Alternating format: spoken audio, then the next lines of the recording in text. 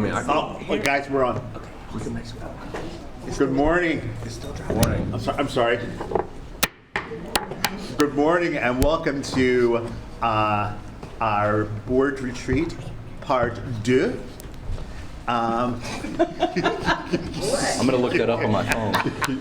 What movie was that? What movie was that from? Oh, yeah. That's part 2.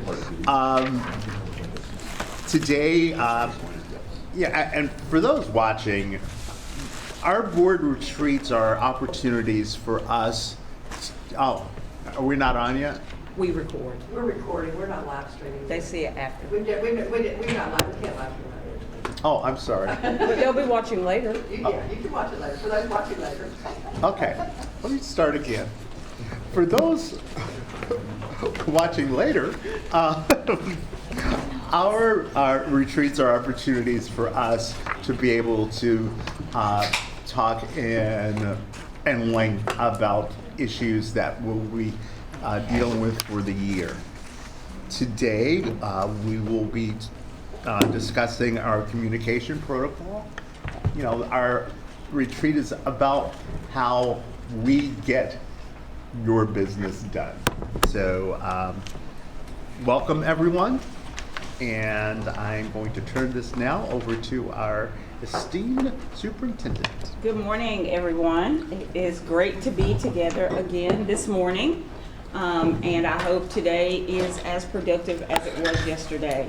So let's roll right into our session targets.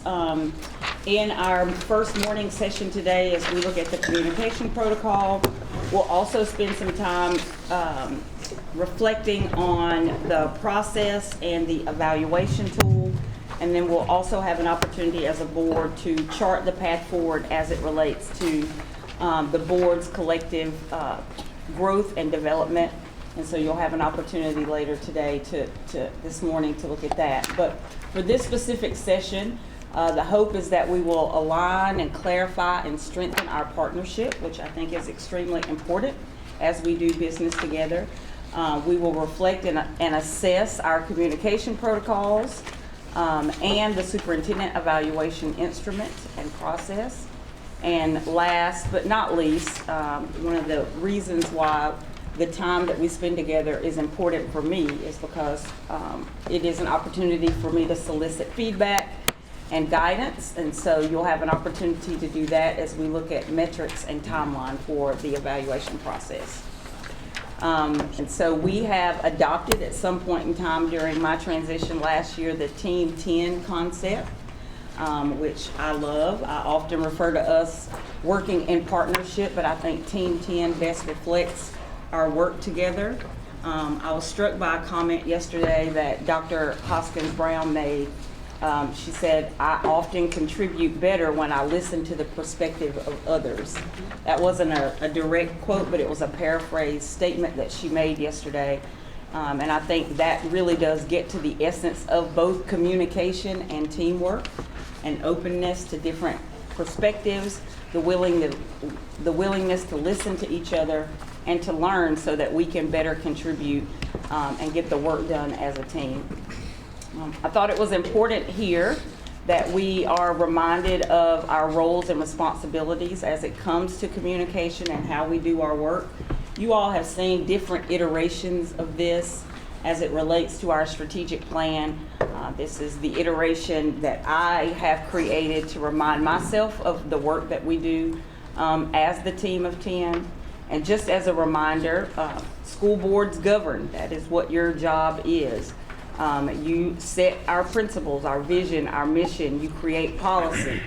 As the team around you, the greater team, which includes cabinet and many of our extended cabinet leaders, we are responsible for the day-to-day operation of the school district. We create strategies and tactics. We execute and monitor, and we manage the day-to-day operations. There is a box there in the middle, though. That it has a dotted line around it for a reason, because it's not always a clear delineation between governing and operationalizing the work. And the gray sometimes can be an uncomfortable place to live. It can be a place of ambiguity. But that is an important place where a lot of the work gets done, because we have to push and pull on each other at times to get to what our priorities will be, what our metrics of performance will be, and then there is also accountability, shared accountability, in which you hold me accountable, I also hold you accountable, and the greater team is held accountable for getting the work done. So this is just a reminder again of the different roles and responsibilities that we have as a team. I really love this particular slide. I think of the work of a team often using the analogy of rowing. If you see the person at the very front of the rowing boat, that person is referred to as the coxswain, I believe is the right way to say that word. Yep. And that, in essence, is an analogy for what the governance board does, what the school board does. Governance is steering. It's keeping the boat moving productively through the water, sometimes through turbulent water. But you guide the boat so that we can get to our destination.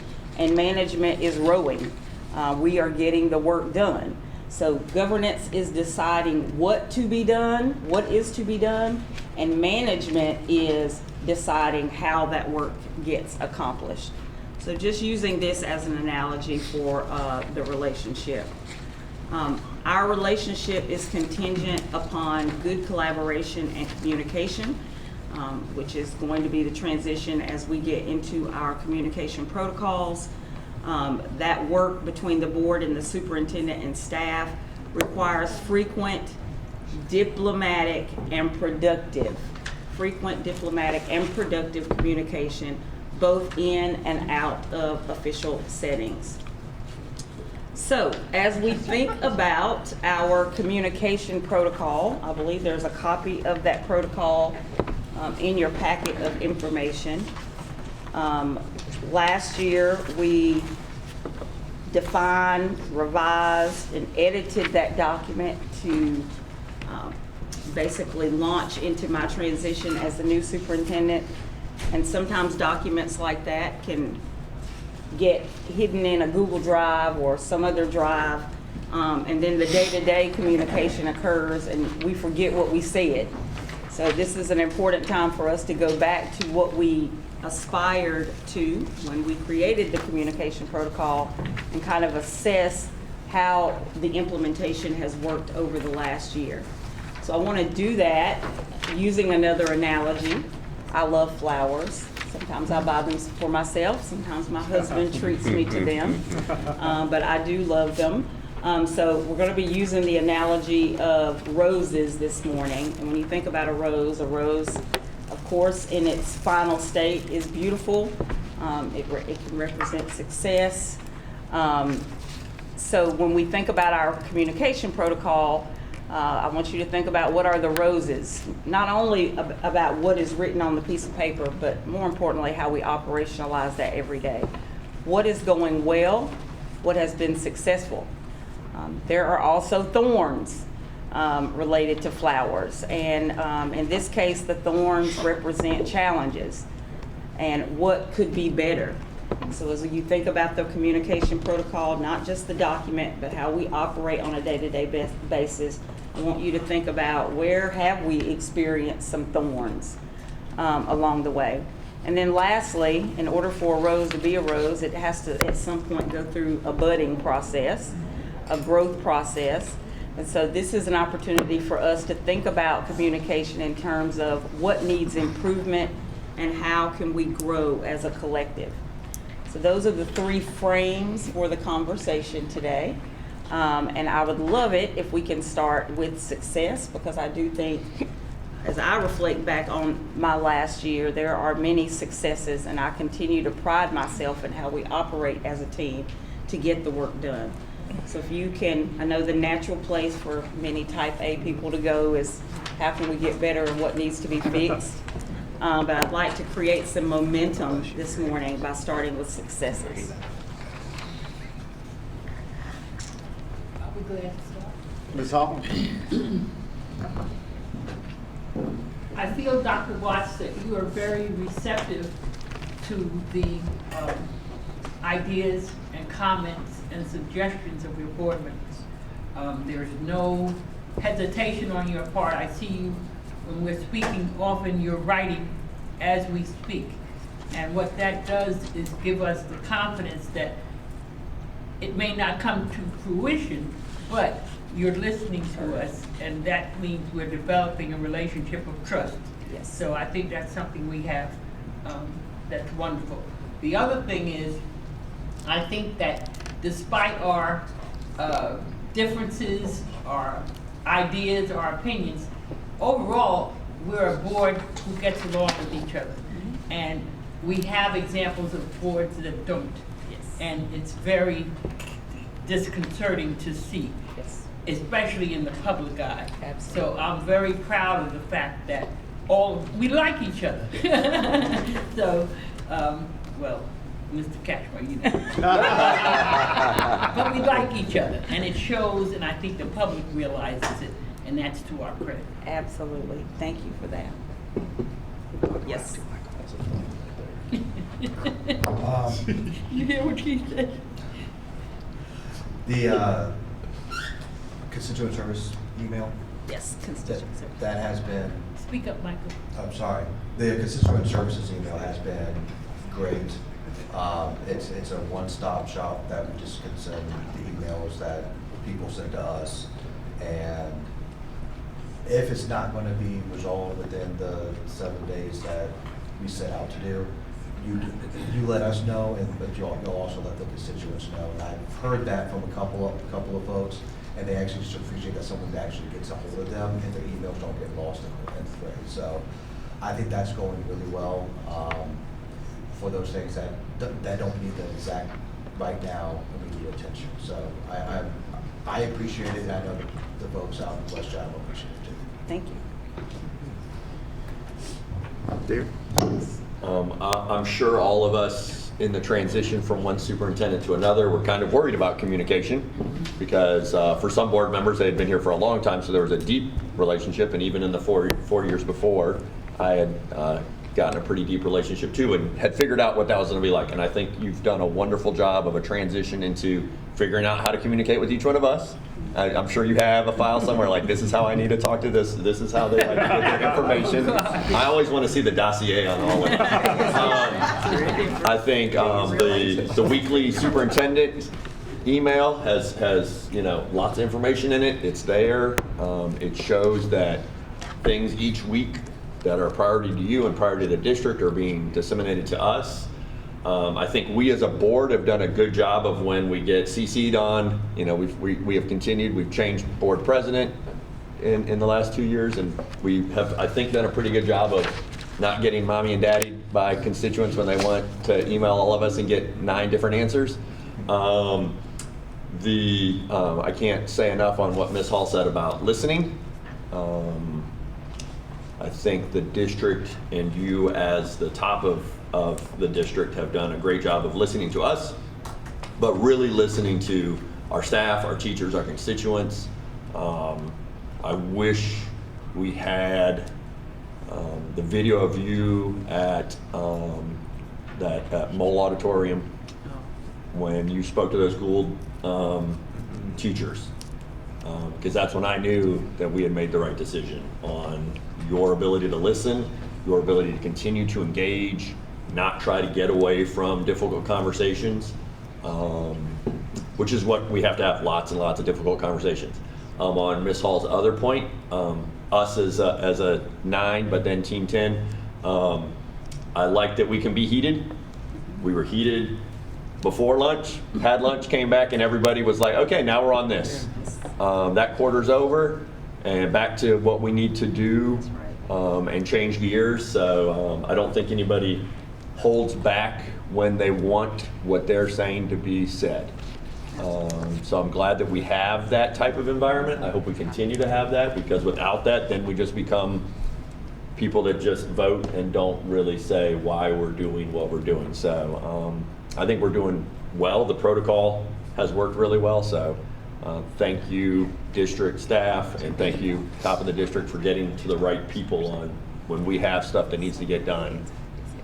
It'll get done, or we'll be told why that's a crazy idea, Brinkman, or we can't do that, or this is the way we're going, but thanks for letting me know. Anybody else want to chime in? Yes? I'm just going to pile on because compliments are a good thing.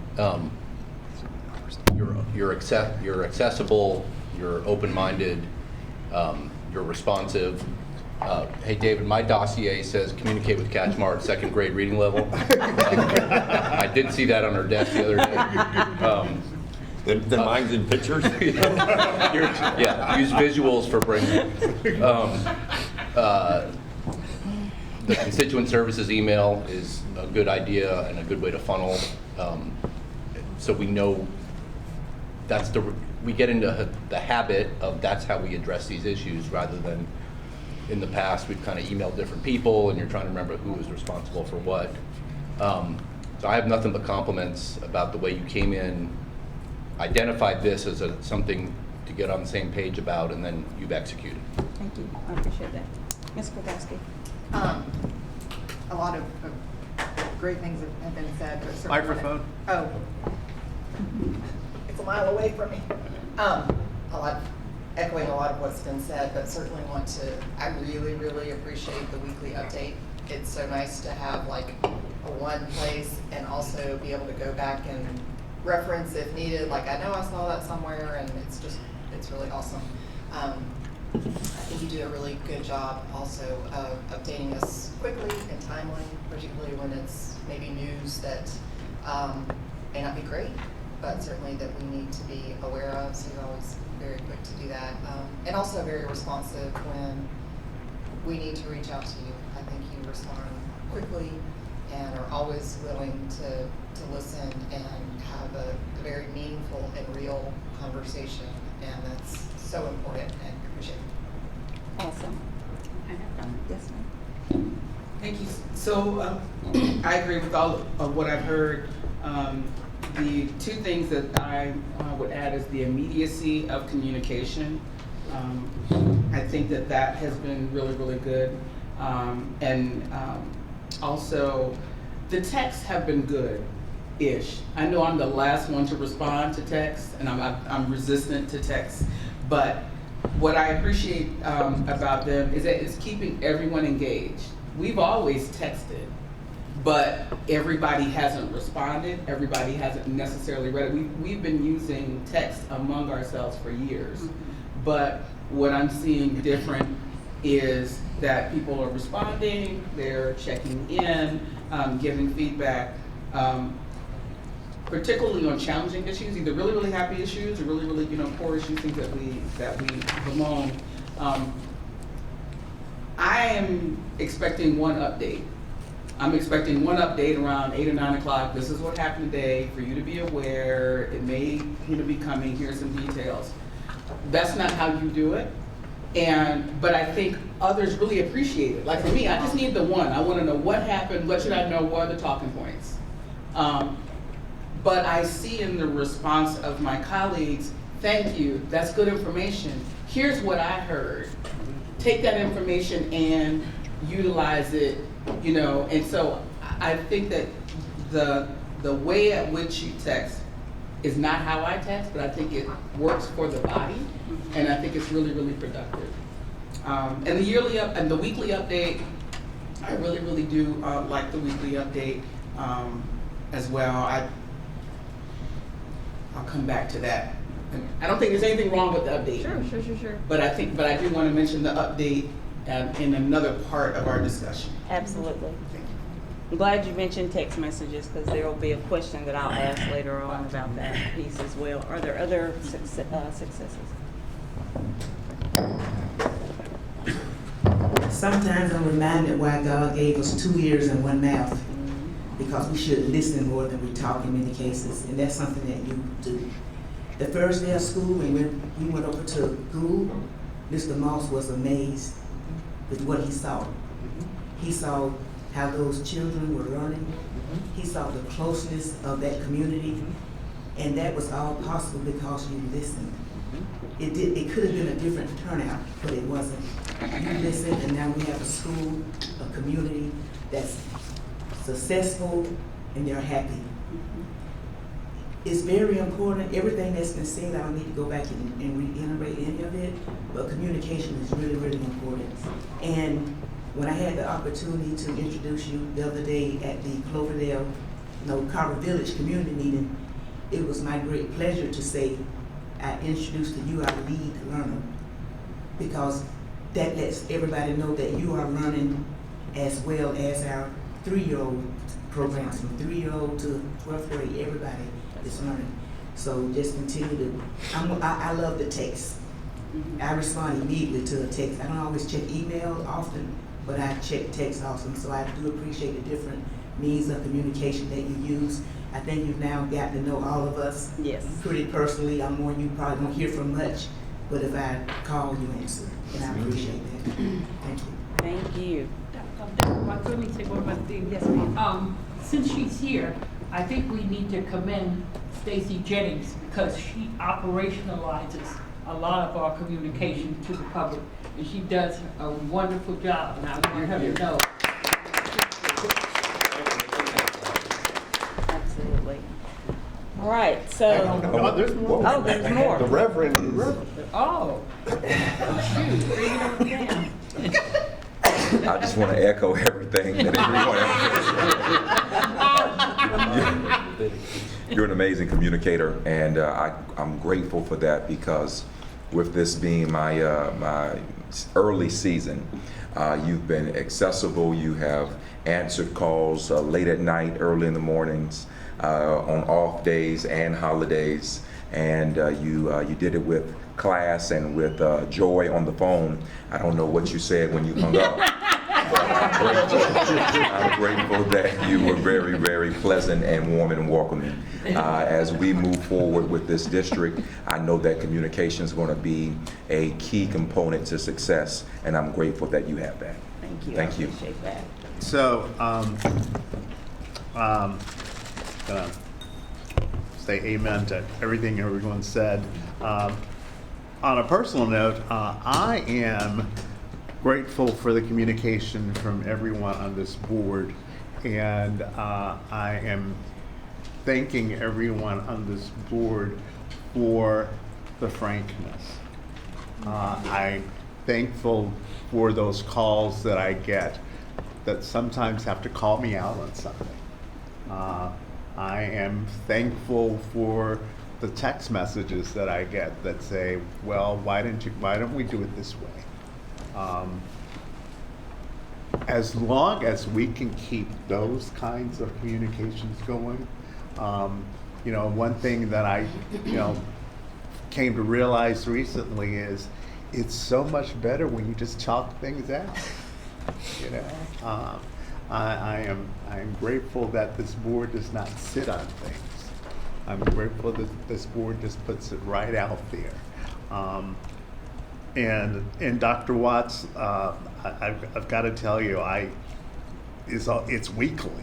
I will be at the grocery store, or I'll be at church or somewhere, and a employee of our system or parent will walk up to me and thank me for bringing Dr. Watts, and they will talk about about the communications, that they feel that there's an open line now. So this is great. Excellent. Well, I appreciate all the compliments. I won't attribute all of that to me, even though some of what you said was directed at me. It's a culture that we've established on the board. I hope we can continue to grow it. Both when there's dissonance, I actually appreciate dissonance and different perspectives, and criticism. I know that sounds kind of crazy, but I feel like I grow and we grow together when we are not always perfectly aligned, but we have the opportunity to hear varying perspectives. You each do have your own communication style. There are some folks I talk to every other day, sometimes daily, and there are folks that I talk to less frequently. But all of that communication has been productive. Continue to request of me more communication or less when needed. So I'll put that on the table, right? I think it's an evolving process. Let's move to Thorns. What challenges exist and what improvement or what could work better?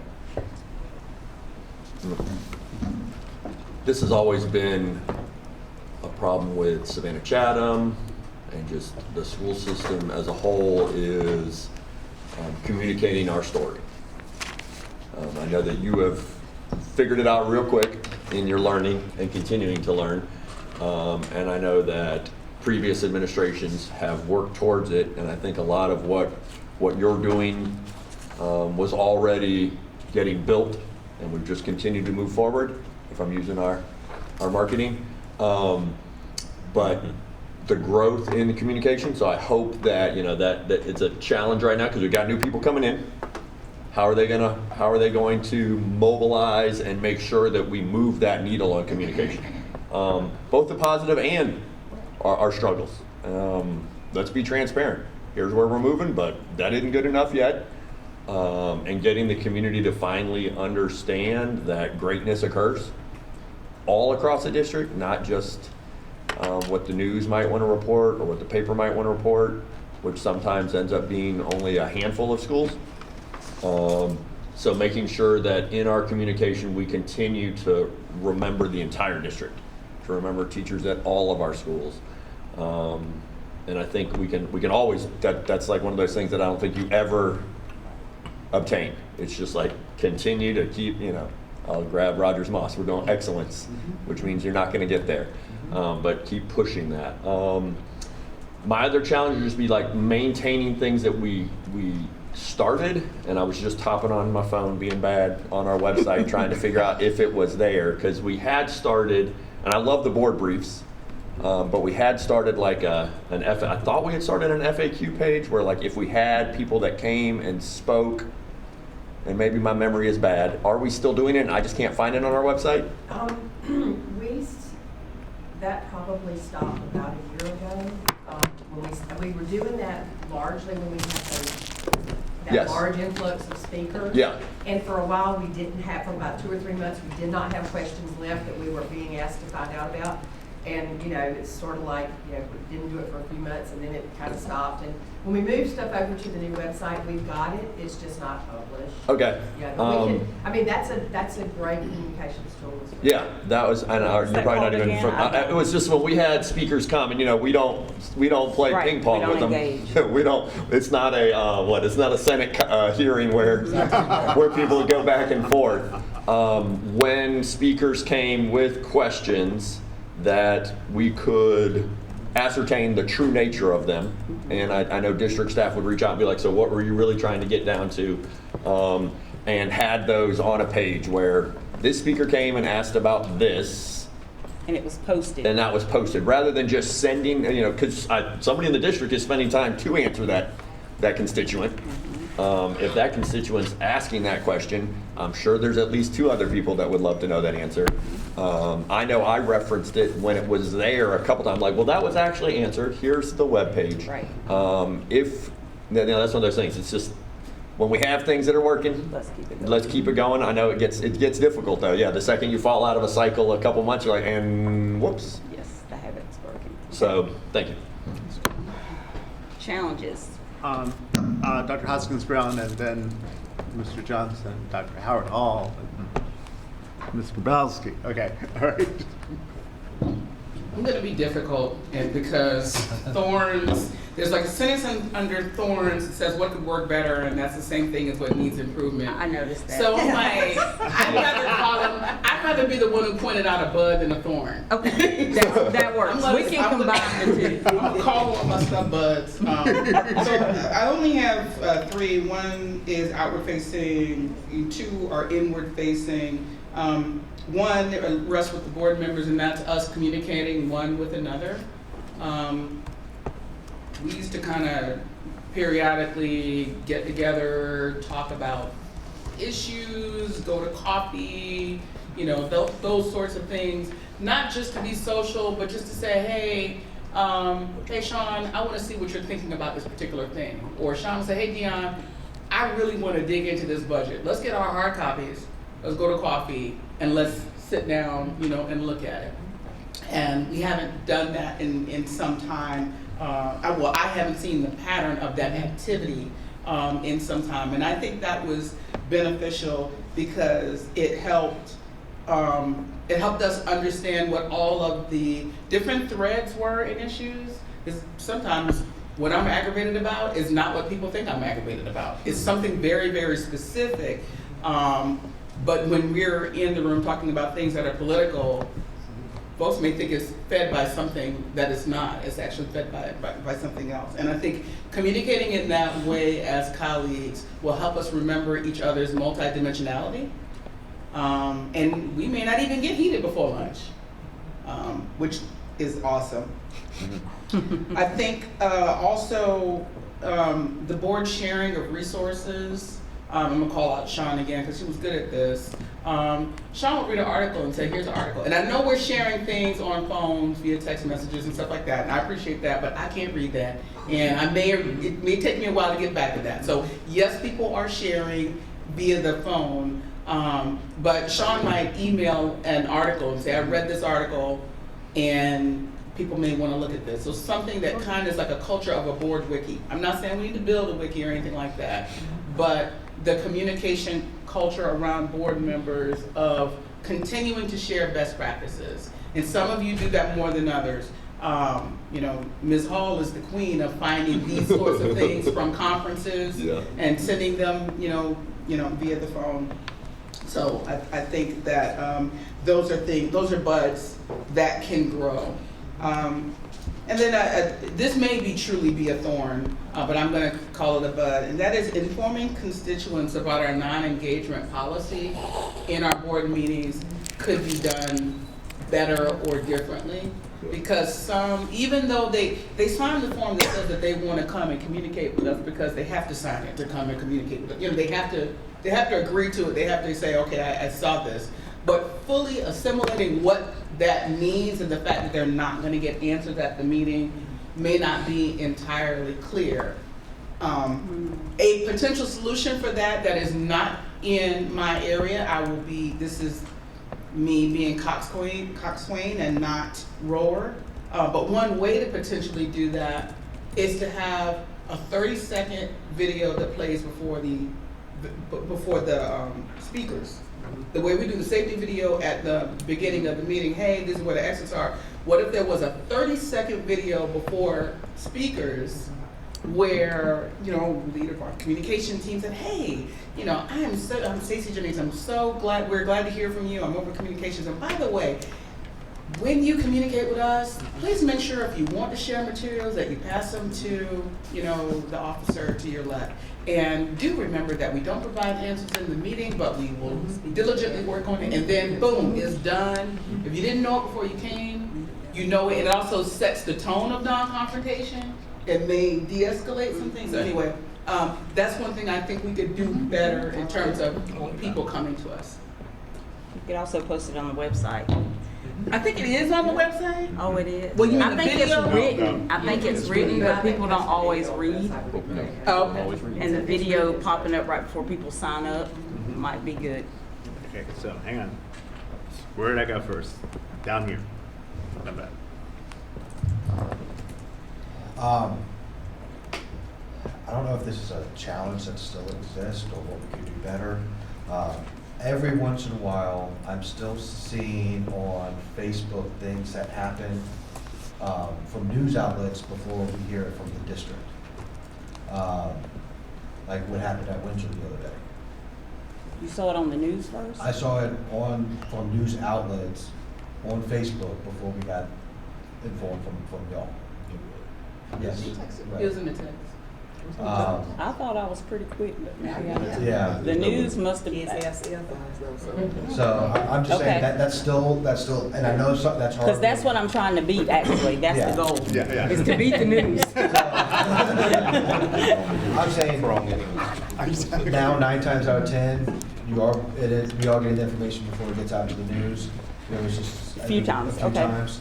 So I think that's more of a need improvement kind of thing. And I know it's hard with social media and cell phones and video and that stuff getting out there before you have a time to organize the thoughts to get it out to us. And I get that.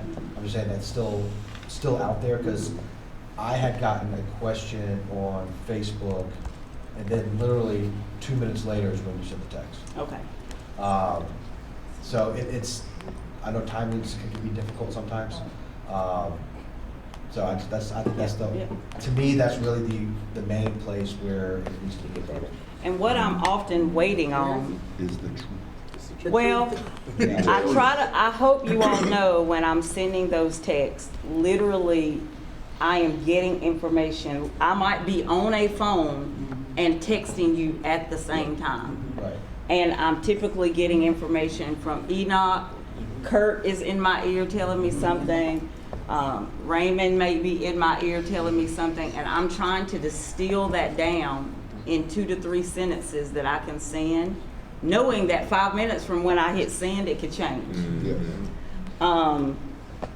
So sometimes that can cause a delay because I'm still just trying to get it all in at the same time. And it literally is happening at the same. I'm like, okay, delete.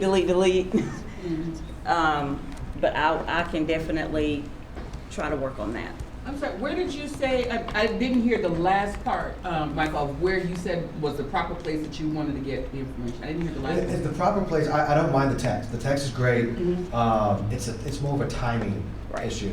Because I had gotten a message from somebody on Facebook, and then I got the text from, we all got the text from Dr. Watts, like 2 minutes later. So I'm gonna say that I'd rather her text me the truth, because when I get stuff faster on Facebook, they're like, 2 kids are laying on the ground, and then I get a text 3 minutes later, none of that happened. So like Facebook news and the actual news isn't held accountable to the truth. I get that. Yeah. No, and I understand that, and I want the truth. Yeah. I'm just saying there's still, there Still a is. little gap. Yeah. Yeah, I'm sorry if you don't mind me. Girl, thank you. I don't want to move that again. I'll try to speak up. I honor the, thank you. This is why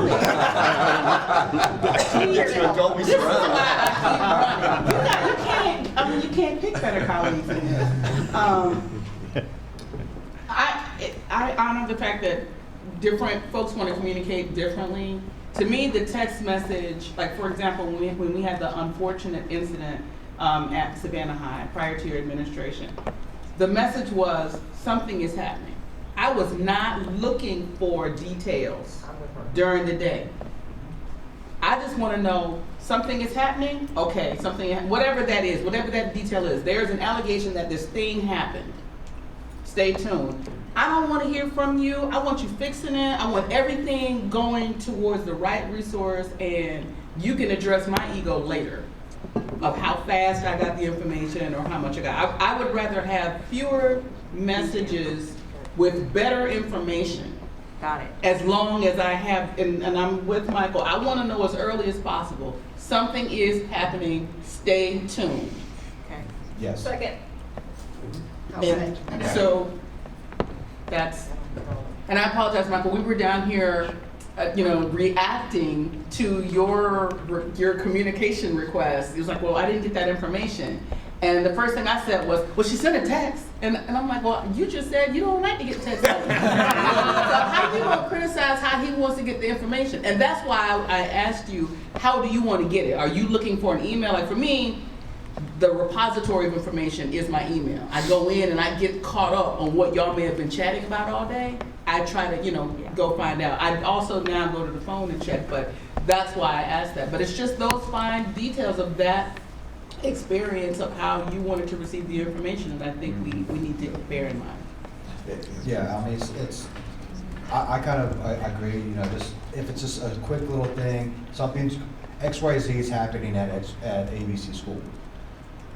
Getting details, wanted to let you know. Something like short and sweet like that, just so we know there's something going on. So if you can't get all the details as quickly as we all obviously would like, at least we know there's something going on, so when we get asked questions, we can say, I know there's something going on, we're gathering all the information, and the district will release a statement as soon as they can. Yes. You should always know that I am never giving you all the details because I don't have them. And anything that I am giving you is preliminary and subject to change. Okay. Howard Hall? Just keep the text coming, I love it. Actually, she would like you to go Facebook Live. Video. I would say perception, we're still trying to work on that. I attend 5 neighborhood meetings a month, sometimes 6+ depending on if other neighborhoods need me out in my district, such as Rice Creek, and et cetera. So my ear is always on the ground, and I'm always hearing what's going on in the community. Improvement with family engagement and school culture need to marry, Yes. because that's the crux of the perception. This school, you don't want to see a child of this school in this neighborhood because of what's going on and what they're hearing. So we need to really hone in on that parental engagement and school culture to marry the two, because we have great things that's going on. Every time I go to the GSDA conference in Atlanta and I see these small areas, small districts, and maybe medium-sized districts, and they're showcasing what they're doing, I'm sitting there, why aren't we being showcased? We had 2 kids to fly a plane at Woodfield Tompkins. That's big. We have all of these wonderful CTAE programs. When I go to community meetings and I hear people say, we was in high school, we had shop. They don't have shop anymore. That means that perception is that we're not doing anything. We're not offering them the opportunity. So that's what I see. Just continue to work on perception. Can Okay. I summarize? Yeah, I'm like, Go ahead. you say this all the time, Dr. Watts. We do great things in different areas. Like, we have some schools that you can tell there's family engagement and the culture's there and they're getting it. Like you've said, I don't know how many times, we just aren't consistent across the entire district. Right. And communication is one of those. I know yeah. Okay, so, Grabowski, sorry. That was a test. So I just want to first comment that Dr. Brinkman made about the external. I mean, I think we're focused more on internal, but I've heard some external, so I'm just going to drop this nugget in here about the getting our story out there. This is going back to a Rose of, I saw the video that our new hire, Mr. Slutty's made. Oh my God, he's amazing. About Tamika Tribble and the training that she did. And to me, that was like really powerful in showing how we're investing in our staff and what great staff we have at the district that has the opportunity to reach all of our families and all of our schools. So that's a little Rose, but I had to make that comment. On the whole, when things are happening, I want to definitely second what Dr. Hoskins Brown said. Like, I know, like, something's happening, I'll fill you in more later. And I think one of the things that as a board member, we need to be comfortable saying is, I don't know the answer right now, I'll be happy to get back to you. We do not need to feel compelled to respond within 30 seconds. And I know it can be tempting to be like, oh gosh, I gotta always know everything. But saying I don't know, I think is perfectly acceptable. And I think we all need to be, make sure that when we are sharing information that we are in fact sharing what we know to be true and accurate. So, I get a little bit nervous when I hear you make, and I've heard you make this comment several times, that you talk to some board members every day. That makes me really nervous about your time. If you can handle that, I mean, it is your time, but if all 9 of us were to call you every day, I don't know how you could get other things done. So I know that you feel that you are comfortable enough to push back against that. But I'm just going to say that as board members, if we are being too intrusive on your time, that I hope that we all can respect if you say, can we talk tomorrow or something like that? Because I'd love to talk to you every day, but I'm not going to do that. I have mentioned this to you before, and I know that we've had a lot of staffing changes. I live and die by my calendar. And I think there's been some flux about who sends invites when, and we talk about, are we going to schedule something at a certain time? And then it's in an email, but it's never really confirmed. So just send it, even if it's a placeholder of something, like the sooner the better. And then going back to the speaker comment, I definitely agree with everything Dr. Huskins-Brown said there as well. And I also, I don't think, do we have a timer that's visible to the speakers? At our normal meetings, yes. Where is it? Is it like up at the top? Yeah. So when they're looking at us, they're not looking up there, so maybe if we can, and that's a little thing, We do I have know, cards but. moving up there helping too. But the cards are impossible to see, and if, again, if they're talking to us and they're looking at notes, they're not gonna be looking at a card. So I think that's an easy fix. Just put a somehow. timer Maybe a bell. on the table. A timer on the table or somewhere easier, so, Okay. yeah, that's a weeds thing, but I can. All right. Yeah, I do. Okay. Mr. Smith? I think we're going to end up bringing roses and thorns together because when we look at it, and even in this conversation, we can find out that it's impossible to please everybody. It's impossible to please everybody. And even when we look at a couple weeks ago when we had the storm going on, and when we call school off for weather, there are a group of parents that will say, "Why y'all closing the school?" And there's another group that says, "Y'all should have been closed to school. Why'd you open? Why did you open?" You know, so it's impossible to please everyone. So I think that what we have done and what you have done and the team, the cabinet has done, is an amazing job of doing what's right, standing for what's right, even if you have to stand by yourself. And I want to admire you for that. I want to continue to encourage you and us and everyone in here to do what's best for the children, sometimes regardless of what some parents may say and regardless of what some board members may say, because we're doing the best we can to educate and protect our kids in the midst of what they're going through. So I want to tell you thank you for that. There you go. Thank you. Dr. Hoskins, I'm sorry. Mr. Katchmar and then Dr. Hoskins-Brown. There are 9 of us. We all have our own preferences. I personally don't care. I will defer to how you want to communicate with us. Email, text, carrier pigeon, whatever. And I frequently don't respond to texts. It's not because I don't read them. It's because I don't want to clutter the ding, ding, ding when you're on a phone and there's 2 people in your office handling an emergency. So I appreciate the updates. You put as much or as little as you want in there, and I'm good. That's my perspective. We talked a little bit about communications with and hearing from the public at board meetings, and maybe that's beyond what we wanted to talk about, but since it's been out there, our policy is we listen, right? But we don't always apply that policy. Think back to board meetings in the last year when we've had somebody come up who was sympathetic and we were all empathetic.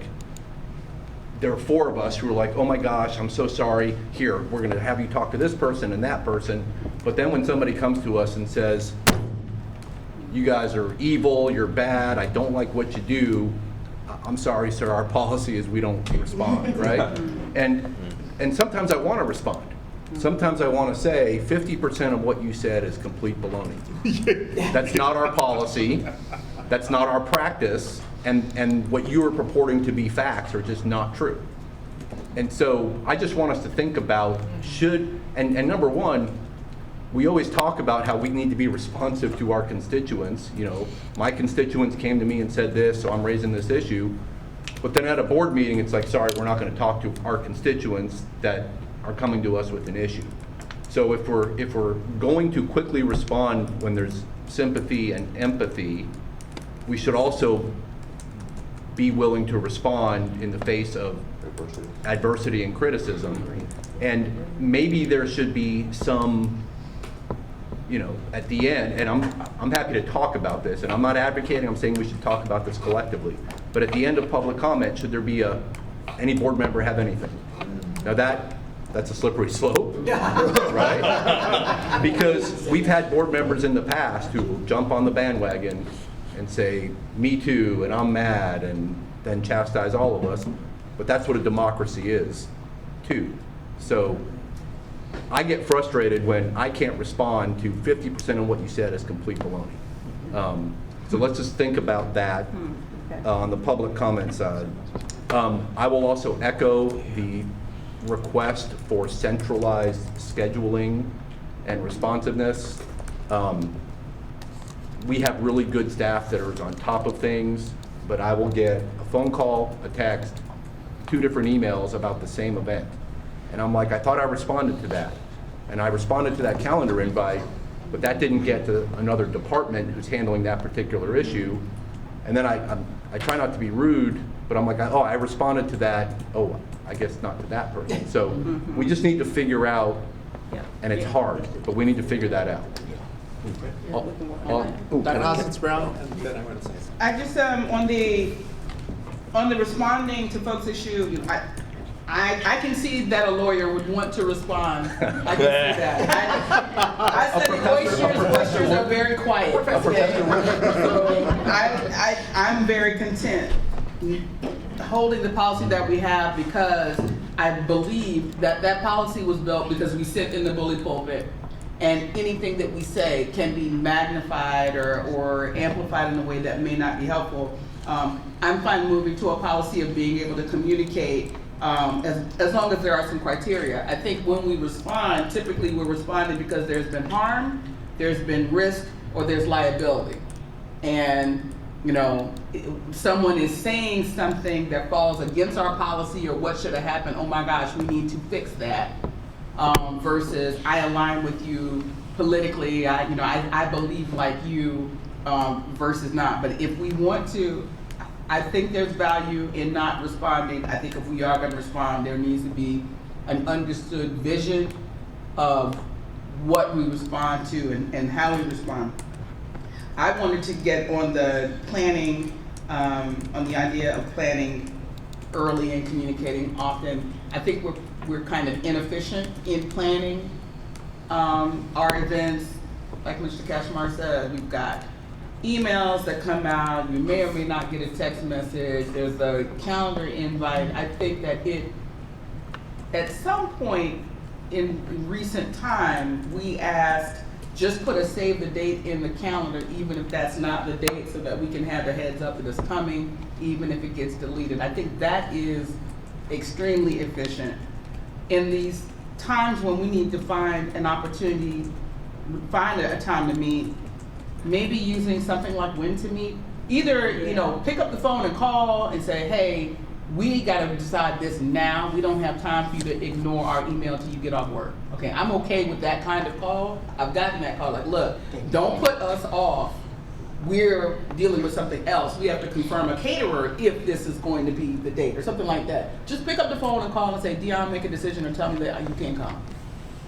But don't, not the additional emails. But when to meet is helpful, because unlike Doodle, where you're picking a schedule that you hope works for people, it opens up the whole day and people can tell you the periods of day they're available. Something like that gets to all of that is rowing. Okay, here's the coxswain part.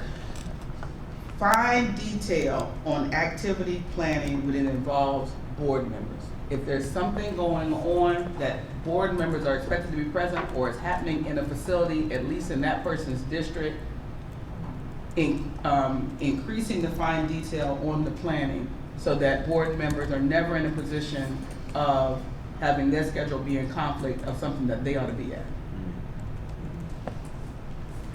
So can I clarify, Dion? So you mean if there's an event like at a school in your district, making sure that you're aware that that event is happening? Absolutely. Okay. Yeah, So I if agree. Not just aware but that you could be there. that you can be there, yeah. Can I ask a general question? Yes. I like Dion's idea about the when to meet scheduling thing. Yes. But could we, I understand the complexity of trying to coordinate 9 schedules with everybody else's schedules and the school. Could we commit to, we will check our emails or calendar invites within 48 hours and respond to those things, and that way staff isn't chasing people down for 10 days and then the 9th person says, oh, I've got a conflict that day. and then we have to go back, and there's another series of emails, okay, we can't do that, who's available here or there? I mean, we are all, this is your full-time jobs, we're all in elected positions that we have other things going on. I'm trying to find a middle ground that works for everybody. You know, we have to commit to our job in here, which is timely checking our stuff and being responsive too. And I'm guilty of, I will be the first to own, I've been guilty of not responding to things for like 10 days, and that's on me, and I'll try to do better. But there's a shared commitment there, and we just need to have a protocol we all agree on, so we know the expectation is, we know the board's committed to checking their emails within 48 hours and responding, and if we don't respond, we're gonna move forward with scheduling, and if you can't make it, that's on you, board member, because we made this commitment. And there's a middle ground there I think we can all maybe agree to, as long as we all know what the rules are. And just a simple thing like at the beginning of an email subject, schedule or calendar or some simple keyword that alerts us to this is something we're replying to. Action required. Action required, yeah. So, I'm gonna go back to something I said at the beginning. One thing about you guys being very good about giving me pointers and criticizing me at the beginning of my tenure here. There was a meeting, there was a board meeting, and we were voting on something, and I voted in a way that surprised someone, and they talked to me afterwards and they asked me, well, if you had an objection, why didn't you tell us earlier? And we could have talked about this. I say that to say this. Almost 2 weeks ago, I sent out an email to everyone that said that if you have someone that is going to come before the board to speak on a subject, please let us know so that we can let staff know what they're going to talk about, so staff is not caught off guard. Yesterday was a prime example of that, because had staff, and they did know, because one of the people that were complaining had called me, and I alerted staff. But I just out of respect to staff, if staff is going to be criticized for something, at least let's let them know what is going to happen. We knew that some of these people were going to say some things about the way the scoring was done or whatever. We knew before yesterday what these people were coming to talk about. Because I had found out, I was able to send an email to Dr. Watts to send to staff going, okay, give us more information. If I had not done that, they would have been totally surprised by what people were talking about. If we know that people are coming before us to talk about something, Dr. Levette used to have a thing that she always said, I don't like to be surprised. Well, I'm going to ask on behalf of staff that they not be surprised either. If we know that we have constituents that are upset about something that we have done, and that's what they're coming to talk about, let's at least be able to get the staff's input on it before the people get here. I do not understand, I don't understand what you're synthesizing. Okay, so. Because I didn't know we were having speakers yesterday. But when I got here and I saw that there were speakers, I was like, oh, we got speakers. That's the point. But we had members that did know that we were having speakers and what they're going to talk on. Okay. And if they had shared that with staff. Well, yeah. I mean, now one speaker, there was no way to know what they were. Well, then there's that. They were lying. Okay, so I'm hearing what you're saying. I'm receiving it. I am concerned that, I think it can be accommodated. I'm just a little concerned, I want to kind of smooth it by asking, are you considering that a board member may know in general what people in the community are upset about, but not necessarily know that what those comments are going to be? Because it kind of sounds like you feel like someone knew exactly what was going to be said and sat on it and didn't say anything. I think that's And I don't exactly- know that I don't know that I want to say that board members would do that. Yeah. I mean, I contacted the district Yeah. immediately when I knew that there were concerns. I said, I've been approached by constituents Right. about this RFP. Can the district please share with me and be as transparent as possible Yeah. with the process so that I am fully aware of what happened before Right, the so did I. superintendent made her recommendation. So I think the district knew. I don't know if all of us need to, Yeah, I don't think if all because 9 of us need to have the email. same, Yeah. yeah. So I didn't think I needed to, Bring that up. yeah, I didn't think I needed to say anything beyond. No, that's, no, And that's, Dr. that's, Ross, did you get Diana Harvey Johnson's email? Okay, so everybody got that. yeah. Okay. No, it's just that when I sent out the email, because there had been an email that said, we have constituents coming to speak. I simply said, if you know what they're going to speak about, please let us know just in case. Okay. And that is what I guess I'm trying to say is I don't, and if we have questions, that's why we read all of our materials before the board meeting, just in case. And Dr. Hoskins Brown, you're very good about, contacting. I tried. You do a great job of that, and most board members do. I just don't want the staff ever to be caught off guard. Yeah, I think that's fair. That sentiment has a cousin, and the cousin to that sentiment is don't feed data out to the community and have people come and platform on something that you have fed a concern to that wasn't out there. That has happened before where board members have taken staff information and people have come and spoken to the board with information they would not otherwise know.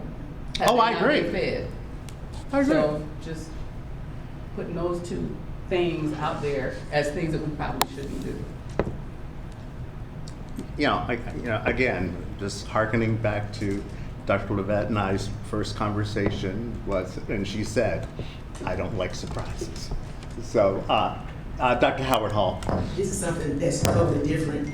I just thought about this. Sure, if a school is used as a shelter in a school board district to advise the school board member prior, Oh, I heard about that. We were I heard advised about in that, the, yeah. in the email. Specifically. Yeah. That's. I did hear about that. Heads up. Ugh.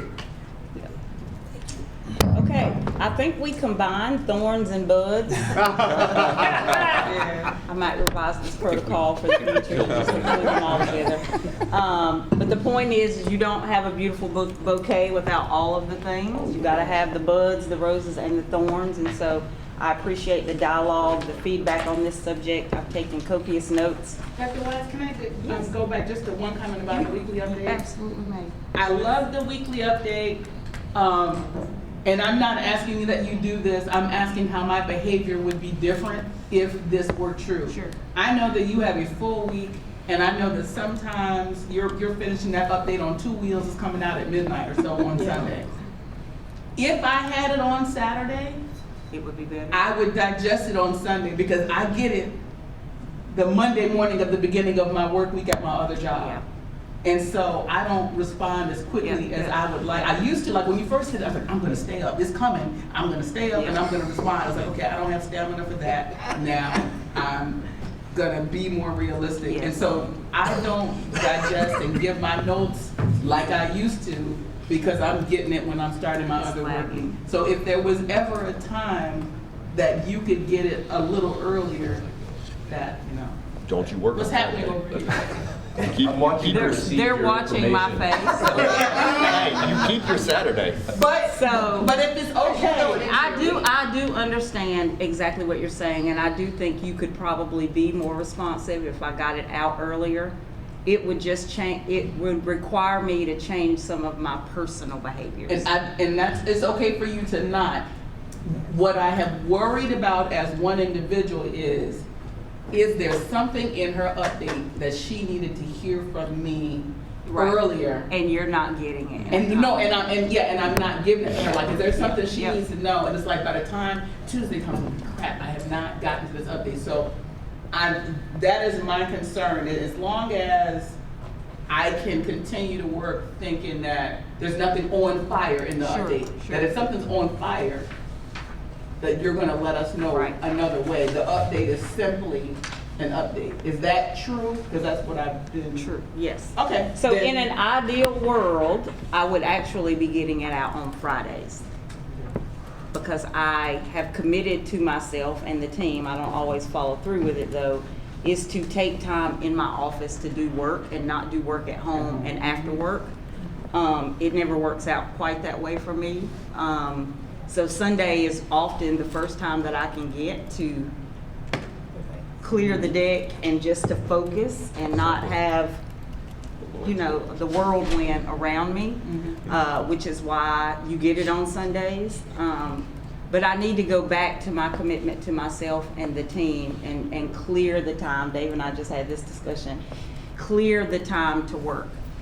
Because it, in addition to wanting you to read it and wanting you to respond to it, it would make me a better leader if I did not have to work half a day on a Sunday. Okay. And I would love that for you. I would Yes. love for you to not have to. You need time off, sorry. And following what Denise go to said, church. if You there's go to any church. board member Exactly. calling you Sunday every day, morning. let us know who it is. We'll take care of that. I'll talk to anybody. You don't, that's right, that's right. Let us Maybe know what every day board was a member's calling stretch, you. but you all do have just different cadences of check-ins. And when someone, and when, if there are board members that I hear from more frequently, it's not like a demand conversation. It's just a check-in on a few topics. I am by nature, you probably figured this out, a communicator, often an over-communicator. Again, not always health and work-life balance, but I pride myself in being able to respond. But I want to be clear, and I've said this before, I am a new superintendent, and I've never had 9 bosses before. 9 bosses and a team of people. So in addition to you all communicating with me, there is often other people that are communicating with me. Last night, I'll just give an example, within a 30-minute period, I spoke to a board member, I spoke to a cabinet member, and I spoke to a staff member. And it was all between 8 and 9 o'clock. Give us that name. No, but and I was also texting and responding to emails at the same time. My husband just looks at me across the table as I'm eating dinner and doing all of those things, and he's just like, I don't even know how you do it. That's terrible. But it is how I'm wired, so I'm not complaining about it, but I don't know that I can sustain that for the duration that I want to be in good service to this district. Well, then telling you, like, you communicate when there's an emergency. I personally, I don't need a weekly update. I'm fine with if it was bi-weekly. These are my long-term things, and here's my schedule for the next week or two. If we can take things off your plate that are nice but not necessary, I don't want you doing that at 9 o'clock at night. I like that. We're talking about, she does it at 1 and 2 in the morning. It's I know, how but I'm it's- wired, though. That's what's killing me. It requires me to also just, I probably just need to continue to get some coaching around that. Well, Because I'm like one in my board personal member. life too. Yeah, I'm one It's the board same member. thing. I don't need a weekly update. I don't either. I can get it bi-weekly. I can get it by week. Yeah. Twice a month. So, but if we got it on Friday nights, that It would would be better. nice. Right. But there's, so, like, it's a two-way street, like, Friday nights too, twice a month. so I'm open to that if others are. Okay. But I'm it's very something to open, think about. Yeah. Particularly like after, like if we've just been at the board meeting, so between the meeting, the conversations at the snack bin, the, you know, the conference room, like we're caught up. The 9 o'clock phone call. The 9 o'clock phone call before the board meeting, Right. like we're caught up on board meetings. So if there was a check-in 2 weeks after that, Right. that It'd be gives you good. a heads up, okay, what's gonna be on fire next month, Got it. you know? So I really like that suggestion. Thank you all for giving me the space to continue to do. Anybody against Tweak. going Bi-weekly? Bi-monthly updates. Or like the third, 2 weeks after the board meeting, that's Yeah. in between board meetings. Yeah. Okay. Let me See, that contemplate changed on your it a whole little bit. thing, didn't it? she's also. I appreciate permission to think about how to do this in a way that works for Sunday everybody. back, because I didn't want to work on the weekly update on Sunday, you know, once I got it, but I was going to do it. I, like many people, Sunday is my day to get myself Together back for work. together. Yes, that's, And you've been giving half of your day to do that to work, and so I fully support that. okay, let's move on to the next topic. This has been. Move on before they change your mind. You want to take a quick break? Yes, let's take a quick break. Okay, guys, 5 minutes. Breaking, why you so Saturday is the day that I try not to do behind a little bit. All right, we're back in. Okay, awesome. So I wanted to move into a space where we could talk a little bit about the superintendent evaluation. It is an important tool for me and for the board as we think about our partnership together. It provides me guidance. It enhances my ability to catalyze improvement. It ensures that there is an alignment between what you all expect and what is delivered, and it's also an accountability mechanism. So that is why it's important, and I wanted to take time before we got into that process to kind of step back, but I don't want to get us too far off track, so I'm actually going to diminish or condense that conversation a little bit just to bring your attention to a couple of things that I will circle back to you on. When it comes to the superintendent evaluation, there are two parts to that evaluation. There are a set of indicators or domains in which I am rated on, which has to do with our relationship as a board, the relationship with family and community, student achievement, and I think there's one around fiscal responsibility and stewardship. Last year, my evaluations included just those things without a look at any metrics for improvement, because we were in the process of revising our strategic plan, if you remember. So there was not really a data component tied to my evaluation. This year, I want to bring that back to the forefront. And as I begin to think about, well, what are the metrics that the board should hold me accountable to? It's important for me to get those established and get clarity on those early in the process. So when you look at the strategic plan, or our framework for the strategic plan, each of these boxes contain one or more KPIs. You all understand that, right?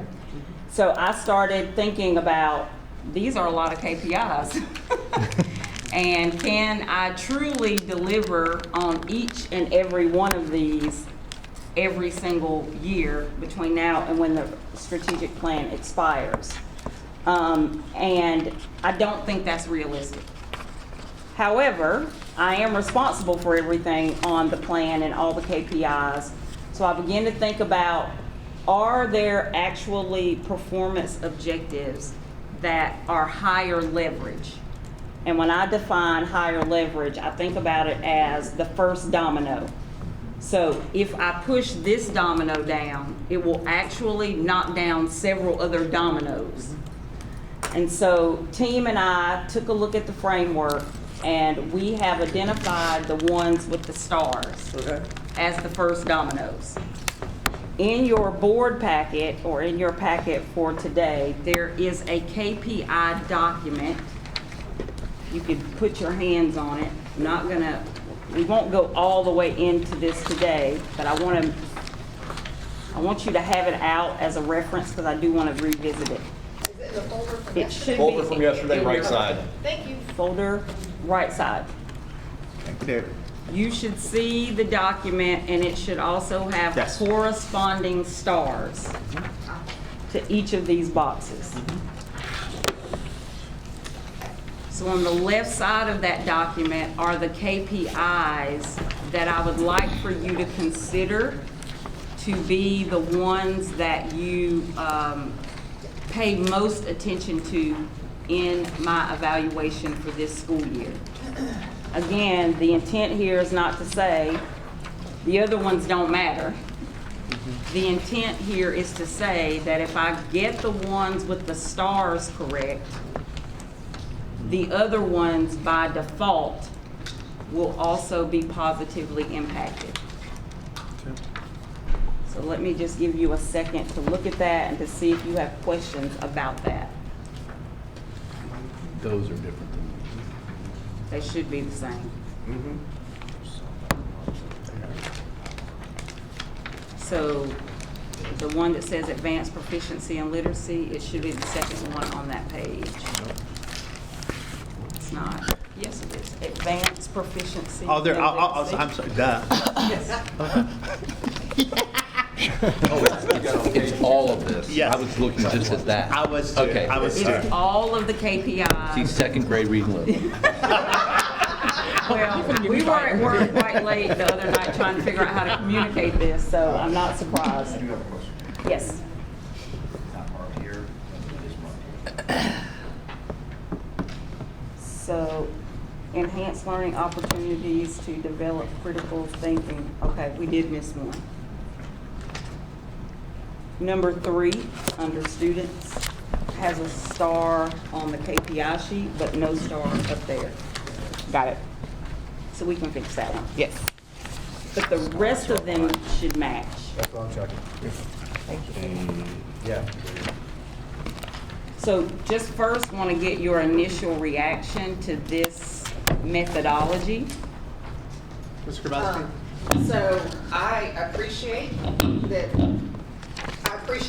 very much, and recognizing that, you know, Rome wasn't built in a day, and some of these things are going to take time. So I certainly support this direction. For me, numbers are great, data is great, but I'm more interested in progress. Kind of like our students, you know, like we used to do just a letter, and now we're like much more about growth and progress. So for what's helpful for me is knowing, like, we're not there yet, but this is our roadmap for how we're gonna get there.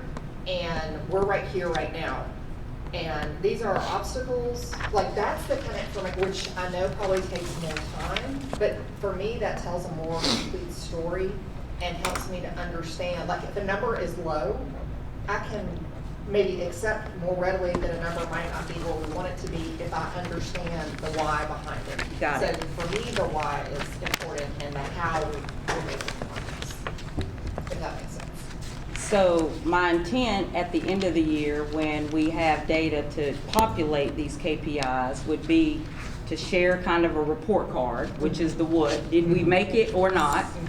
But what I'm hearing you say is a little explanation would also help provide color to the number. For me, yes. Got it. Yes, ma'am. Thank you, and just making sure that I understand how I'm seeing these KPIs. Would that be, each one of these KPIs would be a row in the evaluation instrument, and the why would be in that bottom comment area? What Ms. Grabowski is asking for would be in the bottom extra comments? Yes, I haven't thought about exactly what it would look like, but conceptually, yes. It would be, here's the scoreboard, and then here's the explanation beside the scoreboard. Okay, thank you. And maybe what we're doing to, Yeah. Some explanation. Okay, Mr. Catch-Ryan. I'm good with the focus of the start items that you identified. I want to add transportation, and maybe a microcosm of transportation. Because the goal up there is enhanced transportation and tuition services, support student academic readiness. I have a more narrow focus, more drivers, so we can try to add back more services, like we've been discussing for a couple of years. I don't think we currently have a KPI that speaks to the number of drivers. Well, no. It speaks to arrival times. Yes. I think the macro issue is we used to transport for charter and choice. We don't anymore. I think the board still wants to try to get back there if possible. Yes. You know, the fundamental issues are shortage of drivers. So that's a piece. To me, that's an important piece for this year because we've been talking about it for a couple of years now. And at our last retreat, it was, I'm triaging stuff, this is on the list, but I want to tackle it next year. But if we keep putting it off, we're going to keep putting it off. So I think to me, it's an important component of next year's budget, next year's whatever we're doing for student services. I'm one board member, but I'm highlighting that one. So what I'm hearing you say actually may require board action because we would need to add that as a KPI. Well, I'm happy if you star that. But there's no KPI to match what you said, so we would need to consider that. I'm not opposed to it. And I'm one board member, so. Yeah. We'll be approving it in the next month. Yes, So that's now right. is the time, if you want to add something, now is the actual best time to let us know that. So Dr. Watts, if you concentrate on advancing proficiency in literacy and numeracy, that is going to help the early learning opportunities and all of the other ones by default. If we get that right, all the other ones here in this room are going to benefit. That's the thinking. It's not a perfect match, but the thinking is if we are expanding and improving early learning opportunities, we're doing that in order to enhance literacy and numeracy. They work together. So it's not just about having more opportunity, it's about having that opportunity in such a way that our 3- and 4-year-olds are getting an earlier start at literacy and numeracy. And the other foundational things that are developmentally appropriate for a 3- and 4-year-old. So this is kind of a discipline here, where you're disciplining yourself. If I get this, all the others will fall into. It's to keep us And your mind focused. isn't everywhere. Right, trying to do all of the things. Howard Hall. Hope that's not disturbing you all. Just make sure that when it's time for the evaluation, that we're provided with the artifacts, to look at the data, the trend data, to compare, to see, the potential, rather than us going on a hunt to try to figure Yes, out. absolutely. Yeah. You'll have that. And thank you for the lead-in. Data points, I'm guessing once we finish this discussion, as Stacy is furiously writing, you're gonna come up with where the data is now, where you Yes. think you can move it to, those type of Absolutely. things, stretch goals, the why. Actually, we already have the baseline data for all of our KPIs. Great, and then it's gonna come back to us to really say, yeah, this is what we're gonna evaluate you on? Is that what you're seeing? Is that how you see this going, or? So I will come back to you in September to get approval on all the KPIs. Yeah, And then I'm looking today for your endorsement around, I guess, the methodology, but I think what you're asking for is you want to see the baseline. I'm fine with the methodology. You wanna And if the see the baseline methodology and is going to say, right now literacy is this number, and here's where I'm gonna try to get to. But I'm guessing that's what We you're have that. building. In the technical guide, We have that now. Great. We have that now. I want all of us as board members to make sure that the things that have data points that we are going to hold you accountable to are actually data points that you can impact. Because I would have a philosophical debate with Mr. Katchmar on if you could, as just the superintendent, actually change the number of bus drivers, because we set the budget. But I clarified, that's not what I'm saying. Okay. What I'm saying is, our goal is get back to providing more transportation options for choice and charter schools. I don't, have we made that a goal? Well, we've talked about it before, and that's why I'm asking. Yeah. But we talked about it at our last retreat as a goal, and if enough board members say, yeah, that's our goal, you show me what you've done to do that. I don't care if it's a number. We know what the problems are. Problems are a shortage of drivers. So if my solution, here are my efforts. I just want to see efforts. You want to see, okay, I would be fine with efforts, I just don't know if we can. And the staff can decide, what those metrics are. But the reality is, the metrics are, we have more drivers to drive the buses that are parked because we don't have enough drivers for them. And I would say as a But I'm- board, we need to make sure that we're all on the side of that's actually a priority and a goal. And that's what I'm saying. Yeah. It is a priority because if you look on the stewardship performance objective, the fourth block says enhanced transportation to support student academic readiness. I think the spirit of that is what you're saying. Maybe. It is. The board has to decide when we're going to try to get back to It is. choice and charter It is. transportation. I heard it all last year, which is why it's up there. But apparently it might not be. So we just have to decide as a board, is that a goal? I see that as on time and safely I see it delivered. as both. Yeah, and that's what I'm trying to see, if there's actually 5 people that see it as a priority to get back to busing, Oh, okay. charter and specialty, which no other district does. And I would love to say this before we get board perspective. It is a priority for me to get to the choice, getting students bused and providing that transportation for choice, because to me it's an equity issue. So when I read that, it is included. It's not explicitly stated, but it's included. So, Go ahead. okay.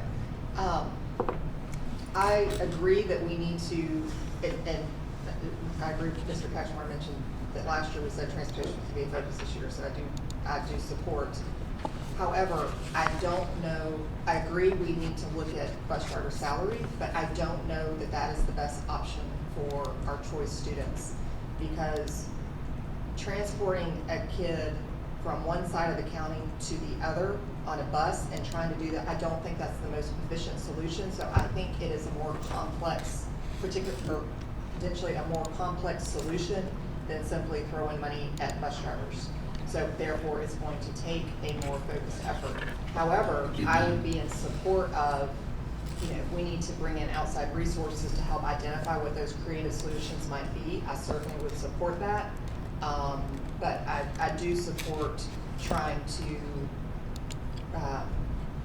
return our service of providing transportation for all of our students, our choice students. And if you remember, a couple of months ago, we had a transportation presentation.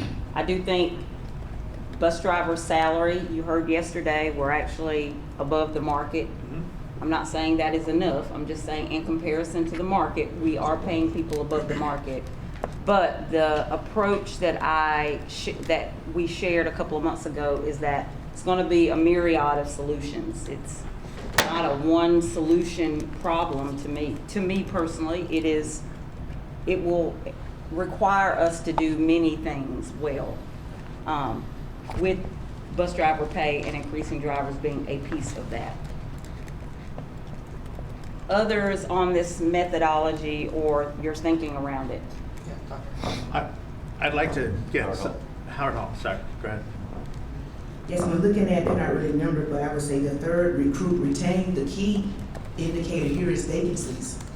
And that rolls over into bus drivers, that rolls over into teachers and any other employee. So since this would be something that we're evaluating on, I guess we'll be comparing the number of vacancies, because last year we had over $27 billion in vacancies, so we can compare to see. And that's like David alluded to earlier about not necessarily being your fault, because we do have a shortage of bus drivers, and it's difficult now with retaining teachers. But since it's on here as the evaluation point, we're gonna have to look at those number of vacancies, which pretty much can segue into the lack of bus drivers for transportation. But as Mr. Cashmore alluded to, transportation is important. It is a situation going with inequity. Some children, parents call crying. They can't transport their child. They have a job. They have kids at different schools, and one parent, wanted her son to go to Jenkins and for engineering, but she couldn't afford to get him there because, so we really need to take a look at that and figure out a way to provide transportation for our choice students. I know we transported students from Bloomingdale to the beach. We know we did that. So maybe we can come to some kind of conclusion. We transport them, but when it's that far, maybe have a hub point from that, from the Milton town at least. Yes, absolutely. Anyone else? It's not transportation, it's back to this, but. Okay. Go ahead. So on page 2, under strategic priority 1, I'm curious, so objective C is very high school student focused around dual enrollment and work-based learning courses.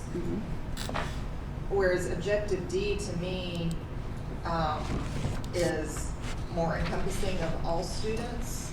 I guess I'm curious why the emphasis was on objective C, particularly about dual enrollment and work-based. Actually, I think that's a mistake. There shouldn't be a star I know there's a star on your paper, but that wasn't the intent. The intent is for C not to be one of the main levers Okay. for my evaluation. Okay. That's what Mr. Johnson was pointing out. Oh, I thought there was just one missing on, It should be B. It should be B, not C. It should be B. so on page 1, it should be B. Page 2, nothing.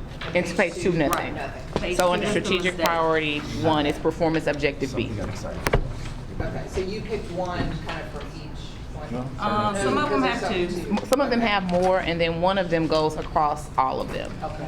And then the other question is, I know that it's not intended as, like, just because these are the ones that are the focus, but the other ones aren't happening at all. Absolutely. So I'm curious how that balance, like how you see that balance. And the other thing is like when there's opportunities, like sometimes timing will shift priorities.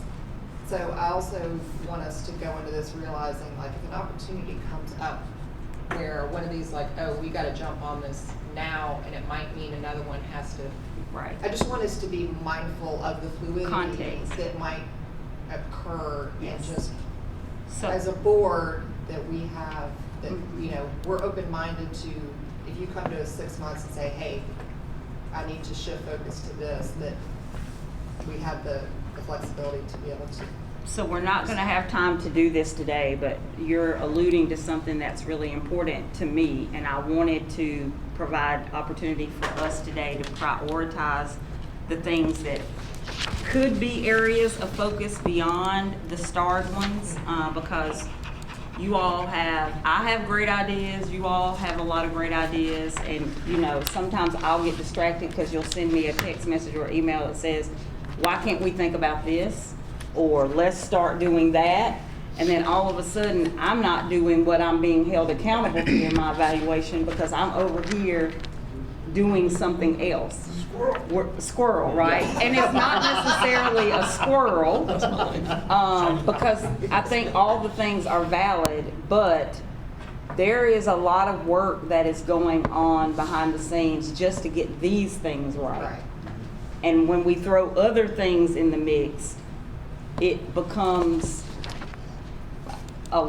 almost too much for me to ask of myself and others to do. We're not going to get to prioritize those things today. I collected things from you. I've collected things from staff. I had a list of things. I wanted to bring them to you. Because of the agenda, we're not going to have a chance to do that. Maybe that's something we can revisit. But in addition to these things, there are things like workforce housing.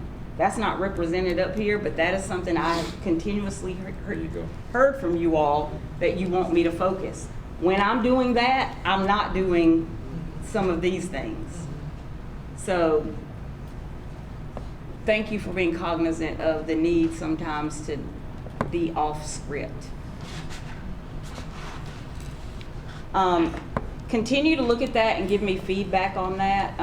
What should give you a little bit of confidence that we can accomplish these things is that my evaluation cascades to cabinet evaluation, and that cascades to extended cabinet. So each of our cabinet members, it's not just my name beside that KPI.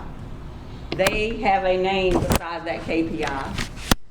And one of the things that we will spend doing throughout the year is monitoring the KPI, revising strategies, revising tactics, and we kind of refer to those as our WIGs, our wildly important goals.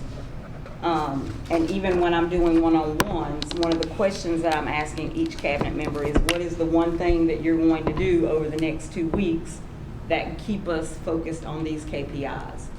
So I'm offering you that to say, I'm held accountable, but I believe in joint and collective accountability. So it's not just me working on these things, we're all working on these things. So Dr. Lux, when one of your board members has a brilliant idea. You have a lot of them. Uh-huh, yeah, we're all so brilliant. What is the way to park it so that in time we address it if it's a good idea, as, you know, we're what we say, as Yes, state so- or rowboat. On my OneNote, I have a tab called Later List, the later Or list. wish list, even, or something, okay. And when you present an idea to me, I put it on the later list. As a part of my Sunday work, I revisit the later list where I'm. It's not gonna be It's not gonna be on Oh, there's gonna be Sunday. something, yeah, right? Yeah, I've been trying for a year now. She's gonna be working on Sunday. But where I need you all's help, because the list continues to grow. And so what I need you all's help on is what are the 3 to 5 things, because I can't do them all. I Well, can't. how can we bring that in? Here we are, 9 off. How can we bring in all our brilliance? What Dr. Hassels? Because I can assume, I can imagine if you're the superintendent and one of your 9 board members sends something to you, you don't want to ignore it. You know? Nope, I don't. And if it's really something good, you go, so that corner, you put it in, that's kind of good, but, Board Delegation. officers. Well, We've I would- eliminated the step of information prioritization. This is what the board officers. Yeah.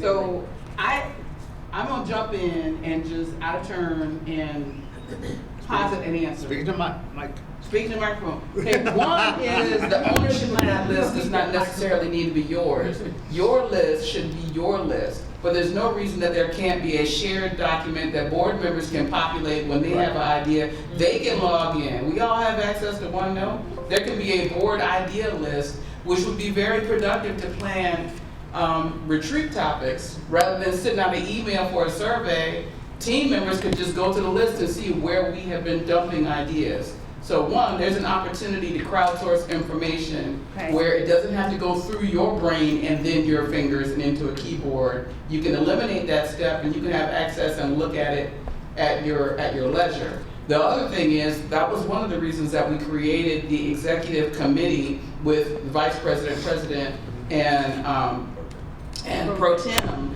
was as ideas come forward from the board, that team could be part of the brain trust to set priorities. It doesn't just have to be the superintendent trying to evaluate, prioritize, and strategize all of those things. So I think those are 2 ways. I don't know if that's why you were pointing. Well, I was pointing because you said earlier, Dr. Hassens-Brown said earlier that we needed to get back to, you know, like 3 of us going to lunch or whatever. Yeah. Because, I could have an idea and the other 8 of y'all could be like, bring me what? And you put it on the list. I do put it on the list, I know. but I do often look for trends and patterns. So- I don't act on anything normally if it's just one board member. Yeah. But when 3 or 4 board members are saying the same thing over and over, those kind of get highlighted as, oh, you probably need to be paying attention to that.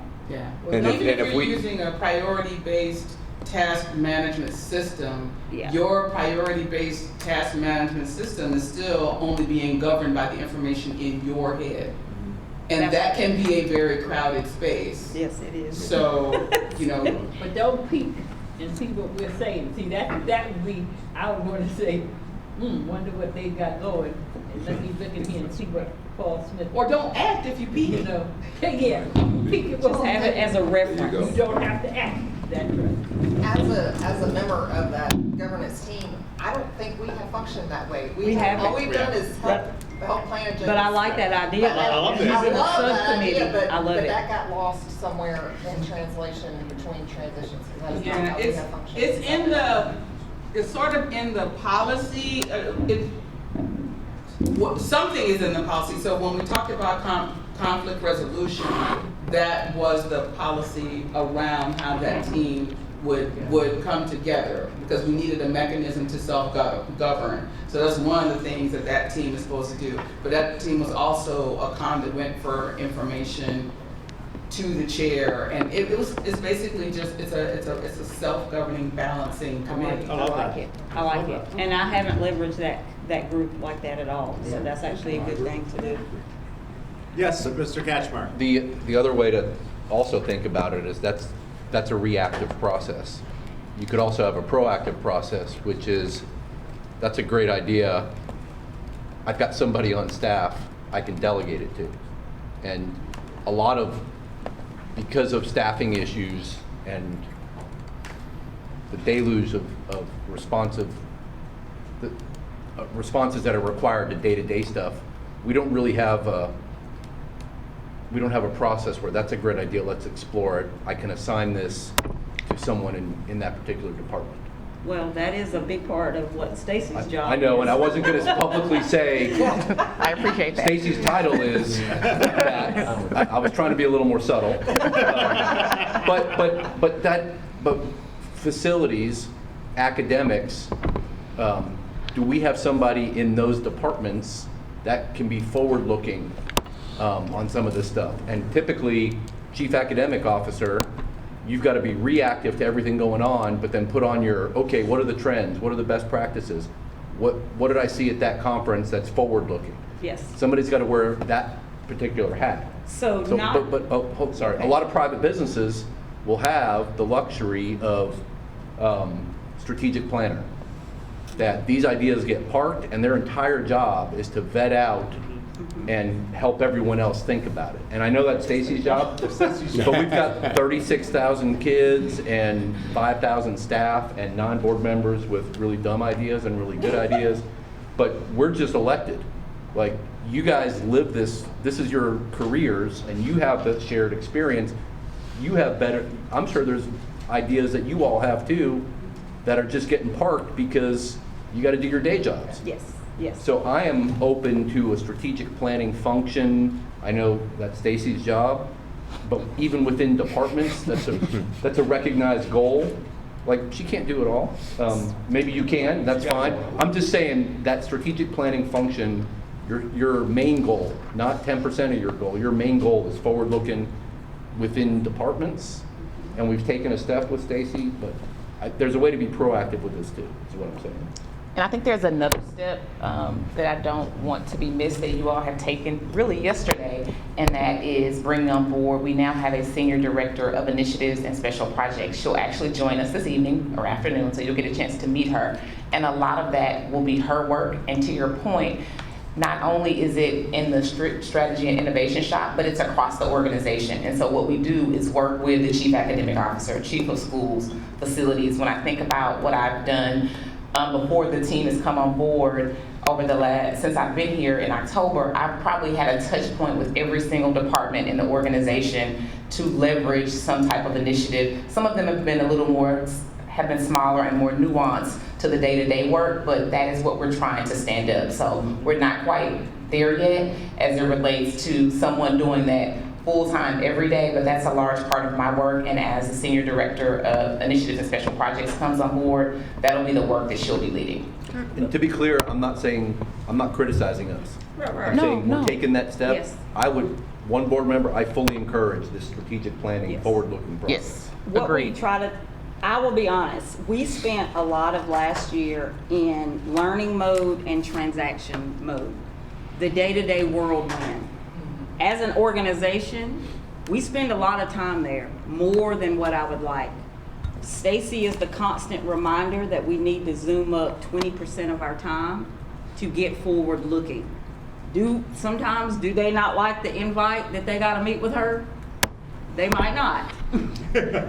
But for 20% of our time, we are gonna get out of the day-to-day and we're gonna talk about the forward movement that we have to make as an organization. So I wholeheartedly agree with you.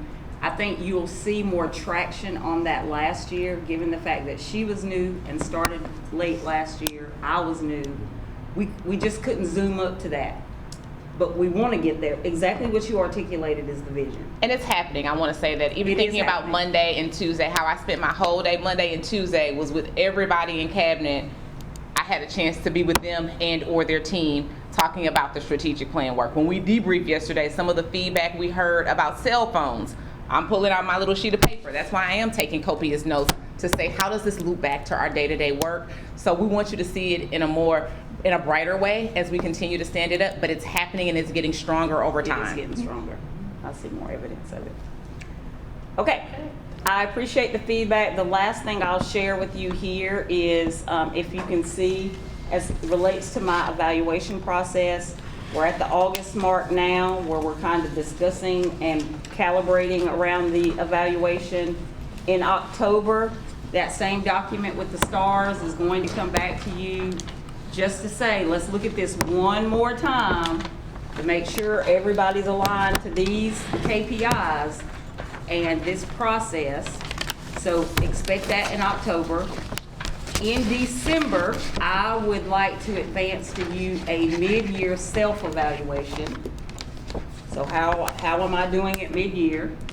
In January, if we could emulate what we did last year, and you all provide me a mid-year checkpoint, and then in May, I would advance a end-of-year self-evaluation for you to then do the final end-of-year evaluation in June. So is there any feedback on this timeline?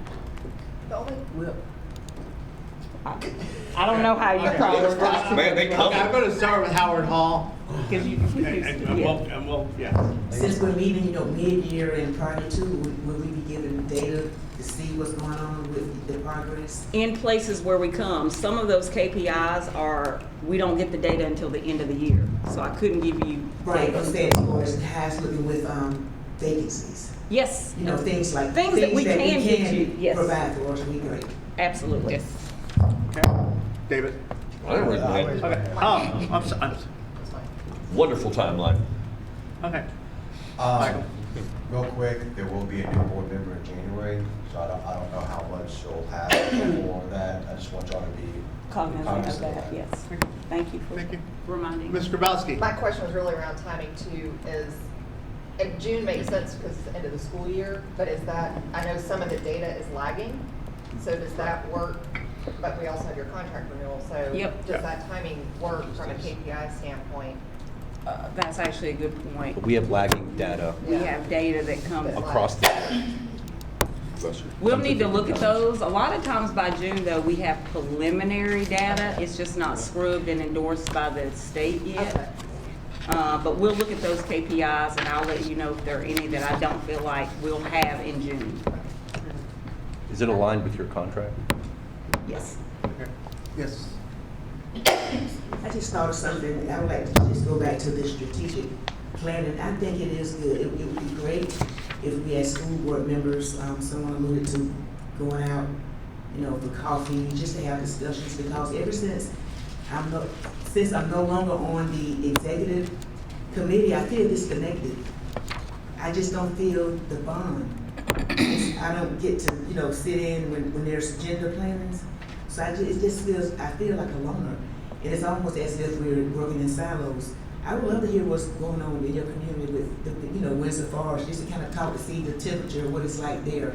And with Pooler, with the situation, I had a parent that came to me the other day about Pooler Elementary, who loves the school, but complain about the condition, things like that. Just, so I think it'd be great if we could collaborate more, just to feel connected. Anybody who wants to take me out to lunch, Yes. I'm available.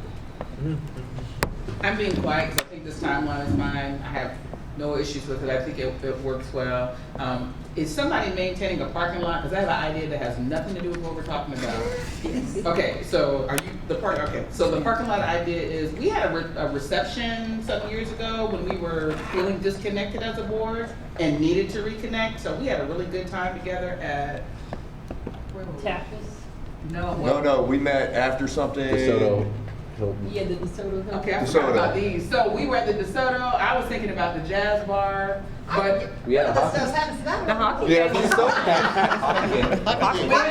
you, the hockey game. So I just The want hockey to game was fun. I want to amplify what Dr. Howard Hall has said about intentionally creating opportunities to connect, whether that is us talking one with another, like she said, but also making it part of our board professional development, that we spend time together talking, whether it's watching fights at the hockey game, which I really enjoy, or jazz or whatever it is that we're going to do to get together that is allowable and all aligned with all of the state of Georgia laws. I mean, I'll invite Denise to the barbecue. I'll host the barbecue, and we can invite Joe. Oh, let's have an oyster roast at your house. You buy the oysters. I'm with it. She'll go farming. Yeah, I got a stage. If anybody wants to play, we get some live music. I do karaoke. Oh, you got it now. Okay. We're gonna have to notice all those. If Lee Holiday was here. So I think Lee this Holiday was here. No. All right, we are trending a lot behind good. at this point. Yeah. You all want to take maybe a couple minute break, and Working I lunch. just need to convene with the team because we are approximately an hour behind. Yeah. Sounds about right for us. So can we take a 5-minute break, and then we will figure out how to adjust this a little bit? You can skip phase 2. What? The two most important See, I things always for want Jubilee. to have get-togethers, but then if one in 5 minutes. And then we'll have lunch, and then we'll pick up at lunch as the agenda already prescribes. Any questions or feedback on that plan? All right, awesome. 208 Bull Street conversation. So we had an opportunity in July to to continue the conversation about how we advance solutions for that specific property. We're going to continue that today. The goal for this segment of our meeting together, we want to do just a quick review of the content. Board member Michael Johnson was not a participant in our small group meetings, so some of this is to kind of bring him up to speed. The other piece is just to remind everyone where we got on those discussions. You all did give feedback in the last small group meetings, so we have kind of narrowed the solutions down. We want to present those to you for further deliberation and discussion. And then we're going to ask you to, we're going to narrow again. We're going to try to bring these solutions down to a recommendation that I can present to you in the month of October. So that is what we're going to try to accomplish today. As a reminder of our small group board meetings that were held in July, the health, safety, and working environment at 208 Bull Street is an imperative right now. I did not know that the building would be standing after the tropical storm. We had issues, cracks in the walls, water, continued mushroom growing out of the walls. It is not a conducive environment, and I think we made that clear in the last meeting by sharing some of the conditions and some of the pictures, but they continue to be a challenge. We have to, it is an imperative that we make a decision to determine what to do short-term and long-term for that building space. So I wanted to highlight those. Know that today and in the near future, we will not necessarily be taking on the conversation of a temporary relocation strategy. But we're gonna have to take that on eventually, because I don't know that we'll be able to remain in the current building for 5 more years. So we will need to take on what is the short-term relocation strategy. We're not doing that today. And the other topic that we'll need to take on in the near future is, whatever the solution is, we gotta have a financial strategy. We're not gonna take that on today either. That's a whole nother body of work. We really need to get to what is the solution that we're gonna pursue before we can get to the financial strategy for pursuing it. In our small group board meetings in July, you all had the opportunity to look at 5 different solutions. You'll just quickly be reminded of those. We put out a request for information. I can't remember how many we received. How many artifacts? We got 14 back from different experts and builders and contractors and entities. There was a lot of leaning into some of these versus the other ones based on the feedback we got from the RFI. But as a reminder, here are the actual 5 solutions we asked you to respond to in July. In small group 1, we gave you a Mentimeter and we asked you to evaluate your preference for the 5 solutions. As you can see, most of the people in small group 1 really aligned themselves to the idea of retaining ownership of 208 Bull Street. And we have to manage and figure out a way to finance the redevelopment. The second one that stood out to most people in small group 1 was the sale of the property. It came in just below. We got to small group 2, and they refused to participate in the Mentimeter. Small group 2 said we're not doing it. Disruptor. Take their cell phones away. Bad kids. They refused to do the Mentimeter, so I struggled with combining the information, but in their own individual ways, they did share with me their preferences, and those are indicated by the stars. So we had 2 board members that really kind of leaned into, we need to keep the ownership of the building and figure out how to finance and manage the redevelopment. And we had 2 board members that landed in the sale, some or part. So this is kind of your combined feedback from our small group meetings in July.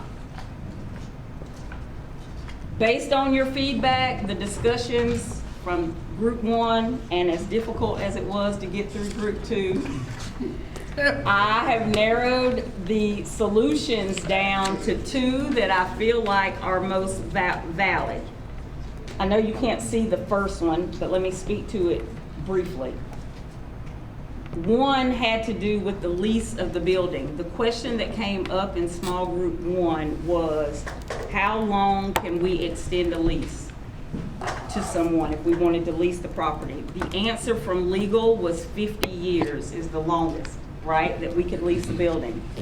Based on the dollars it would take us to renovate the building, 50 years is not an adequate amount of time for an entity to recoup those dollars.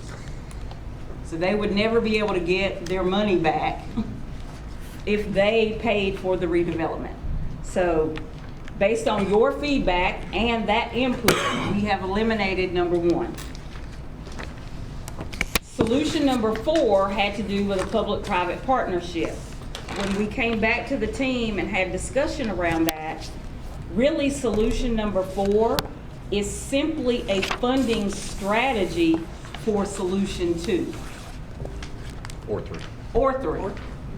So we eliminated that one because we feel like solution 2 and 3 could be embodied within that particular, it would embed that particular solution.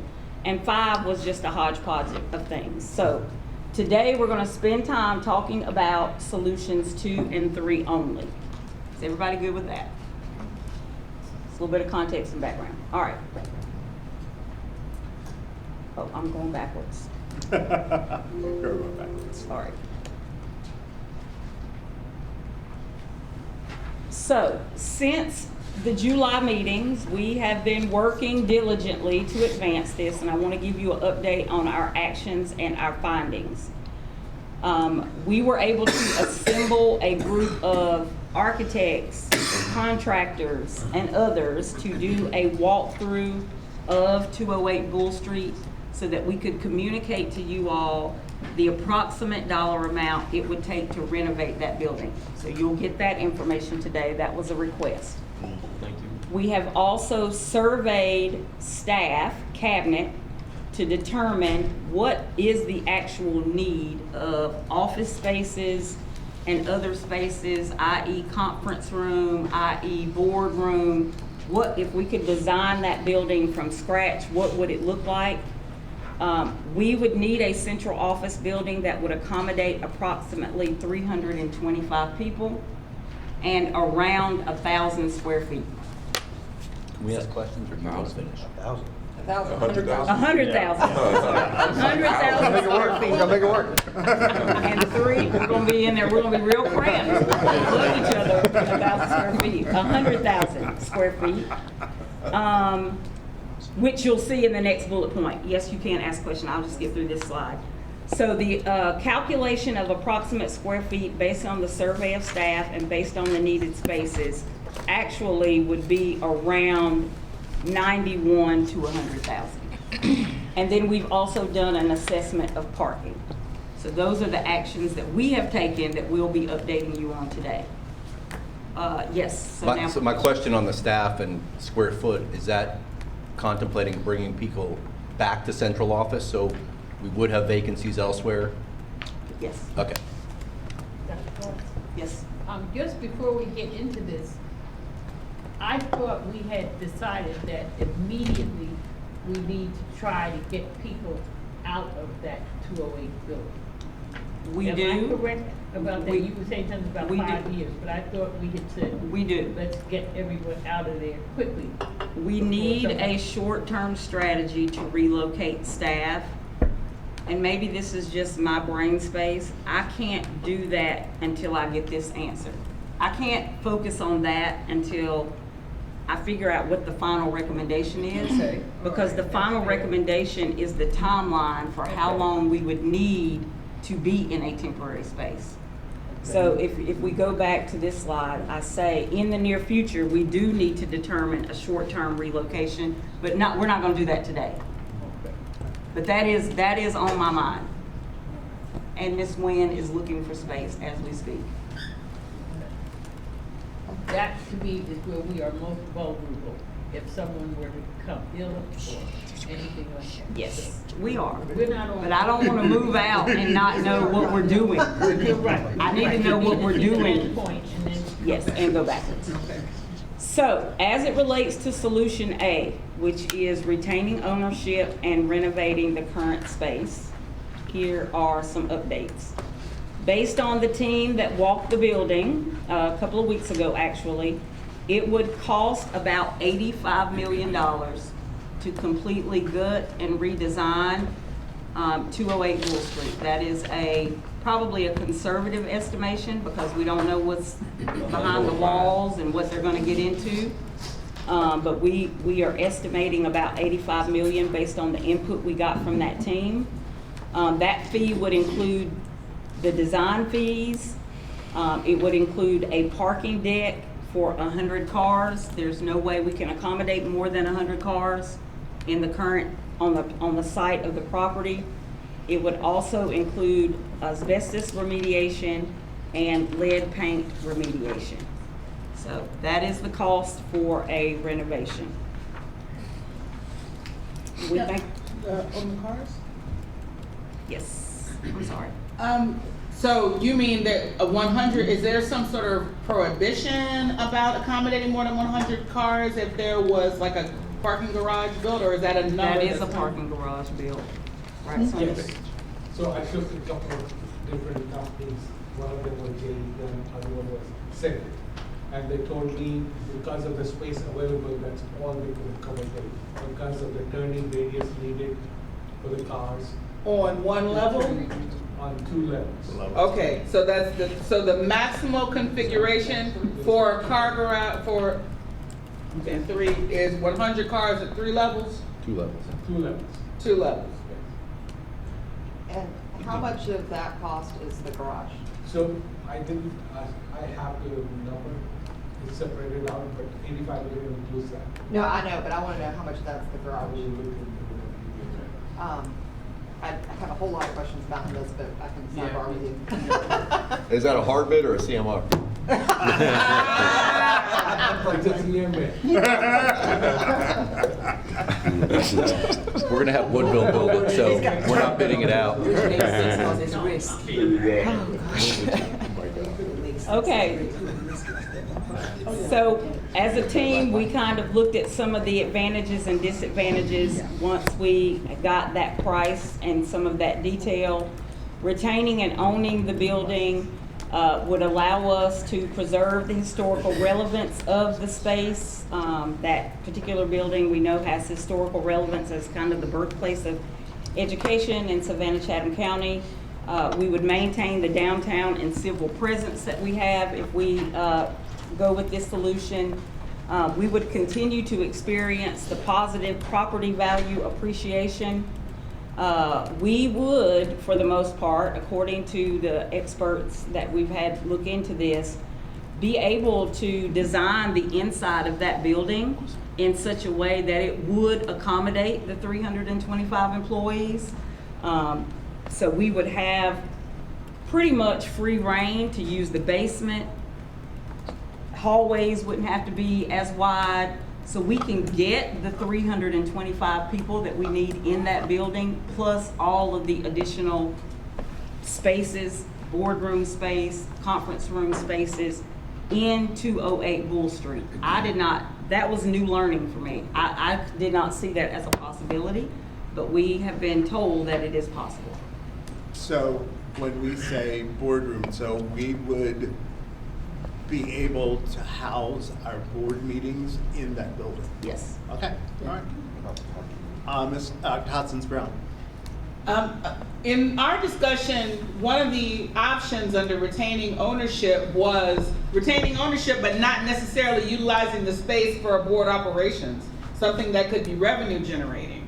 And I see that that didn't rise to the level of this advantages list, that the renovation option is only based on costs associated with us using that as central district space. Can you talk a little bit more about something that would be revenue generated? I do remember you saying we would own it and renovate it, but give it to someone else to use. Is that the sentiment? One of so part of our discussion in our group was that it was a very expensive footprint to have, that it had limitations with parking, it had limitations with accessibility. Even if we did have our board meeting there, where are all those people gonna park, you know, to have board meetings at 208? And what I advocated was retaining ownership of the building can be separated from having central office in that building. Yes. And that's combined in this discussion, that you keep it, you renovate it for our use. Wouldn't that mean leasing though? We would lease it to someone? Or So- partnership. So we talked about partnership. I am thinking own it, renovate it, yes, lease it to someone else in whatever configuration whatever renovation it needs to be. You know, if it were a hotel and we owned that hotel, you know, it would be us being our own developer versus leasing. I think when we talked about leasing before, we were talking about leasing the property in its current state so that somebody else could fix it and make money on it for their purposes. My question was, what if we already own it? Why can't we be our own developer? Why don't we fix it? But we and wouldn't lease renovate it into a central office. We might renovate it into a hotel. We may renovate it into a hotel. We may renovate it into office space. We may renovate it into whatever the market says people will rent it from us for. I see what you're saying. Okay. The flip side is we don't need to be a developer. We can give a developer half of the land. They renovate the whole thing. We let them use their half for whatever their purpose is. We have the other half to use for our purposes, but they're assuming those costs. What they're getting from us is the land and the building. So there's various ways to do that. I know people in the community are like, some people want to use it for higher ed, some people want to use it for hotel, some people want to use it for museums, some people want to use it for housing. But they need land. My question would be, if we do that, where do I put 325 people? They need to come out now anyway. They're going to be in a temp space anyway. Yeah. How do I guess the question is, how do I fund that? How am I going to fund a renovation and? You're not funding it, the developer is funding it because we're giving them the land. That's the catch. Yeah, but if we still No, but that's one option. The reason we didn't want to vote was because all of the answers are, it depends. Like, I can support the re-renovate if that means we're gonna sell Whitney and Mercer and Schumann to fund part of this. Right. I could also support it if it means we're gonna put academics in there, and then we can use East Bloss funds for part of it. But if the plan is something different, sorry, we just have to come up with 80 million on our own, and we're not selling anything else? No, we are selling things. But that's the point. It's like, I could support any of this. I need more details. But that's, And to answer your question of where the money can come from, we are advancing our collections from East Bloss. There are also opportunities to issue a bond or And we're to selling include it in East Bloss 5. But y'all are getting into the funding strategy now. Question on including it with E5. Can we include administration buildings for East Los? I thought we could. You could not, you could move, so that's why I have been advocating for its own bond. We haven't issued one in more than 2 decades, but that is why my question for staff after this is, what was our bond process prior to E1? Because we paid off the bond with E1. What was our bond process, and how do we pursue it, and what's the cost of that? It's not my desire to do so, but you could move an E5 project. You could ask for additional dispensation under E5 for permission to do something under that, but it is my interest in doing something that is separate and not muddying those two things. we voted last January, or 2 Januaries ago, we can issue a bond right now. The board voted to do that. I don't know if E4 currently provides for bond repayment because we eliminated our bonds in E3. So we would have to provide for that in E5. 4 does. 4 does? Okay. David? Thank you. Yeah. We don't need to issue a bond, I don't think, because we have enough property that we have discussed in selling that if we were to sell 208 for what they're saying might get 18, a new building, which in this document says is going to be somewhere around 50, so that leaves us 32 short, and we've got Schumann and Whitney that both need to be sold as well, and I don't see us being that short. We're not so make sure that we even need to sell 208 to be able to fund what we need to do. Then we just have a derelict building. We don't have a derelict building. We budget and allocate aligned with our priorities. Guys, so let's go back. We're saying we want to retain full ownership of 208. That's what our group, our group. So, if that's the case, the reason I don't like the partnership thing is because once you don't have full ownership, you don't really have full control. That partner is able to manipulate, maneuver, I want us to remain our own landlord because I think it will prove to us in years to come that we are the total owner of it. And I think, to me, this is an easy thing. I mean, it's complex, but we've certainly done other things. We can certainly do this. This is not some, horrible problem we have to solve. So David, you're right. We have properties. If we need to do that, we can bond it. Before we ever heard of East Bloss, how did we get things done? We bonded it. So, But that's money coming out of East Bloss. East Bloss money is going to be used either to build the project or to pay the bonds that are funding the project. So we might as well pay it directly out of East Bloss, so we're not paying the fees associated with bonds.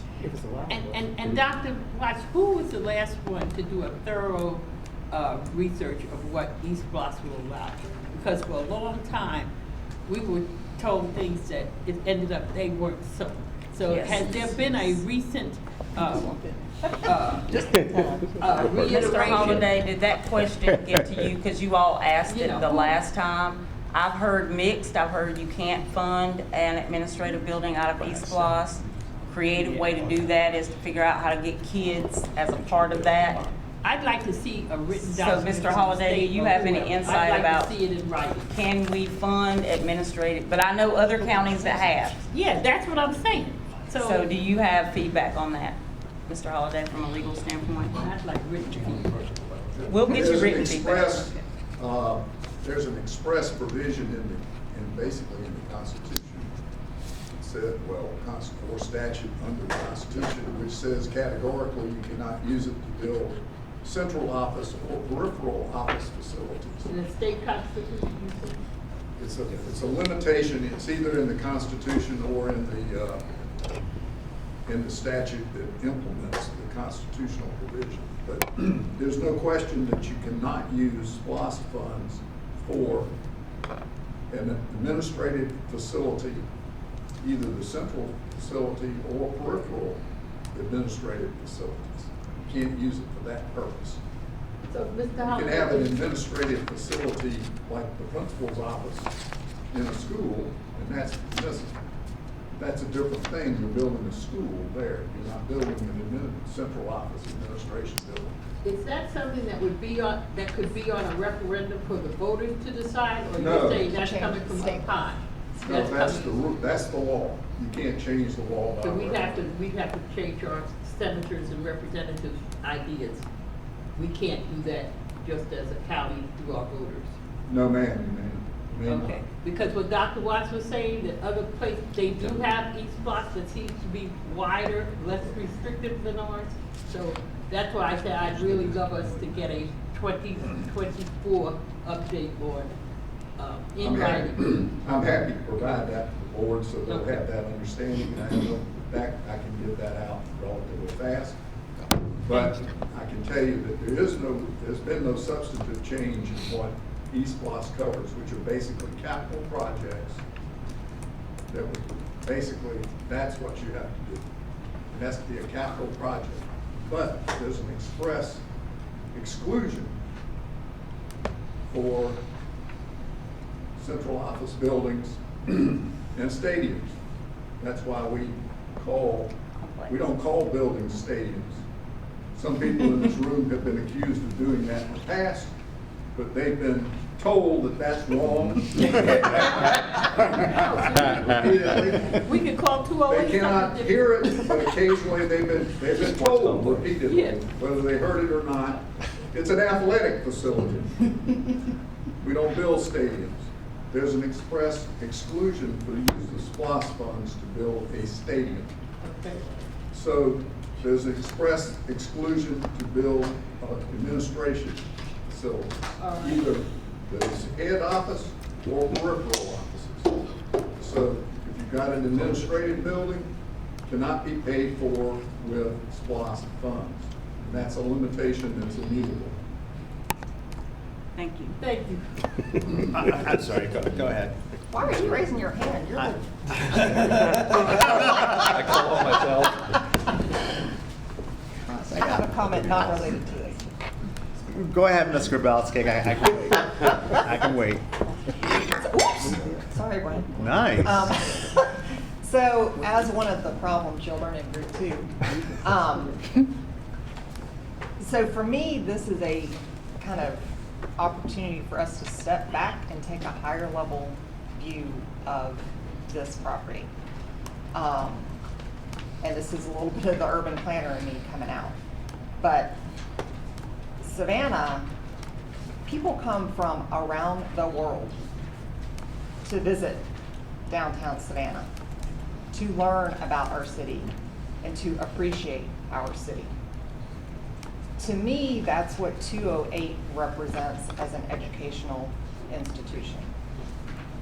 And maybe it's too sentimental to feel some sort of attachment like that to a structure, but to me, it embodies the potential that we have as a school district with this property to influence our students and our community in maybe a different way than we're using it now.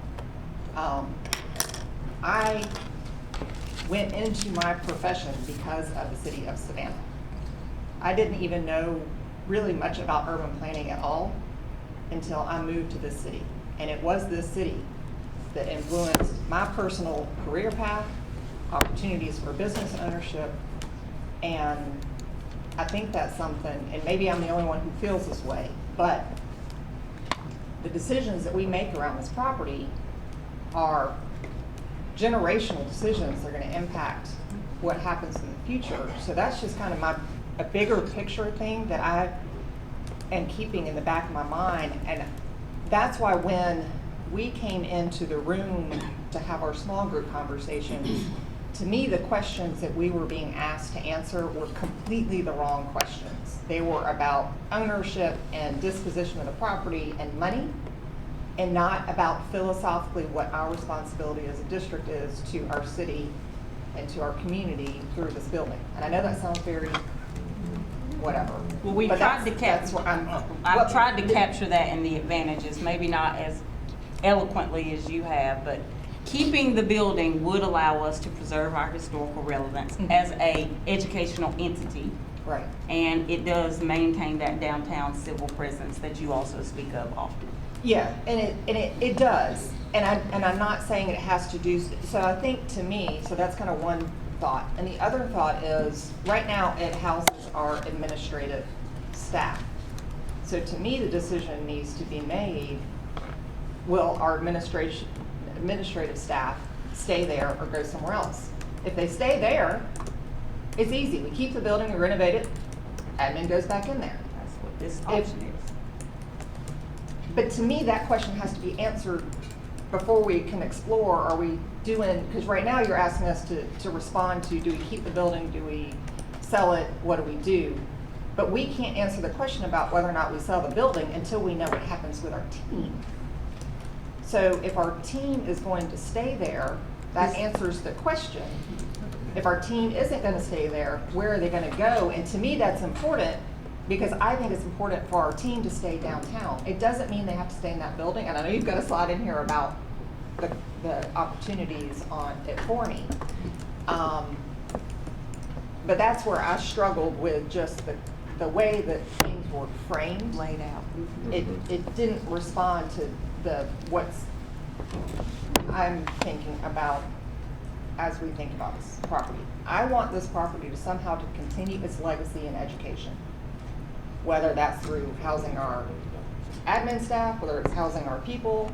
I would love for this to be a creative education space. And that's where I would love our team to think about, what are the educational opportunities? You know, we have educational buildings and old renovated buildings all over downtown. Why can't we do that? Why can't we provide educational programs at 208 Bull Street, expose our students to the great city that Savannah is, many of whom have never even been in downtown? So, anyways, that's a bit of a ramble, but All right, so, that's where I am. I've been having my hand up, so I'm going to speak, and then I promise That's fine. everyone can speak. So, and I appreciate what everyone's saying, and I'll speak more when we get to the next option. A couple of reactions. It is historical. Yes, it's very Savannah, and I'm going to say something, and it's going to sound controversial, but it's something I realized recently. We are not the Savannah school system. We're the Savannah Chatham County school system. I'm going to say that again. We are not the Savannah school system. We're the Savannah Chatham County school system. And I think a lot of times we forget that we're Chatham County. And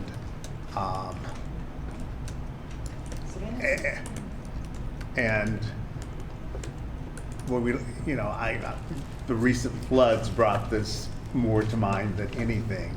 I didn't realize how widespread our district is and how widespread our population is. I kind of have a visceral reaction when people try to concentrate everything in Savannah, because that is not the totality of our school system.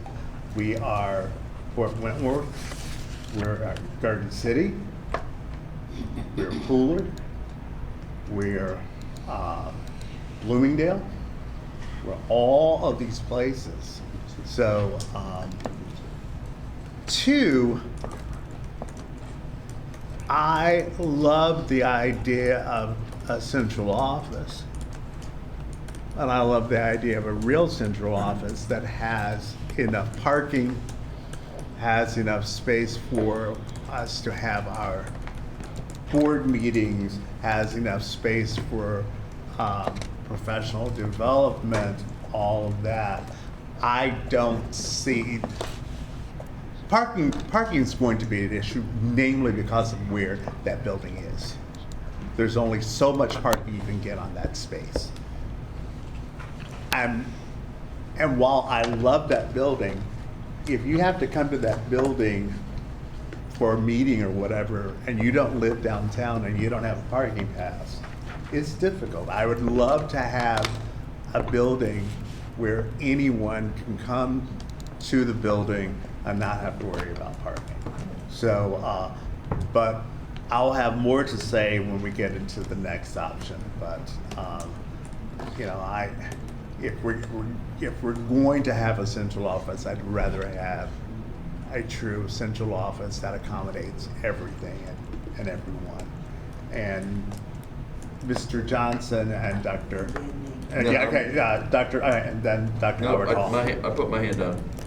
Okay, David, you put your hand down? Yep. Okay. I guess I'm gonna hit a couple of things that you just said, Mr. Moss. It's a beautiful building. It is in downtown Savannah, which has the parking issues. It is, I think that 85 million is low by about at least 20 million. Just because when you have cracks in the walls, you have foundational issues. That's going to cost a pretty penny just to fix the foundational issues, with ceilings collapsing, with mushrooms literally going out of the building.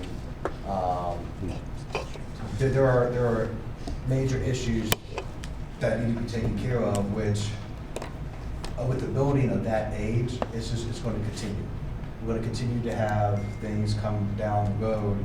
I mean, I don't even see in here with renovations that the wiring's probably going to need to be completely redone. The plumbing's going to need to be. I mean, there's a lot of things in there that goes. And when you open up walls, as soon as you open up a wall, all that has to be decoded.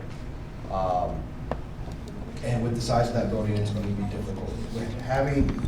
But the main issue is, as you have as a disadvantage, is that accessibility, not just to visitors, but to employees. We're talking about 100, car deck.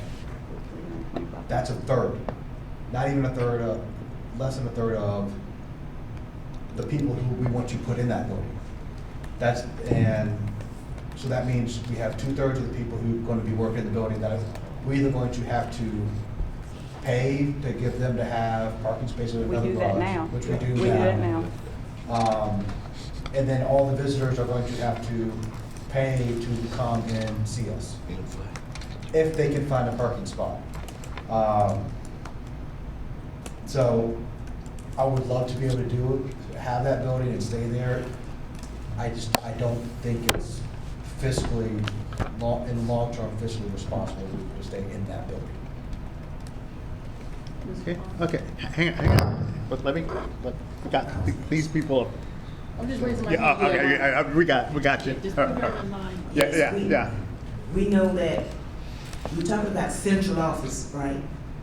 Central. Savannah is central to the county.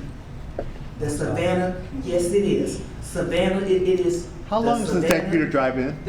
It is Savannah, Chatham County Public School System. Savannah is pretty much the central key main artery for Chatham County. City Hall will not be trying to sell City Hall because of parking and meetings. The federal building, every entity downtown remains downtown. I am fixated on retain ownership and renovate.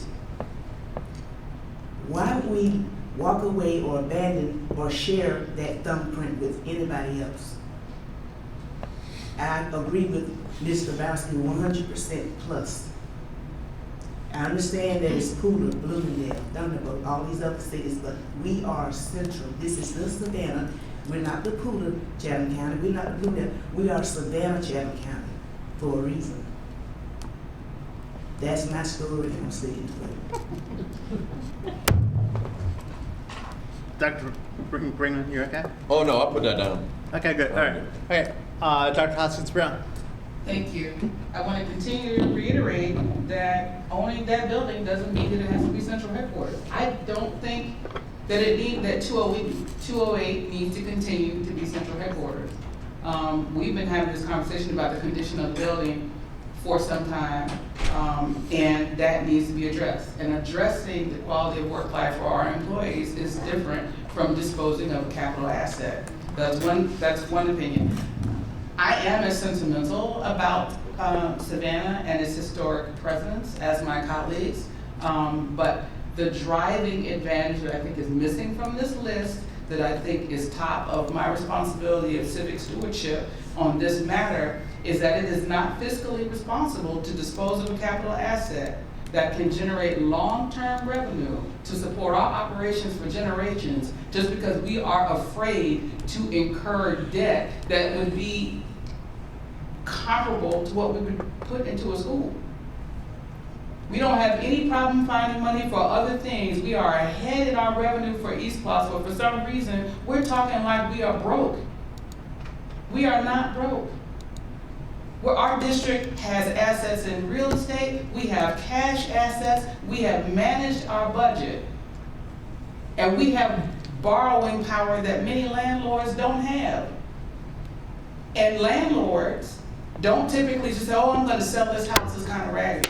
No, they're gonna renovate it and they're gonna keep renting and renting that property until they can't rent it anymore. But for some reason, we think we can't be landlords. We can do everything else, but we can't self-develop. And I would like for us to get out of our limited thinking and have this idea that if Central is not at if we don't sell 208, we're saying that employees have to work in squalor. That's not true. We got space they can move to now. We just have to decide where they're going to move. And unfortunately, our leadership is going to have to figure out who's going to be fragmented, who's going to be in those spaces until we come up with a new building. But we can build a new building on our property that can be centralized and that can be close to downtown, that can be in the center of what supports our county. So I think we need to divorce those thoughts, and I think we need to stop thinking like we're broke, because we're not. Okay, Dr. Brinkman. I'm gonna try to move us forward, because I'm listening. No, I am. I'm listening. I'm pulling a Dr. Hoskins Brown. That's why I put my hand down. Because I think we're at an impasse now. Could we move the discussion to what I took away from our small group with Dr. Watts was, Dr. Watts wants her team together, because that's how she wants to lead. That's when I left my small group, I was like, okay, that's how she thinks this is gonna work best. And right now, that is not what we are doing, and it's making things move, I would guess, more slowly or at least more difficult. So would the board be amenable to trying to make a resolution on moving forward with building a central office that does not have the address 208, and figuring out how we do that with maybe selling other properties, taking bonds, whatever that takes, but maybe trying to at least move the needle towards Dr. Watts now knows that we need to come up with a plan to build a new central office that'll hold these 325 people. It'll be somewhere in Chatham County. And then we can move those people out temporarily, whatever we need to do to make that work. And then once that's done, we can kind of separate ourselves from where are these people gonna be, and then have a more meaningful discussion on an empty building that might become an academic building. Don't think we need another school down there, but it might. And district staff throw something at me if I'm going in the wrong direction of the forest, in the wrong tree, but I'm just trying to get us somewhere where we make movement versus we get to 11:20, 11:30, and we haven't really changed the conversation too much. And that's what I was trying to say, that we need to decide our staff. Like, we gotta decide our staff. So I said. Well, I can decide it all in one big fell swoop, but I know that right now that's not happening with all 9 of us, so I'm trying to divvy it out into smaller pieces in the mediation. So my mediation motion right now would be, do enough of us in the 9 want to tell the district, move forward with a plan on another central office and what that's going to cost, so that Dr. Watts can have her team in one building that is accessible to everyone, and safe for everyone. Okay, Mr. Kachmar, then Ms. Connie Hall. first. Okay, Ms. Hall. Okay. Thank you, David. I think that's a great idea for us to start thinking, okay, how many of us are like-minded enough that we can move forward. I want to ask Ms. Grabowski, I know that was part of your idea that it would be wonderful to keep staff at 208. But are you willing to negotiate that sentiment? Oh, absolutely, Okay. absolutely. And even though they can fit, it doesn't mean it's the optimal workspace. So Yeah. I am not married at all to the fact that we have to keep. But I central think office your there. other idea of using 208 as an educational place for our kids to come, because I don't want it to just say Board of Education, but that's it, and there's nothing really to do with education going on in there. But if we could make it into some sort of programmatic institution where, you know, we're doing a lot of innovative stuff, I think that would be a great replacement for it being where staff is. Dr. Watts might be working for New York City by the time, that, you know. So, no, I'm just saying, this whole thing about, so Dr. Watts can have us I got a napkin saying it's just a good idea. It's a good idea for staff to be together. You know, whoever. So I'm endorsing your thoughts, Mr. Freeman, that we try to get a resolution before 11:20 about where we go from here. Mr. Freeman. Mr. Kachmar. Mr. Kachmar, I'm sorry. I am not endorsing that idea, not because it's not a good one in isolation, but in context, we've been kicking the can down the road on what to do with 208 for 13 years, before I got here. Okay, so hey, let's move forward on a plan to build a new complex and we'll figure out 208 later. I'm 100% opposed. That's basically what this. Oh, no, I but thought, hold on. excuse me, no, just let me ask you this, Sean. I'm thinking we're saying we have decided we are retaining full ownership of the building. If not, if we have to decide that back. And building a new building. But, Okay, so let me first, before we get to the how do you pay for it, we need to decide if that's where we all are. We're going. I just wanted to clarify what you were saying, because I thought we had decided. Well, here's what I think we have decided. Dion wants to develop and we make money on it.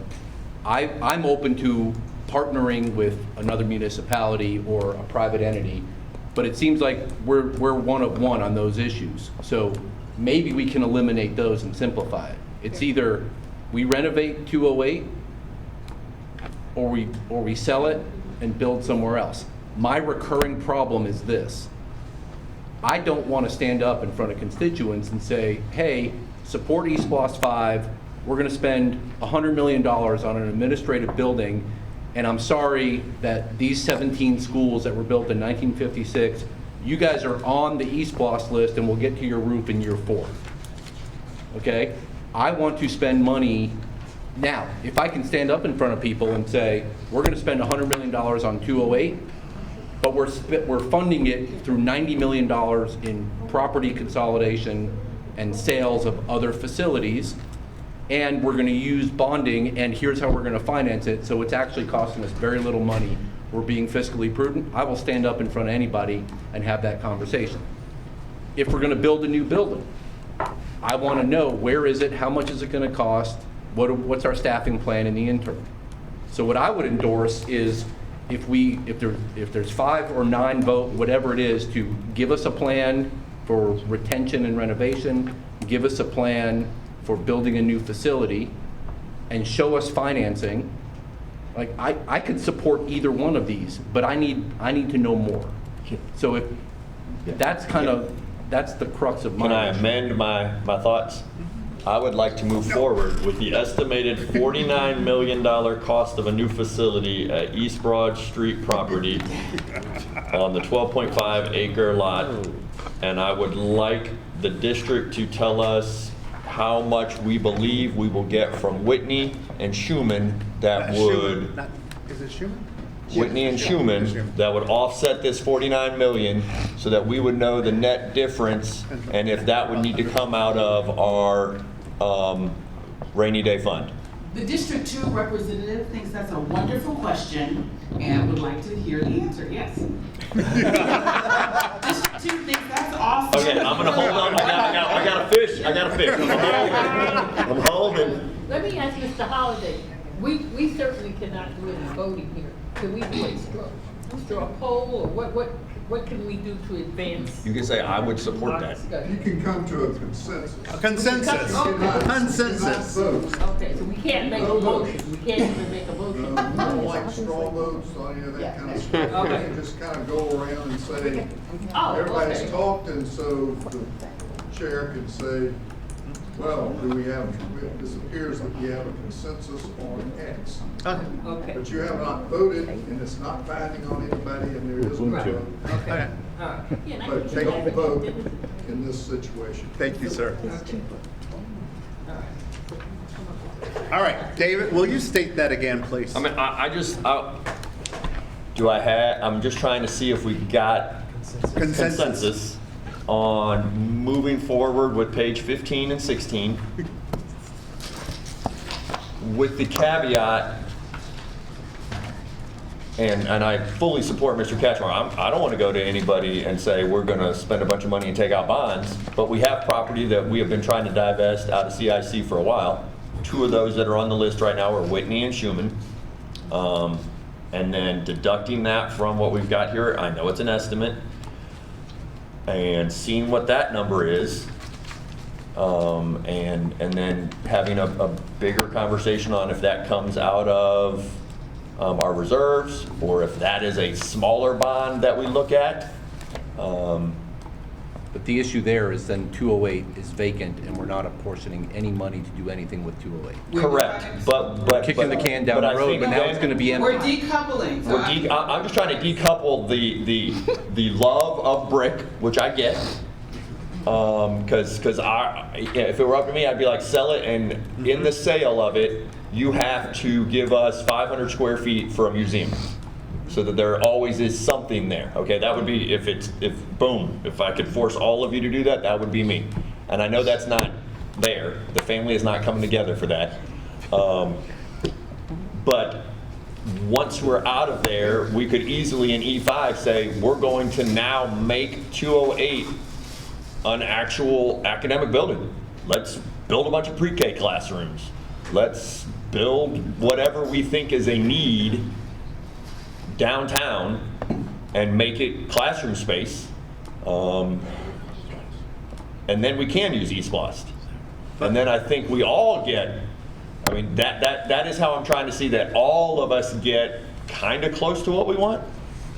And it really meets the big goal of Dr. Watts wanting all of her staff together and an easier place for all of her staff to get together. I'm so happy that you quickly said we're still paying people's parking, because that wasn't always the norm. So that's where I'm trying to get. I am trying to decouple, thank you for that word, and still make use of 208. With respect to Mr. Catchmark's concern, thank you for doing that, because on page 15, it's still sell and do these things. So if we decouple selling from moving forward on the vision for Central, Mr. Cashmar, would you be more comfortable if we continue the conversation on 208. We still, in this time, keep that as a priority in terms of what to do in moving forward. So we're not having the building just sitting vacant indefinitely, but agree to decouple, and as a condition of decoupling, set a timeline for decision-making that is finite. I'm fine with anything that moves us forward. It's been 13 years. But we're not really decoupling. What we're saying is we're going to move central office to another location. Now let's figure out what to do with 208. Well, it sounds like that to me because this says sell and then move. And in the small groups, it said sell and then move, and that's how it was presented to us. But it So sounds why like the majority of the board wants to keep Yes, so and do that's- something with it. But you're not committing to keep by decoupling. You're committing to just deal with the issue that's on fire, and what's on fire is mushrooms growing out the wall in 208. So I mean, there still is a discussion. You're not committing to do what I think we ought to do today. You're committing that we don't have to decide that to get people out of the main building. So, But we're deciding that we're getting people out of the main building on an exigent circumstance and moving them somewhere else permanently. But they need. That's what we're doing.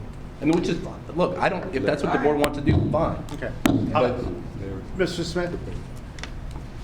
Thank you. I've heard a lot of comments from the board members, and I echo the sentiments of many of them. I would like to reach out to Mr. Larry Jackson and ask his thoughts and opinions, as he's the man that holds the money. I'm with the superintendent. You're with the superintendent. Good.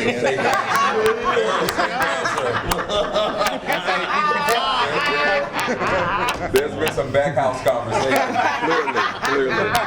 Okay. What a coward. Larry, please feel free to speak. I will say this, in discussions with the team, we just want an answer from you all. There you go. That we don't care whether we stay or go. We just want an answer so we know how to move forward. So when can we get this on in? I mean, we may have individual personal preferences, right? But outside of our individual personal preferences, we just want to advance. We want to move, we want to get past this. 13 years, come on. If I can say this, I'm sorry, let me make sure I say this. So my concern is, as I listen to everything and as we review everything, my concern is the safety of our employees. Amen. So when we think about and talk about mushrooms growing out of the walls, I wonder what type of environment that is. I wonder what type of, when you get up and go to work, We've got some big when you get up and go to work, what does that give you? Does it give you a spirit of depression, a spirit of, cloudiness? What does it give you? I believe that when we look at the great and awesome facilities that we've built throughout the district, when we look at the technology that we've been able to implement at different locations, why shouldn't our central location, why shouldn't our headquarters have access to those same things? Now, please understand with me, I'm big on history. So I love the historic aspect that 208 gives. So I'm not fully invested or desiring to lose that building totally. But I do want our staff to have a up-to-date, safe, efficient campus or facility that they'll be able to be joyful and productive in for the years to come. So I'm trying to find out how can we bring both of those things together. We appreciate that. And Dr. Watts asked the question, how are we going to pay for it? So I'm trying to ask you, how are we going to pay for it? We appreciate that. But that's my thought. I believe the plan that has been discussed so far, goal number one is giving us the green light to move out of the building, find space for a new administrative building. The funding part of it, we believe we can work out between the sale of some current property, use of fund balance if need be, or bonds if need be. We believe we can do that phase one, that first part of it. going into a new location. What to do with the current building, that's something, once the building gets empty, we realize we're gonna have to do something with the building, and it's gonna take some money. Mr. Holliday was careful in his remarks, but he gave you the law. But there are some caveats, and it depends on what you call it. That's what other districts are doing. So there are some options out there, and we would love to use East Blocks 5 to do some renovation on the building, if possible, and bring an academic component into that building, but using it more for academic reasons or purposes instead of a central office building.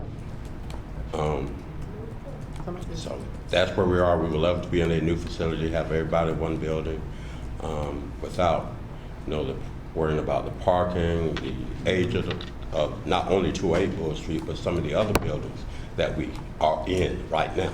So 208 is not the only building with problems. Some of the other administrative buildings have problems too. Moving forward on Mr. Brinkman's comment, more fundamentally, what we really should determine as a board, the 5 people or more want to keep 208. If that's the answer, then we've already answered the question of staff, because we can't get more than 100 parking spots at 208. So then by default, we have to move somewhere else. So really the fundamental question is, are there 5 or more people who want to keep 208? If so, then we have to kind of take the planning route Mr. Brinkman identified, but we also need to plan for 208. Why, I don't understand why we keep putting that back together. Why are we still talking about that when the imperative is to get the staff out? So to me, I apologize. Go ahead. Okay, thank you.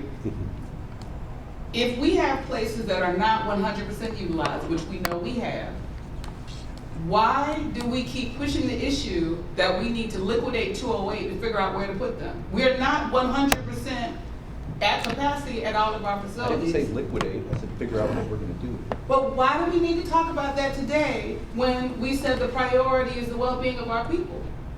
We can get our people out tomorrow and put them in existing space. The question is, where do we put them back? I don't know, you all, that we have existing space to put Yeah. everybody. That was definitely a part of our into small group, group 1 that did the assignment. They said we couldn't. I didn't say all in one place. No, if we are building space, you can put people in temp space. We're in temp space right now. We can go rent space. Savannah Mall is empty. We can get people out of 208 next week. Right, we've got schools that if we could put people in, so I'm not saying that that would be the permanent location. I'm saying that there are places right now that we could put people in 2, maybe 3 locations. Not optimal, but better than what has been described.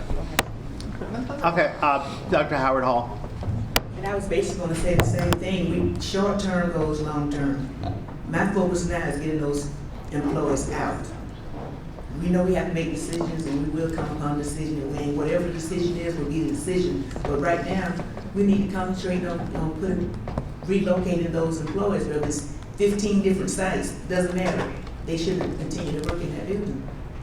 Okay. Because if we're talking about building a building, that's gonna take a while to do that. So temporarily, let's just focus on a temporary place for them to go. Okay, Ms. Grabowski. I was just gonna let you know Mr. Brinkman's down there. Okay, I'm sorry. Go ahead. So, I would love for us to explore or move forward as quickly as possible on a new facility at Forming. I think that we own the property. I think it's a great location. That property is underutilized, and we could build a building that suits the needs of our staff.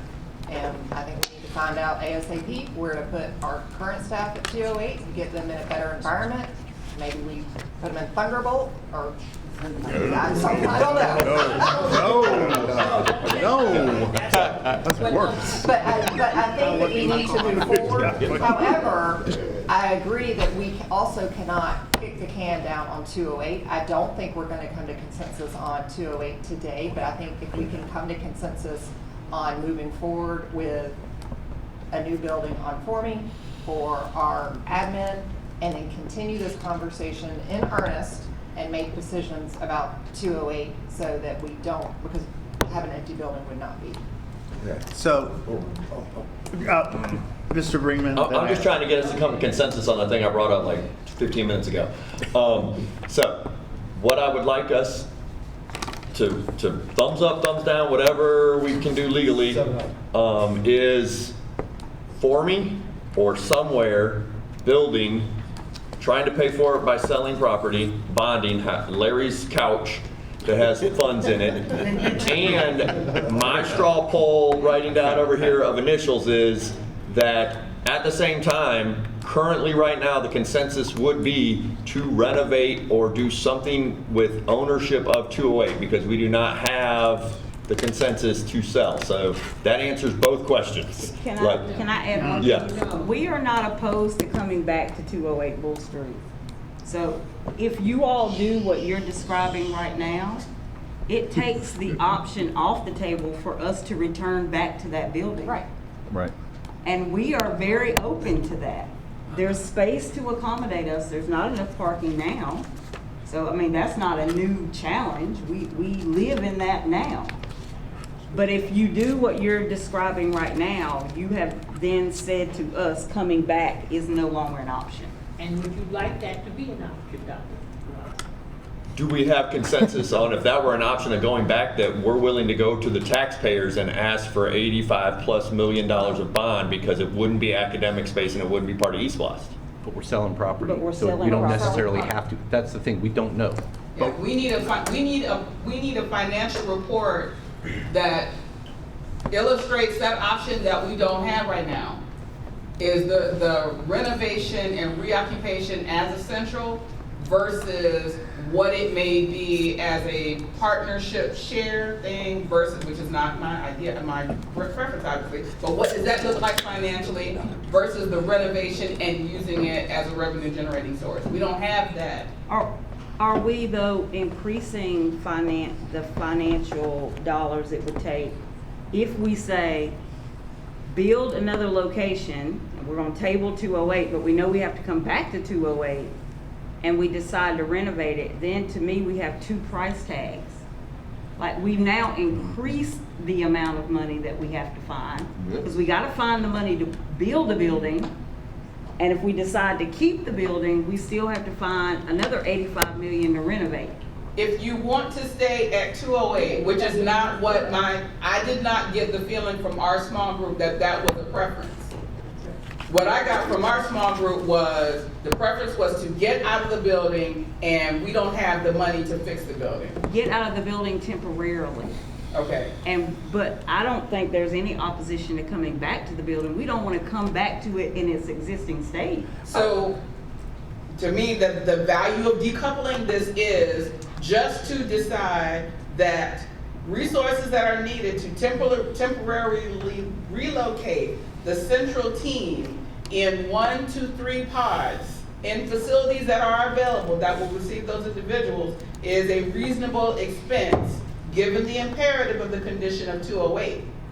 Now, whether or not we design the central office for me, which I think is a great idea and would support, or whether the cost difference of doing that and renovating a vintage building at 208 is not so different, that renovating 208 makes sense. That's the information that we don't have and can't decide today. My impression from the small groups and from previous reports is that the cost of a new build at another site is cheaper than renovating 208, which is why I never advocated for trying to renovate 208 for Central alone. And why I've been thinking if we're gonna renovate 208, do it for something other than our own administrative services. Profit generating. But, you know, you can, it sounds like you can move, well, it sounds like building a new facility, if that's not your preference and you want to return, then you and your team have to come to bring us those two different proposals. What does it cost? How will you be accommodated in a new facility? Why do you want to stay at 208? And if you want us to support directing resources to renovating and have you go back to Central, Tell us what you need and why. I will be 100% honest, but I need the team to chime in. I don't care whether we come back to 208 or we go to a new facility. Can I just say this, It Dawn? doesn't matter to me. I just don't want to be in the continued conditions in which we are in. Yes, Mr. Smith. Just a thought. If we're gonna spend $85 million to $100 million in a renovation and not get everything we want or need, how much sense does that really make? I mean, I understand what you're saying. You said, we'll have 100 parking spaces. Parking will still be an issue. But we just spent $100 million and parking still hasn't been accommodated or taken care of. We don't have everything we want and we just spent $100 million. That seems, Well, Paul, that's why. that seems like a lot. So I agree, we shouldn't go back. Something else. Exactly, I agree with that. I agree. That should not be. We don't go back then. Right. Right, that's the direction I need. That should be my. We don't go back. Don't go back. Don't go back. Good. So I'm gonna have one more comment. So, just to answer something that Dr. Hoskins Brown was talking about earlier. We know what that property is worth now, today. Markets change. We don't know if there's going to be, that property right now is hot. Us downtown's really hot right now. We don't know the timing of when that cools off and when that property is not worth as much as it is now. So the further we kick this down the road, any option that we would have of selling it diminishes. So that's fine. That's fine. I just, We're saying that downtown real estate in Savannah, Georgia may cool off. Yes. The value of that building, because in general, we think that the downtown real estate is going to cool off, or because the condition of the building may make it unappealing? All of the above. Okay. Is there any reason we can't vote in October? Can we make that a finite date? We will vote, Dr. Watts, in October. I am bringing you a recommendation in February. So I'm Oh, listening, in October. In October. I am listening today to shape that. Okay. You will get a recommendation Thank in October. So nobody will be able to say, I kicked the can. David, I agree. My consensus is, District 3 consensus is that you're on a road. All right, I think, Can we go down and get a I said consensus? my piece. I think we have a consensus on that one. So can you restate the consensus? And Stacy, can you help me capture the Got it. consensus, please? What is the consensus? David, do you want to state the law? David, say it Man, again. I don't know where we're at now. Can we rerun? Can we rewind the tape? Can Tony Romo come out on the tape? As brief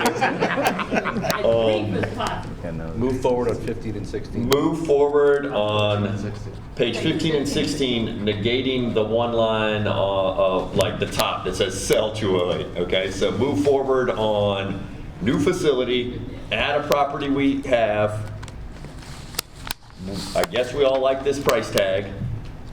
And in that proposal, the sale of properties that we've been talking about selling anyhow would be part of the funding source. That's getting too long, David. I know, well, that's what I said though.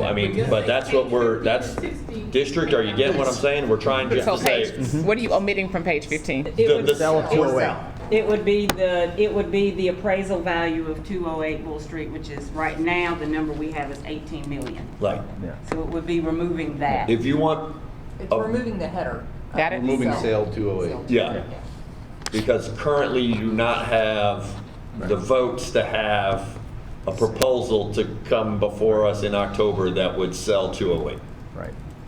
But I believe consensus-wise, you have the votes to create a new central office that will meet the needs of the team. At one of those 3 spaces. Well, we've narrowed it down. Performing?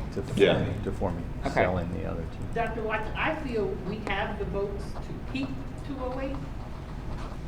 But again, we cannot vote, so we will wait till. Well, yeah, if we don't have the votes to sell it, we got the votes to keep it.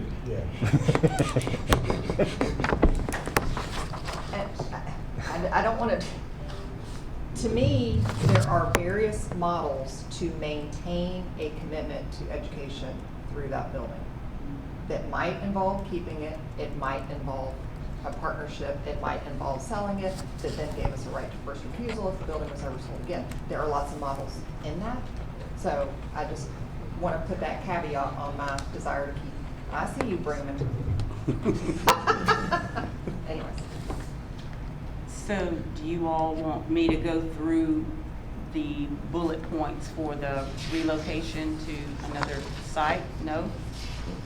You're just telling me to go to another site? Yes. And choose what works for you and for our staff. We're going back into being coxswain. And as quickly as possible.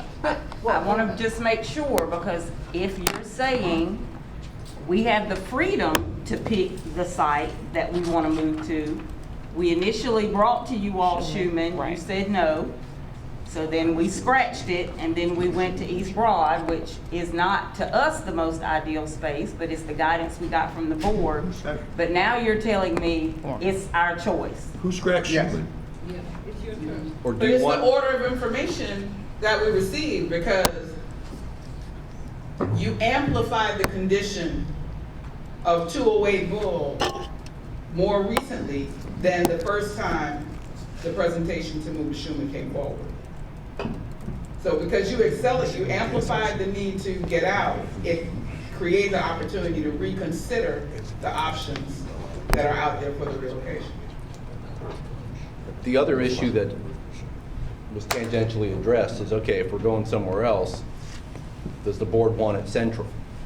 Because we could find somewhere in Port Wentworth or Pooler or the border of Effingham County, but or Georgetown, or we could find somewhere in Chatham County. Or is the direction of the board be somewhat centrally located in the county? Well, so to me, it is absolutely essential, and I will not support, it is not about Savannah's more important than anyone else.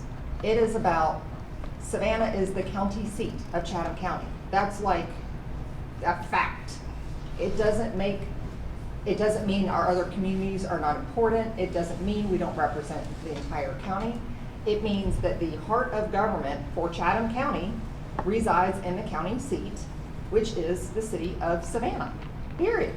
And that's why we have City Hall, we have Chatham County, we have the federal courthouse, we have the county courthouse. It is the central business district of Savannah. And I think it is important, as one of the three major arms of government in Chatham County, that we maintain a presence in downtown Savannah. It's not only a civic issue, it's also the value of the proximity of having our staff together in a central place is echoed to our partners that we work with the city and the county, when we are all in close proximity to each other as well. There's value in walking down the sidewalk and seeing the city manager say, hey, you know what, Jay, I have a quick question I want to ask you real quick. The value of those relationships that are built on those spontaneous third places rely on physical proximity to one another.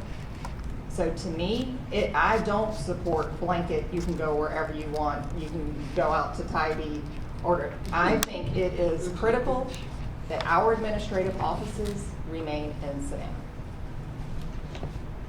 Can anybody from the district tell me the last time you had a face-to-face meeting from any other governmental agency? I do quite frequently. In our building? I don't know necessarily that other people do, but I do. In our building? No, I try not to bring people to our building. I try to go other places when possible. And if it's not happening, maybe that's part of the issue. I'm just saying. We have to be together as a community. I don't have face-to-face meetings with people that are a 5-minute walk across the campus because everybody just meets on Zoom now. I don't have. I've met with others. Here are the 3 facilities we've looked at for a new space. I'm not sure, Ms. Grabowski, if this meets your vision of the civil downtown presence. Initially, we brought to you all Schumann, the Schumann site that received some resistance. We heard from you all that East Broad was the more viable option, so we've done some work around that. I can show that slide if you so choose. And then obviously we have the Whitney site. Whichever these options.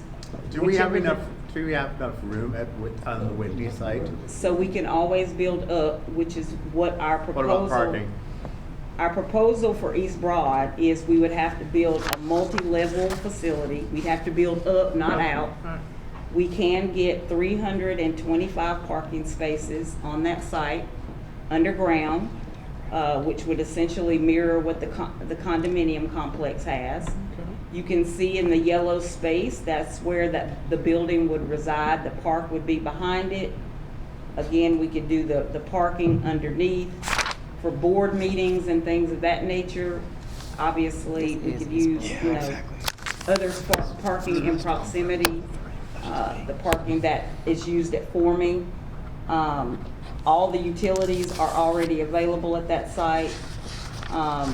Similar to Whitney, parking would probably be maybe an issue at Whitney, I'm not sure. We didn't do a full investigation on Whitney.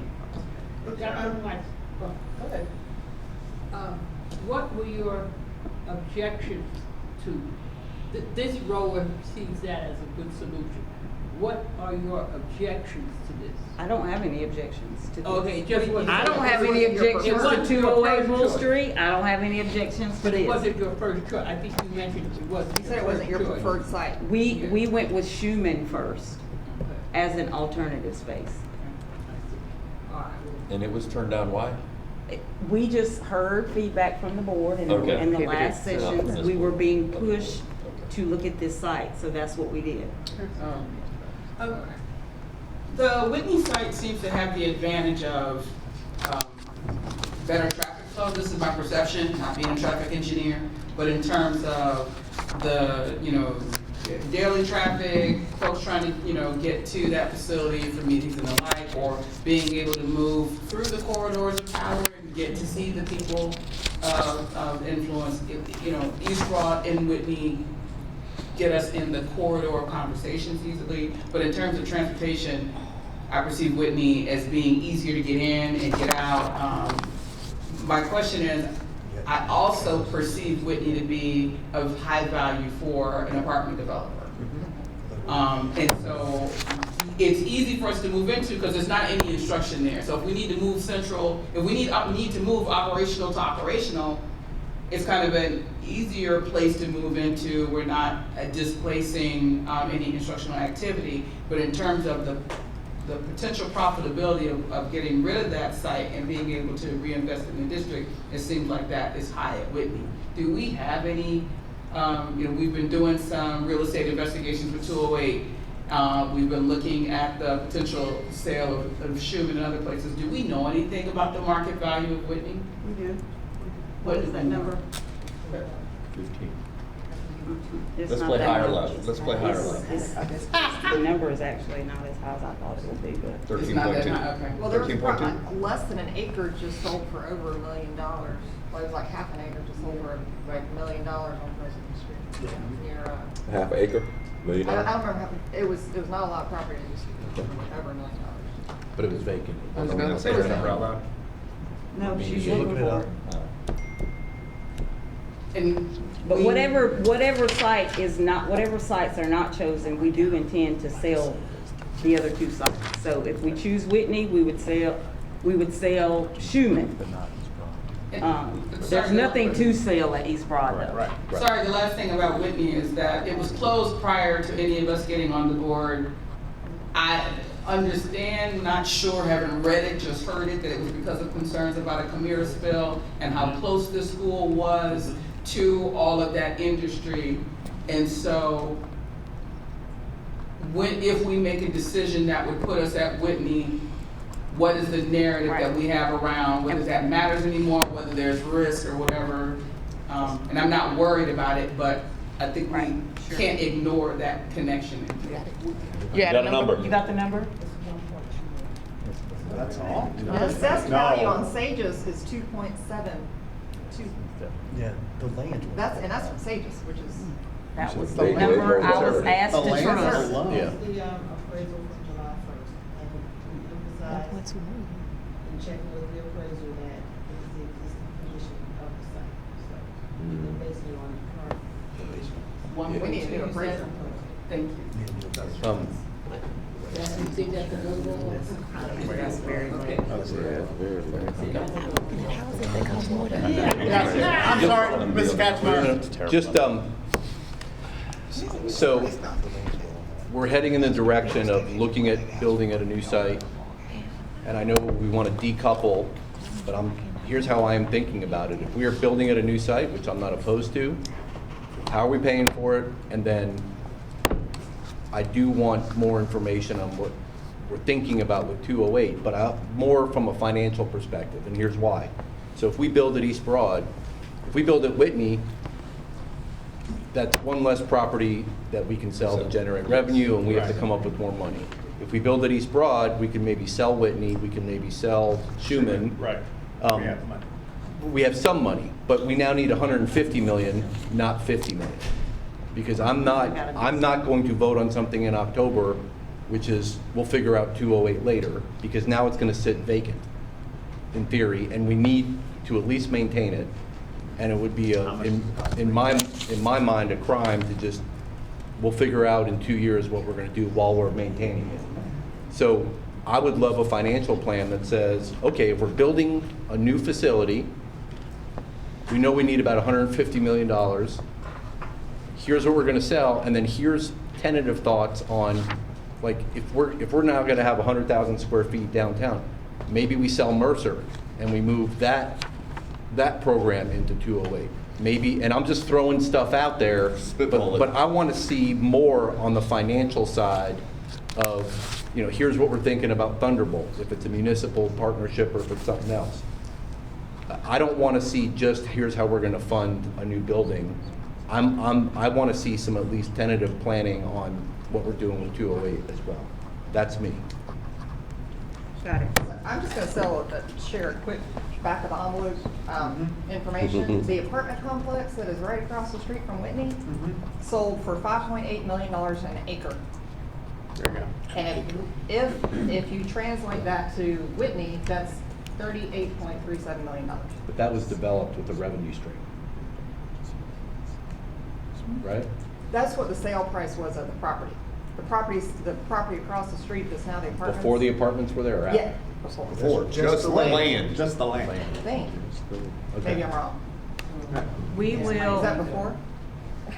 Well, Anyways, sorry to muddy the No, waters. that's fine. I just think that. We need, so, I think Whitney is on in that. the October recommendation, what I'm hearing is we need a funding plan or strategy for 208 Bull Street.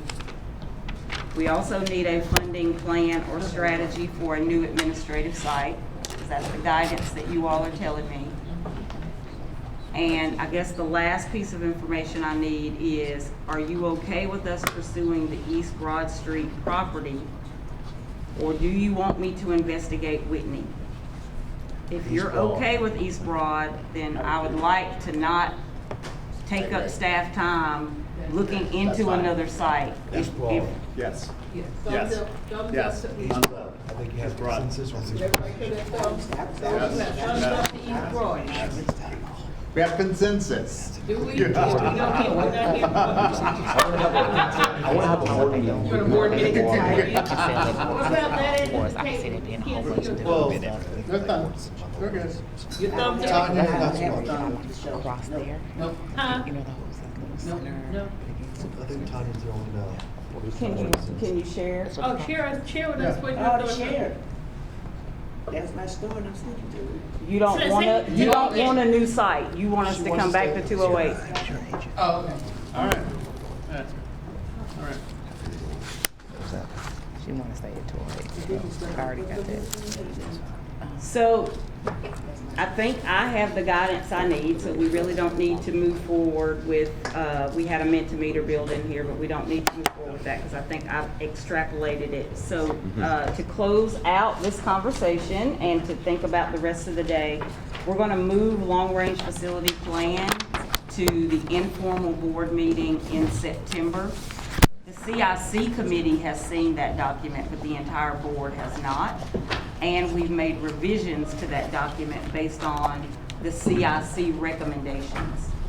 Just quick, when last time I saw that in your weekly update, some of the discussions we had about Schumann and the admin conflicts were still in there. Yes, So but we have it revised now. Okay, so We there's haven't another revised revision that to the last main one you document, but what you were going to see today has been revised. said. Okay, so you'll send us another one in advance of. Yes, and you'll get that in the informal meeting.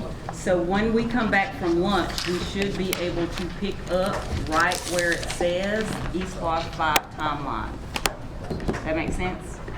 Gotcha. All right, have a great lunch. You actually got about 10 more minutes added. Dr. Paul and Reverend Smith, are they? We're missing who? Paul and Reverend Smith. Just go. All right, so we are now at, Mr. Moss has had an event at Hubert, I believe.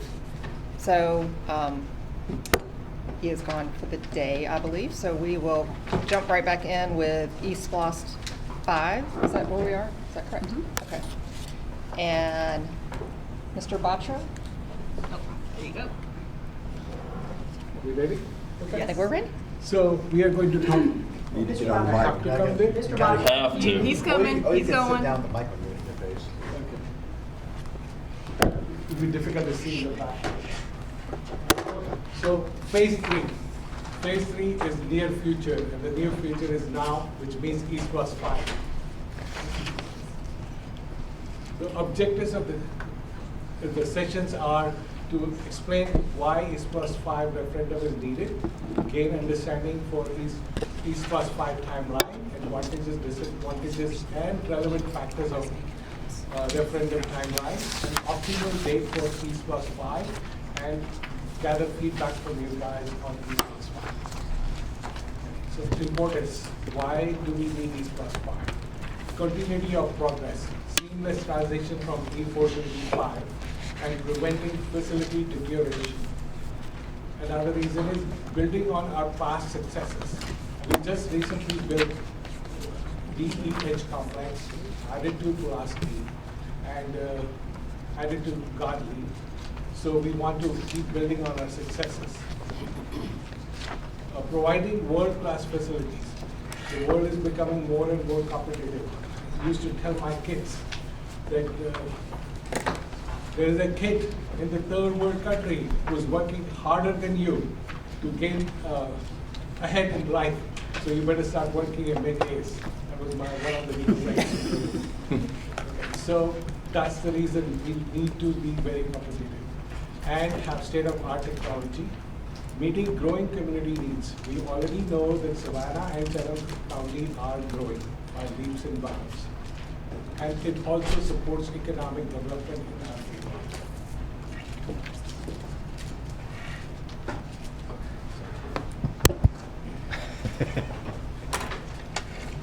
Another reason for East Plus 5 is fostering STEM and CPAE education and make them future ready, our students, and enhancing safety and security features. Chief Enoch will definitely agree with you guys. Okay, so relevant factors. Why do we need now? Why do we need to plan? We are going to establish a timeline which includes project recommendation, public discussion, community input, and feedback from you guys, and determine an election date, March or November, and timing for public awareness. So, timing is the key. Why we need to act now? Timing is the key. Ensuring continuity in school projects, maintaining momentum. We have two options according to Mr. Holiday, March 18, 2025 or November 11, 2025. The reason for March 2025 is it's going to be a standalone election, continuity, public sentiment and support, fiscal planning and timing, and avoiding election fatigue. The cons are lower voter turnout, limits time for planning, stand-alone election, which could be a pro or a con, and limits time for engagement and input. So I put the details on that. I told that I would go too fast, but I give you more time to discuss. The cons are already there. So now, November 2025. Again, potential voter turnout is a pro. Extends time for planning and engagement. Completion of additional projects. Alignment with broader fiscal year planning. Cons are potential competition with Peace Plus. Potential funding gap. Voter fatigue. Uncertain economic conditions because 1 year from now the world changes. And longer lead time for implementation. Mr. Barker, excuse me for a minute. Is there a hard copy in our proposals? Is that supposed to be one It was handed out earlier today? Yeah. Oh, three. Three? Yeah. Oh, I have one there, but we're saving that to informal. I'm sorry. That's capital. We're saving two for informal. Okay, I'm sorry, but I don't. Actually, to slow you down a little bit, Sonny, can we go back to the two dates? Just go back a little bit. Okay. So, as Sonny just explained, we are looking at two potential dates for a referendum. There are pros and cons to both of these opportunities. He was just illuminating a few of these possibilities. So if you'll go to the pros and the cons, we've looked at why might it be good to go for a March referendum? Why might it be not a good thing? I'd love to get you all's input on pros and cons, your thought partnership around this as well. This was our brainstorm. Sean? I'd rather go in March, East Block standalone before a T-Splosh vote in November. Yes. Agreed. Dion, I agree. Agree. Agreed.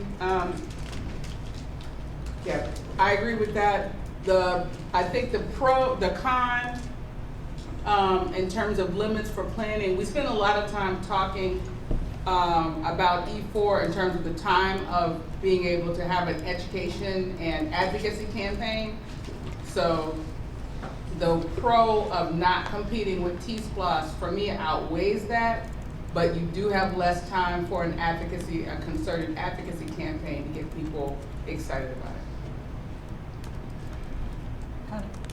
it. What I have found is that, at least in terms of these blocks, a lower voter turnout ends up with more pros coming out who want, as opposed to people who come out to say no. Okay. So the people will make the effort to come out to support, there's more people that will make the effort to come out to support it than there are people who are opposed who will come out to So that's fight a it. good, Yeah. another good reason to have it. Yeah. stand Do alone. we know that T-Splosh will be next November for sure? Because I've heard lots of potentials on T-Splosh as well. All I have heard is also potential from the city. So T-Splosh could also be in March. Yes. No, they're only thinking about November right now, but they don't know about East Pass unless someone goes and tells them tonight. So nobody's committed. They're not committing. We're not committing. We're all gonna play chicken together. So we need to wait for them to make public the peace process in November. Well, I think we go first. Always. I think we make ours known first and make Leaders yours around lead, us. baby. Yeah. Okay, anybody else? All right, so that sounds like So I'm hearing, favoring March. right. And that would also, wouldn't that also help us, because I know in our long-range facilities plan, which I know we aren't getting to yet, but there's a lot in that that depends on E5. So if in the very horrible, unfortunate event we did not have an E5, that would allow us to pivot and figure out what potential implications there could be. Sonny, we don't have a lot in E2, in phase 2 that depends on E5. So A few things, but We have quite a bit, I think. on an E5, Buy land, new high school, we're gonna show you the things in this presentation that we think do depend on E5. And Okay. yes, there is some crossover. Okay. So why,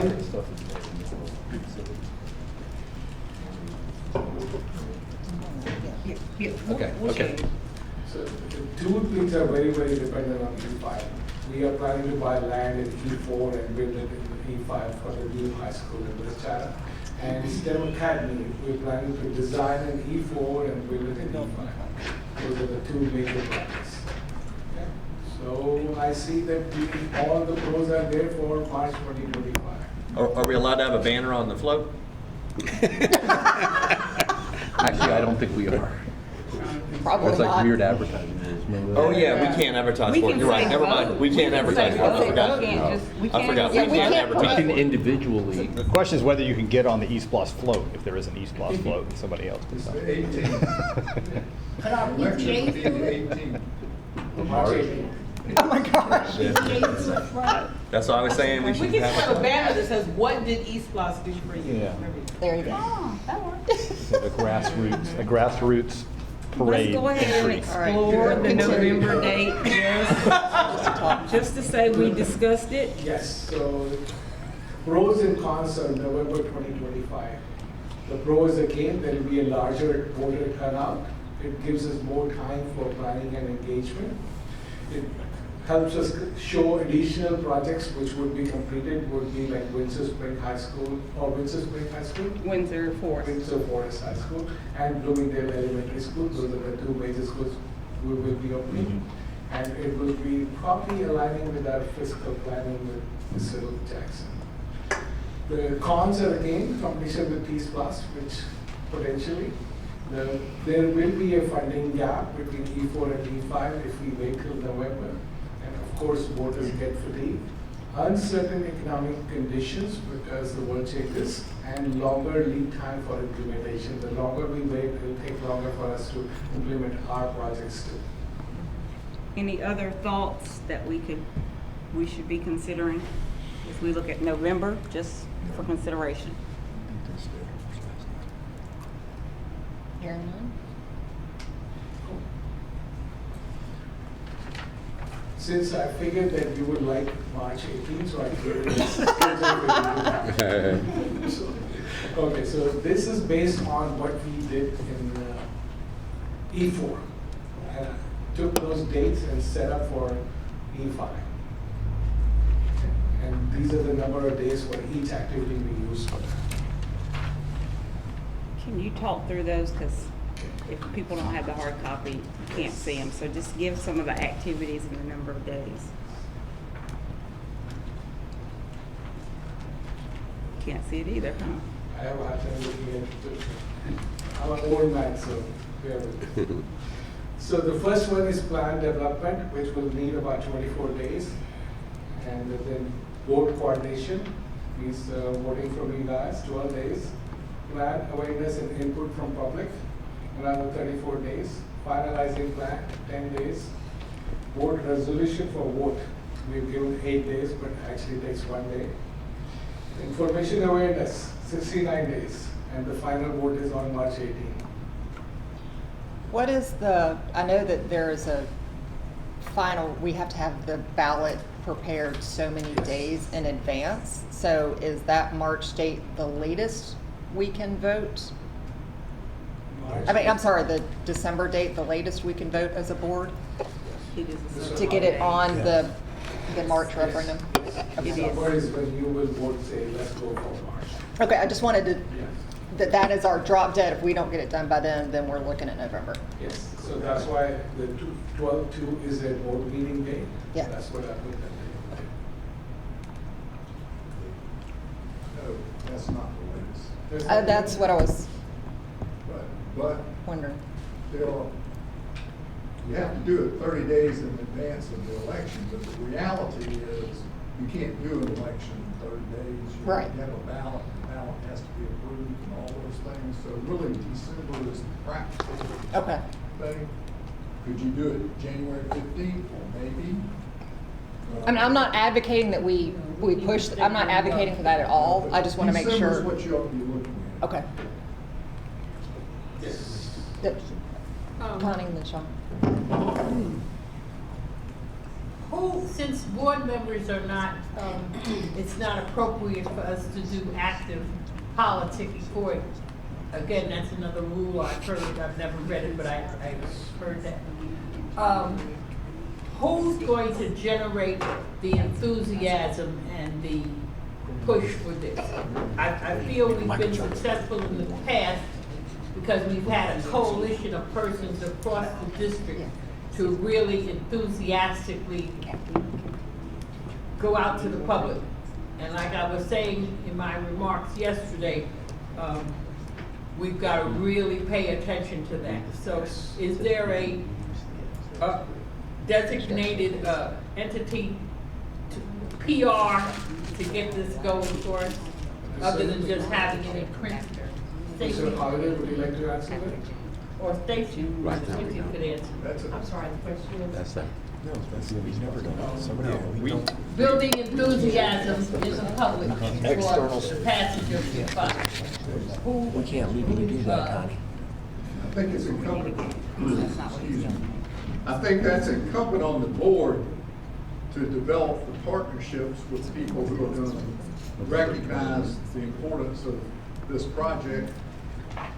One way you do that, of course, is to point out the projects that are going to be improved and built by this and show that you're providing additional structures for service throughout the community. So I could sit Yeah, down with Joe groups- Marinella. Different groups can do that. I will make an observation. Each board member can do whatever they want to do about campaigning as an individual. Oh, okay. I mean, you can campaign as an individual. The district can't spend money to campaign. And so any campaigning has to be done by something other than the district. You can't spend Yeah, I understand that. board assets on campaigning. Educate, but not advocate. Right? But you personally can do that. And you're a politician, politicians campaign. So that's a good thing. All right. Thank you. But what part of the process of we're triggering, this is kind of a start. So we're triggering this process which will require us to develop the coordinated group that are going to support it if it's going to be successful. Should be successful. We've been successful in doing that in the past. Different groups have provided assistance. We would expect that to continue. But that's something that's got to be worked out. I don't think the superintendent's coming in with a plan of, well, we're going to let this group do that, and this group do this. That's why we're talking about it. So I can give you an example from E4. I joined just before this happened, so one of my tasks was to create presentations for each group. And I think I attended the one for Windsor Forest High School. We talked about Windsor Forest High School. And we had how the penny did, all the good things we had done, and what will happen if you pass C4. So I remember making some of those presentations. So I had a heartfelt conversation about the power of the penny. Yes, that was a word that was used, power. Yes, that's So we've had a bit of a little sidebar up here, which I know we're not supposed to have, but it has called into question timing and if that relates to the collections, our collections and the cap that we have on collections, which we anticipated would come up. And I've already asked Mr. Holliday to be ready to give input on that. My understanding is that if we continue to trend in the direction that we're trending in now, we will reach our cap by approximately March of 2025. That is my understanding. I also understand it that the last date that we would then collect a payout would be sometime around June. I'm looking for affirmation. Yes. June. So, and then we can't start collecting again until January 2026. I No. can make one correction to that. Okay. Once it passes the vote, we can start after 30 days. So as soon as it ends in June, we can start on July 1. Is that correct, Mr. Holloway? If we do the vote in March. That's correct. Yes. Right, if you do it in March, what you would do is you would structure the resolution to match up with when the other would end, so that you would be able to continue it, because you don't want to disrupt all of the businesses with having to do different levels of sales tax at different points in time. So actually, what you would do is as you come up, you would figure out when you anticipate it to end, and then structure so that the new SPLOST 5 would start before the end of the previous SPLOST. The previous SPLOST would go through January of 26 or January 27. So, Mr. Cashbar, does that answer your question about collections? No? So is that? This is the answer to the real question. If you have a SPLOST and it's running, you can renew the SPLOST before it ends in order to maintain a continuity of income. How you structure that is a function of when you have the election and what your resolution says. So you're able to meld the two together so that There's no gap. There's no gap. So that's another advantage to going in March. Correct. Yeah, my question was, why are we going a year early? And that's the answer. The answer is you're collecting more money than we estimated. Of course, the other issue is that all the projects have cost dramatically more than were originally estimated. So you have that function in there as well. So my question on the expenditure issue is your answer based on our referendum or based on the Constitution and applicable law? My answer is based on the law, period. Okay. So because in our current eSPLOST, I know we have the cap, but then we have that provision that allows us to keep collecting based on increased construction cost, correct? To the end of the quarter. Is it only to the end of that quarter? Actually, Okay. the way it works is that you have a resolution where you have adopted a sales tax which has to end by 5 years under the Constitution. Provide payment of certain projects which are estimated to cost a certain amount.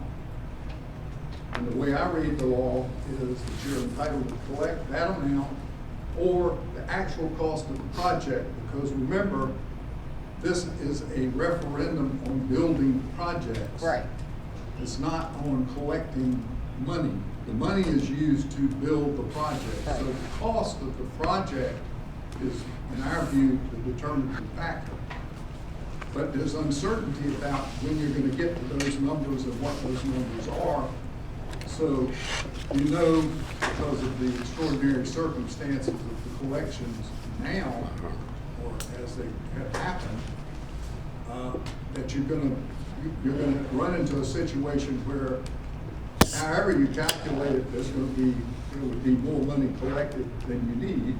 So you would stop doing that, and because the projects have been paid for, and you move forward. As we go through this process and see where we are on the money and how much we've spent, we can tailor.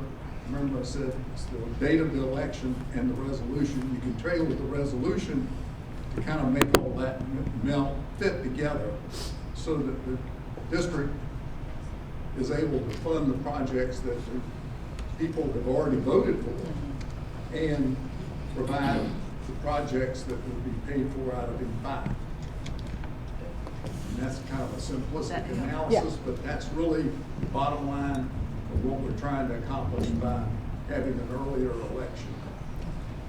gives you the flexibility to make everything match up so that the money that's collected is used for the purpose that it was originally intended, and that you're able to continue the process and the improvement of the district with E5. Okay. All right. Thank you.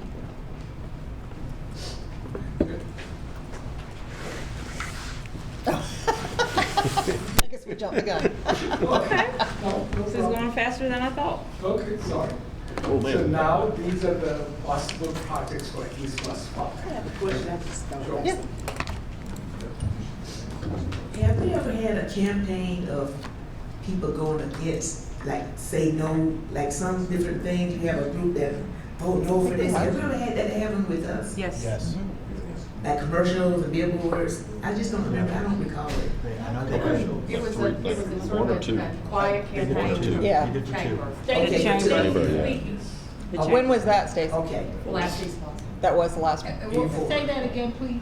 It was a quiet campaign from the chamber, Yeah. who stated that they were reflecting the opinions of their membership.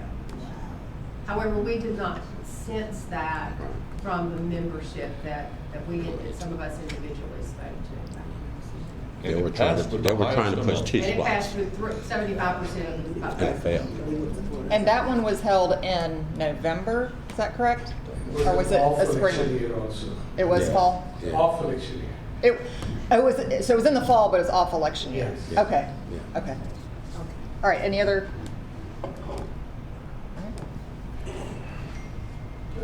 Okay. So these are the list of possible projects we could include in E5. You know, we saw the study done by Parsons on our facility condition index, and I have started from the worst one to the latest one. Worked with Tom Hayes with. In E4, we have maintenance facility, but we are going to run out of money because of the cost of the projects. So we won't be able to build the maintenance facility. And somebody did mention Pooler Elementary earlier, and so Pooler Elementary is in really bad shape and it needs all the help. I'm sure our new board member is also in favor of Pooler Elementary. Charles, is that correct? Okay, so he is. Then Charles Ellis Montessori K-8 needs a lot of help. Garrison K-8, we are doing some renovation, but it needs more funding to continue to make it to a world-class facility. Yes, ma'am? I would certainly like to add consideration for Windsor Forest Elementary. It's on there. The next page. Oh, Yeah, but I'm gonna have So to. Windsor Forest Elementary is also in that good condition besides central office, which we just found out we cannot pay for it, STEM Academy at Bartlett. Yes, sir? Yeah, well, I know that we have changed the focus of STEM, so I can see that getting moved to 5 because we went from a renovation to a rebuild. But Southwest Middle, Windsor Forest Elementary, next page, Georgetown K-8, and Garden City were all E4 projects, and I'm just trying to figure out if we are completely changing the scope and why we are moving projects from our E4 list that I just double checked, so I make sure that. So Southwest Middle, we don't have enough funds because if 410 is my limit, I cannot do it in E4. There's So, okay, so several we're- projects which are in E4 which cannot be funded because of the, we threw in Bloomingdale, which was not in the original plan, which cost $60 million to away a lot of the projects. And when we hit the ceiling, it stops because the cost of. I got you. So the moving from a remodel of Bloomingdale to a new school has Yes. removed a bunch of E4 projects. Yes. So many of the E4, just to clarify or restate, many of the E4 projects that were originally renovations are now proposed for rebuilds in E5? Not. Is that what I just heard you say about Windsor Forest? Windsor Forest Elementary, I would like to build a brand new school because it is really in a bad shape. So you got It's Windsor just like Forest STEM Academy. and STEM that would Yes. be rebuilds, that were Yes. initially going to be renovations. That's my recommendation at least. well, Denise, wasn't Jacob D. Smith originally a new school, then to change to renovation? It was renovated, yes, it That went should have back and saved forth. us money there, going from a new school to a renovation to the 20 million, right? Well, it went back and forth, and now they're getting a little bit of new and a little bit of renovation, and yeah, we could. It is exactly a mix of two. Yeah. Yes. So, in E4, what is different about how we considered some of these projects in E4 for renovation that now necessitates them being a rebuild? How did we decide that? So Bartlett would be a good example. STEM would be a good example. That's right, STEM Academy. So, I should not use the word, but I'm going to use it anyway. The previous regime thought differently than I think. Okay, so I think that the condition is so bad that if I just do renovation, it will look good, but it won't last me another 20, 30, 40 years. But your opinion is not informed by, like, it's not vibrational, it's not metaphysical. You obviously have some data or something that makes you feel that. I did do a walk down with design professionals at STEM Academy, and we created a report. I let them create the report, it was not influenced by me. And they came up with the idea that yes, it is better to build. We were going to spend 20 million on renovation and 50 million on a brand new school, which is going to last for another 40, 50 years, besides you do some new roofing and new HVAC, which is not that bad.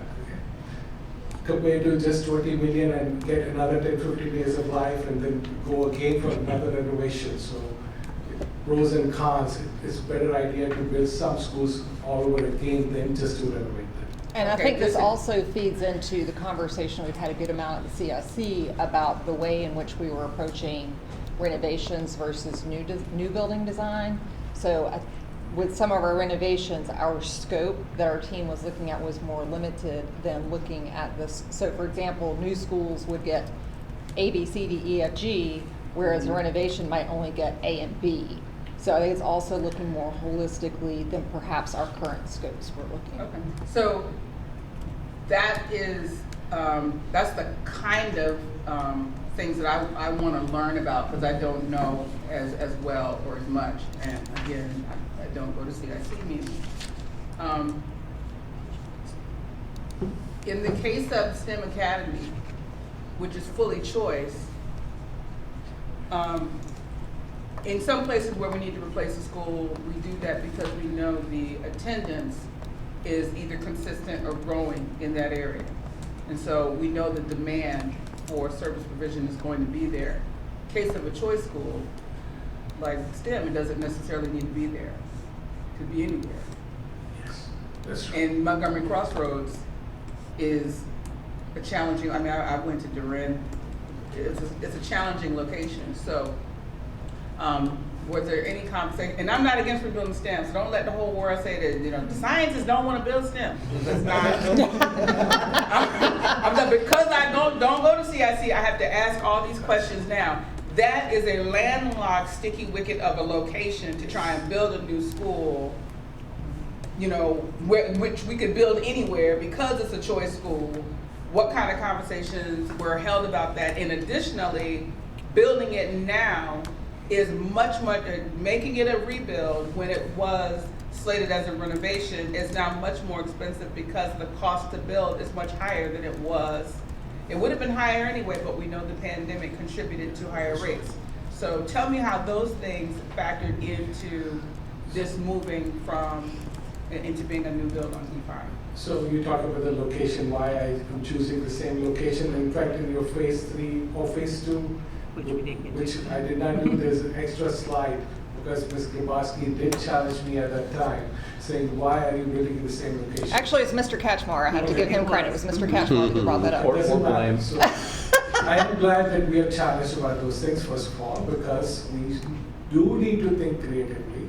And so we don't own any other land, okay? So I have limited choices. Either we go buy land again, and land is not easily available, as you already know from what we are researching in Cooler area. So it does make sense because we already own the land. Now what to do with this building again, okay? And it's, everybody's used to coming to the same school, and we will be able to, it's enough land because we can go vertically instead of going horizontally. And so that's why it made perfect sense to do it there. But we have so much land at Gould, Would it make sense to take No. two?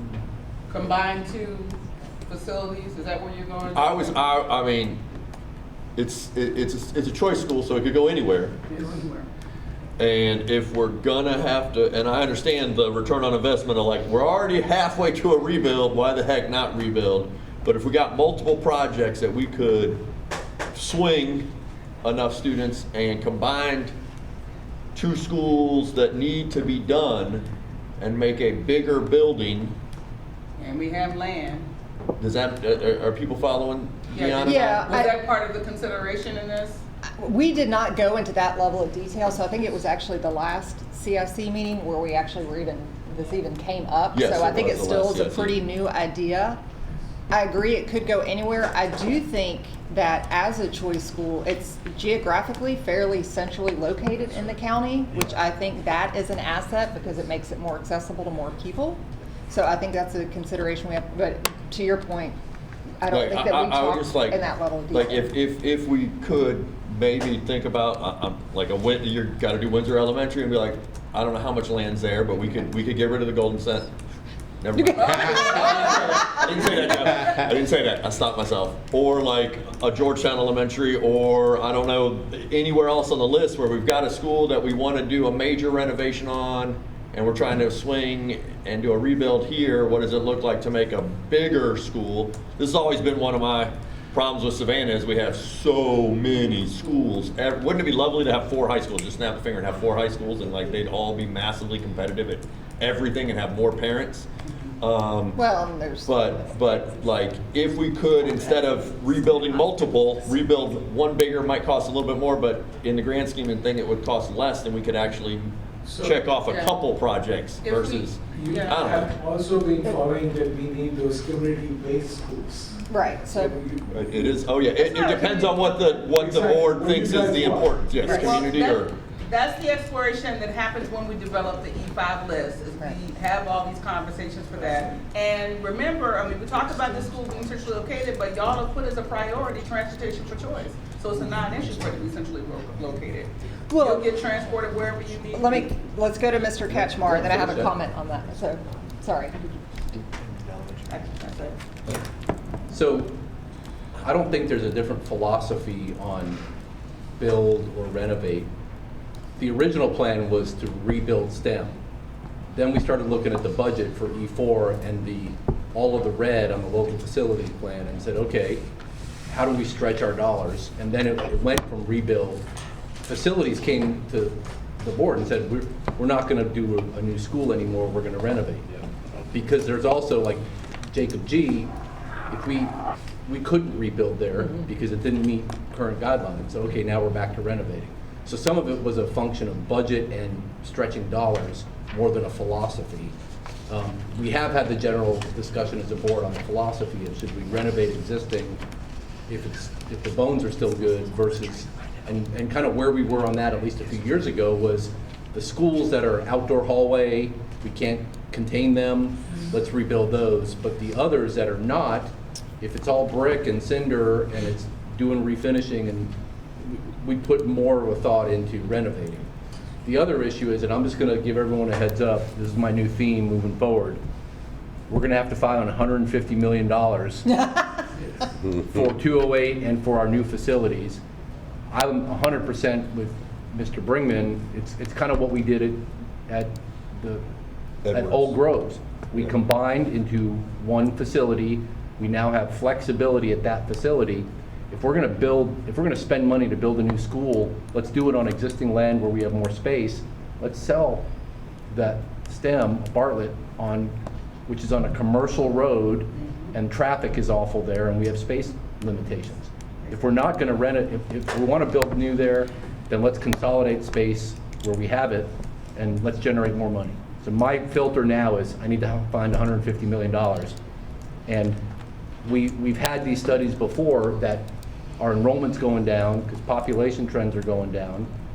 If that's going to be our trend for the next 15 years, let's divest of properties we have to maintain, and let's build more flexible spaces on property we already maintain.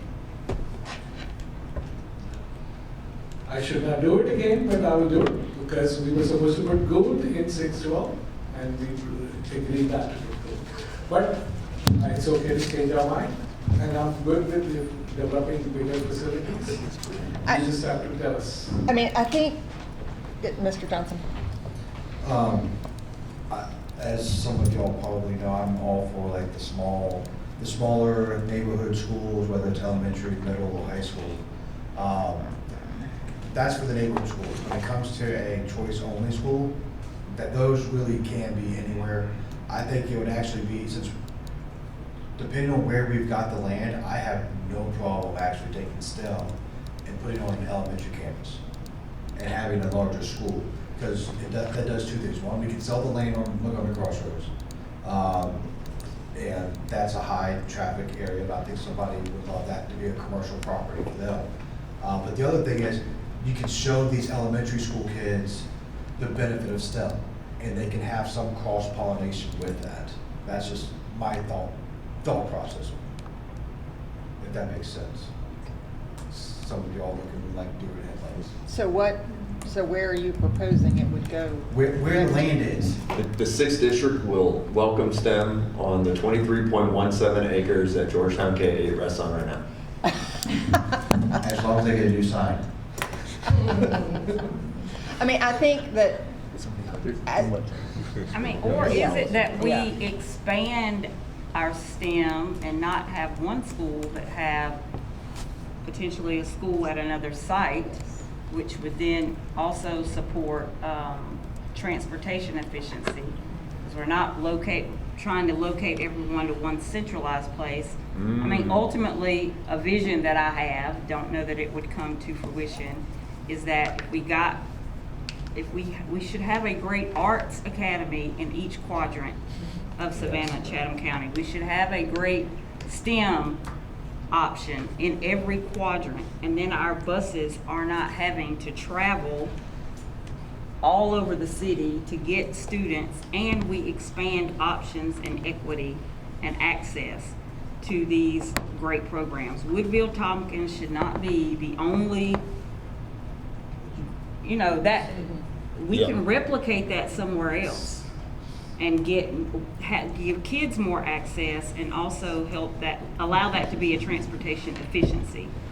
So it's I kind of think about it opposite. I mean, I hear what you're saying. I'm running. I know, I like that idea too, where you say instead of having a STEM, have a trunk and 2 stems. At least 2. Well, and that's when I first Branches. joined the board, that was one of the first, we know we have these schools that every single year we have a massive waiting list, so why don't we have a second option? So I fully support that. And we have several schools which have waiting lists. One our STEM Academy, Garrison, yeah. So we know it's working well. Let's replicate it.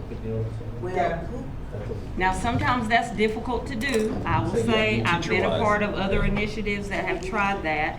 Some of it is contingent upon the leader. Sure. It is very difficult to emulate a Mr. McGuire at Woodville. Principals are not born, and they are very difficult to be built like him. And he is a big part of why that school is successful. So it's not as easy as cut and paste. Of course. Dr. Howard Hall? Who was on the school board to really know what happened with STEM when it was Bartlett? I don't think anybody else. Yeah, Sean and Connie. What's the question? I think all 3 of us were when we started STEM. When it was, you mean when it was? It was a struggling middle school. Right. Yeah. It was a struggling middle school, and there was pressure from the community to develop a STEM track middle school, at the middle school level. We had some specializations happening at the elementary school level with engineering and that sort of thing, but parents wanted a STEM track, and the superintendent thought it was a good idea. And if I recall correctly, it also was a very attractive option for parents who had maybe disassociated with the district but wanted something more competitive for their young people at the choice program. It did not have unanimous support on the board. I say that because I remember I was not in favor of it because I was not in favor of specialization that early. And I still have professional opinions about people who decide that they're gonna be a marine biologist at 13 years old, you know, and get tracked in that way. But that's part of the history. It was struggling as Bartlett. We were under the No Child Left Behind as well. And so if you got rid of what was Bartlett and you created STEM, then you lost all of that negative data and the school got reinvented and it was no longer on the state list as well. So there was some local political interest by constituents. There was a reward by changing the identity of that school at the state level. And then there's a general trend of parents wanting kids to decide what they're gonna be when they grow up at age 4. You know? Does that go to, is that where you? That was beautifully said. It just needed to be said because Yeah. people are new on, you know, on Right. board and just kind of know the history. Yeah, there's I knew history. you knew the answer.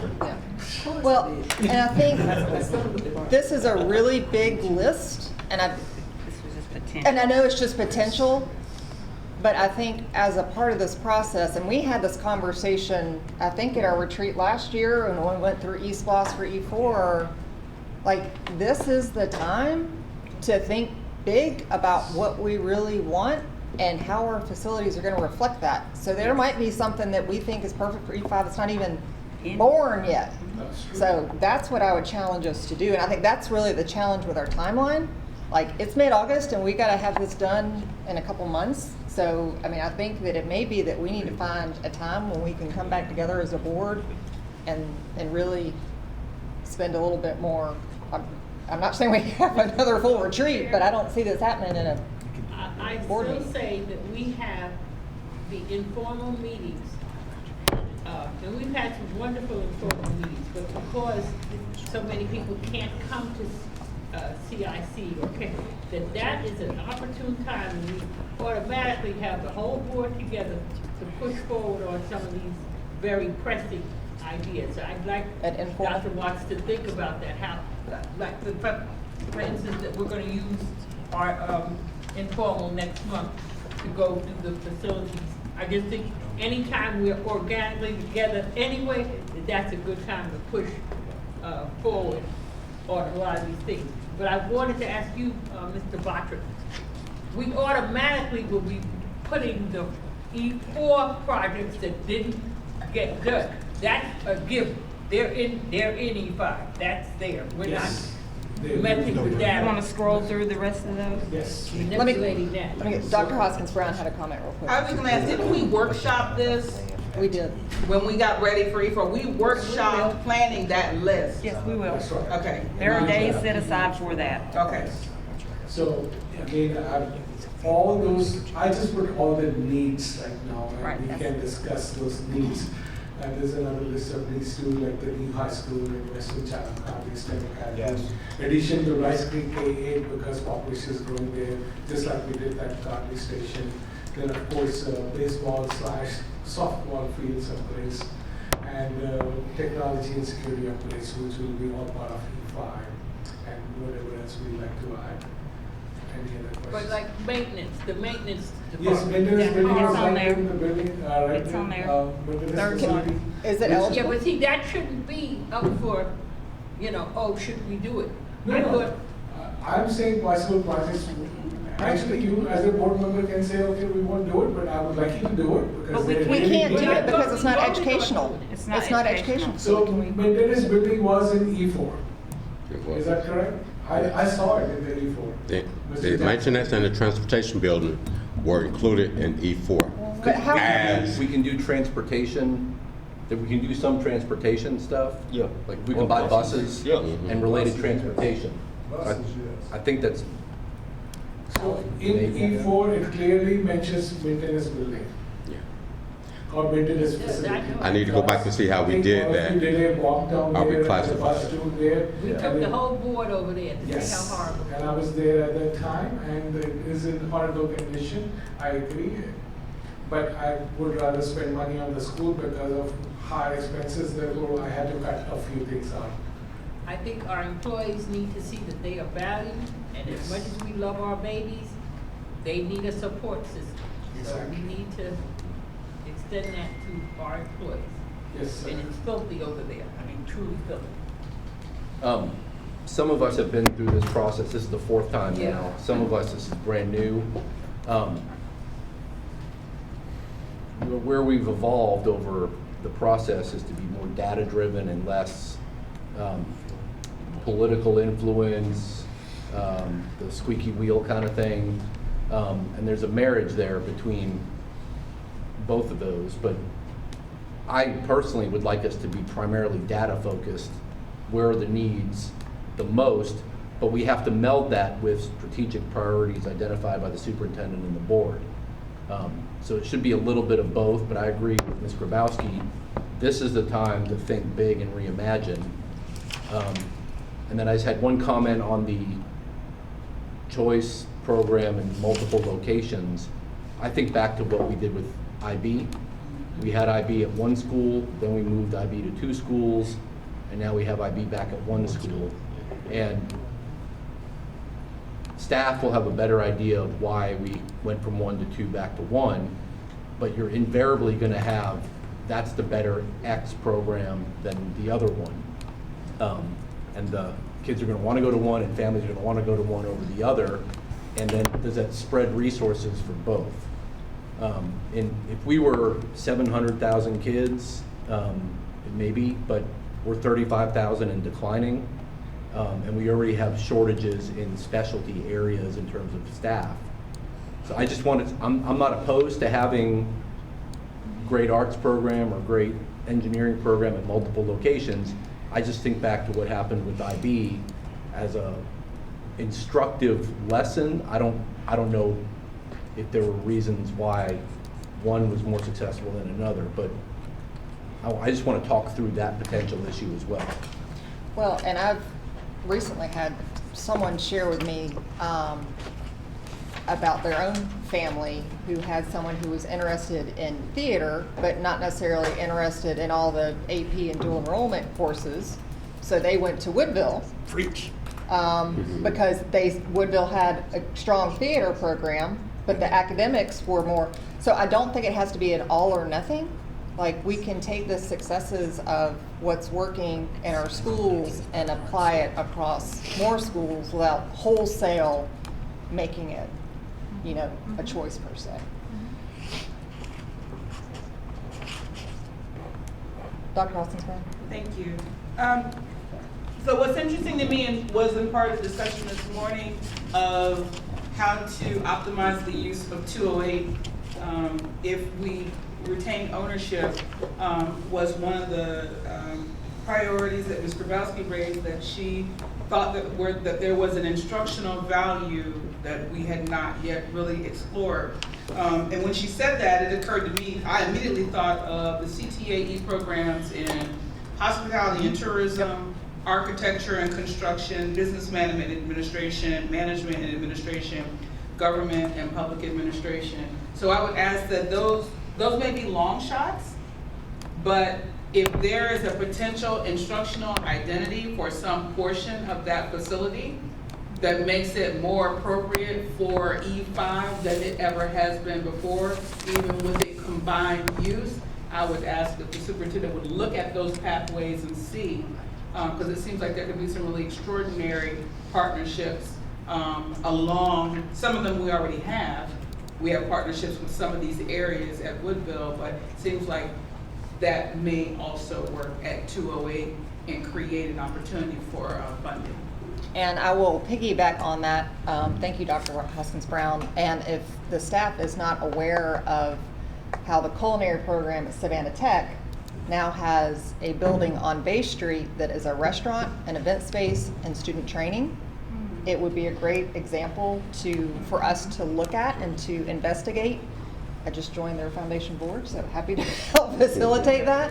But I think that's an excellent example of where we can expose our students in a real world situation in those CTA pathways. So. Okay. So the next topic is? I think we did that. Thank you. Wow. Are we ahead of schedule? We are ahead of schedule. Then let's keep talking about E5. Can we go back to 208 and phones? That's why I make presentations. Can I use my phone in 208? You ready to do your Minty now? So, if you all would like to take a 10-minute break and we can resume with our last topic of literacy at 1:50, we should still be able to leave about 30 minutes early today. That'd be fabulous. So move, brothers. Yes. I think we should stay till 5. Ms. Taylor? Good afternoon. Earlier, we had a chance to look at our strategic plan and some of the specific performance objectives. And under strategic priority one of the performance objectives is around advancing numeracy and literacy. And today, as you know, we're on a journey following our North Star around literacy. We're going to take some time to really update you and share where we are with our literacy plan. We're super excited to have our literacy effectiveness officer here, Ms. Sherry Goldman. And so Sherry has done a lot of work and really been instrumental in kind of pulling all the pieces together. And one of the things I kind of alluded to it earlier is this work is not the responsibility of just one person or one department, but it's the result of working together and collaboration across all areas of the district. And so Sherry will talk a little bit about some of the things that we've done to date. She will share the case, why we're prioritizing literacy, the specific areas that we have identified to focus on around literacy, and the steps that we're currently taking to implement our literacy plan, really giving you a comprehensive overview of where we are to date with our literacy work. So with that being said, I'll punt to Sherry. Thank you very much, and I hope everyone has a copy. I think there's a little bit of confusion about whether people have it or not, so if you don't, just let me know. So just setting our sights on that North Star, Dr. Watts, when she arrived, created that charge for us, and I'm really excited about the work that we've started to do and that we're going to continue to do towards making every child a proficient reader here in Savannah-Chatham County. And all of our work starts with the vision. So very familiar with our vision for the district, from school to world, all students prepared to be successful and productive students. And that cannot happen if our students are not literate. And I think that where we need to start is kind of common ground on what literacy is, because lots of times people think literacy equals reading. And literacy is far more comprehensive than that. It encompasses reading and writing, but also listening and speaking. It is something that is cross-curricular. It isn't just housed in ELA or in reading class. We have to have literacy across the curriculum: math, science, social studies, STEM, everything that we're thinking about. And when a person is literate, they're able to use language in order to acquire and integrate the knowledge that they need to construct and communicate meaning. And ultimately, going back to that vision that I just mentioned, they can successfully and confidently make sense of and interact with the world that is around them. So literacy is foundational to everything that we are trying to do towards that vision as a district. And where I want to start with that understanding that common definition of literacy is why we are making, excuse me, the case for our change, why we are shifting the direction that we have been going in with respect to literacy. And that case for change starts with the data. 95% of children can learn to read if they have an effective teacher, if they have the quality materials that they need. Research tells us that only 2 to 5% of students are cognitively incapable of learning how to read. So when we have the tools, when we have our teachers prepared, it is possible. Looking at the current data, 64% of third graders in Georgia are reading at or above grade level. And when we look specifically in Savannah and Chatham, we are at 58% of students reading at or above grade level based on the recent GMAT scores that came out. There is growth for third grade. That is a growth of 1 percentage point. It should also be noted that between grades 4 and 8, we've had between 5 and 7 percentage points of growth in the last year, which is very, very strong growth, but obviously there's still some room for more.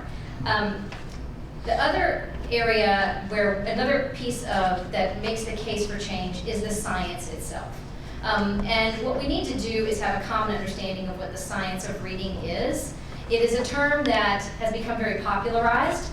It's a term that has become simplified, where people think science of reading, we just teach phonics, everything will be fine. But it's a lot more complicated than that. The science of reading is actually this extensive, expansive, multidisciplinary body of research about how the brain works, how reading and writing proficiency develops, why some students struggle, and what are the effective ways to assess, teach, and intervene.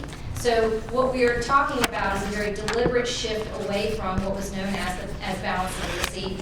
And these practices were much less explicit and systematic and cumulative than what the research is telling us to do. So our case for change is to follow the science. If we look specifically at a model of the science of reading, and this helps people kind of wrap their minds around the definition of what the science says. This is called the simple view of reading. It says that reading comprehension is the product of word recognition, which is the ability to rapidly and accurately decode words, and language comprehension, that ability to understand language when we hear it. You cannot have reading comprehension if you don't have one or the other. If a student can recognize words but they don't understand what they read, they will not have reading comprehension. If a student understands language but they can't read it, we will not have reading comprehension. So this simple model gives us an idea of what the science says. But really, the simple model shouldn't be confused for simplicity, right? Because teaching reading is actually incredibly complex. And this is another model that helps us understand the science behind teaching reading, and this is called Scarborough's rope. And up at the top, you see the components of language comprehension, which include background knowledge, and vocabulary and structures, and verbal reasoning and literacy knowledge. And you weave that together with the bottom part of the rope, which is word recognition. So that's where we find our decoding and our phonological awareness and our sight recognition. And over time, when those things are woven together very carefully, that's when we have accurate, automatic reading that is very skilled for our students, and they get to that place of reading comprehension.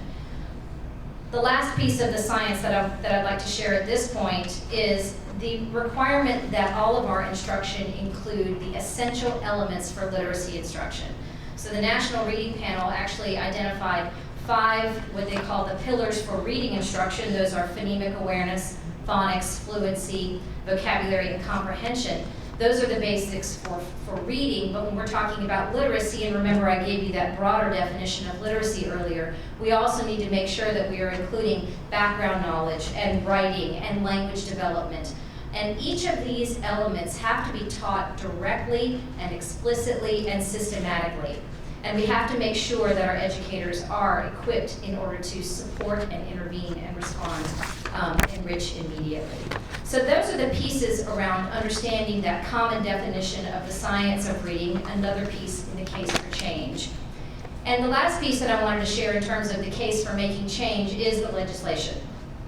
We have legislation here in Georgia that has been passed that is impacting our literacy instruction. House Bill 538 was just passed last year in 23. The Georgia Early Literacy Act, it is giving us requirements around what professional learning our teachers have to have, what learning has to happen in teacher preparation programs, the requirements around high quality instructional materials, mandates for universal screeners that are given 3 times a year, and then tiered reading intervention plans when we identify students who have reading difficulties.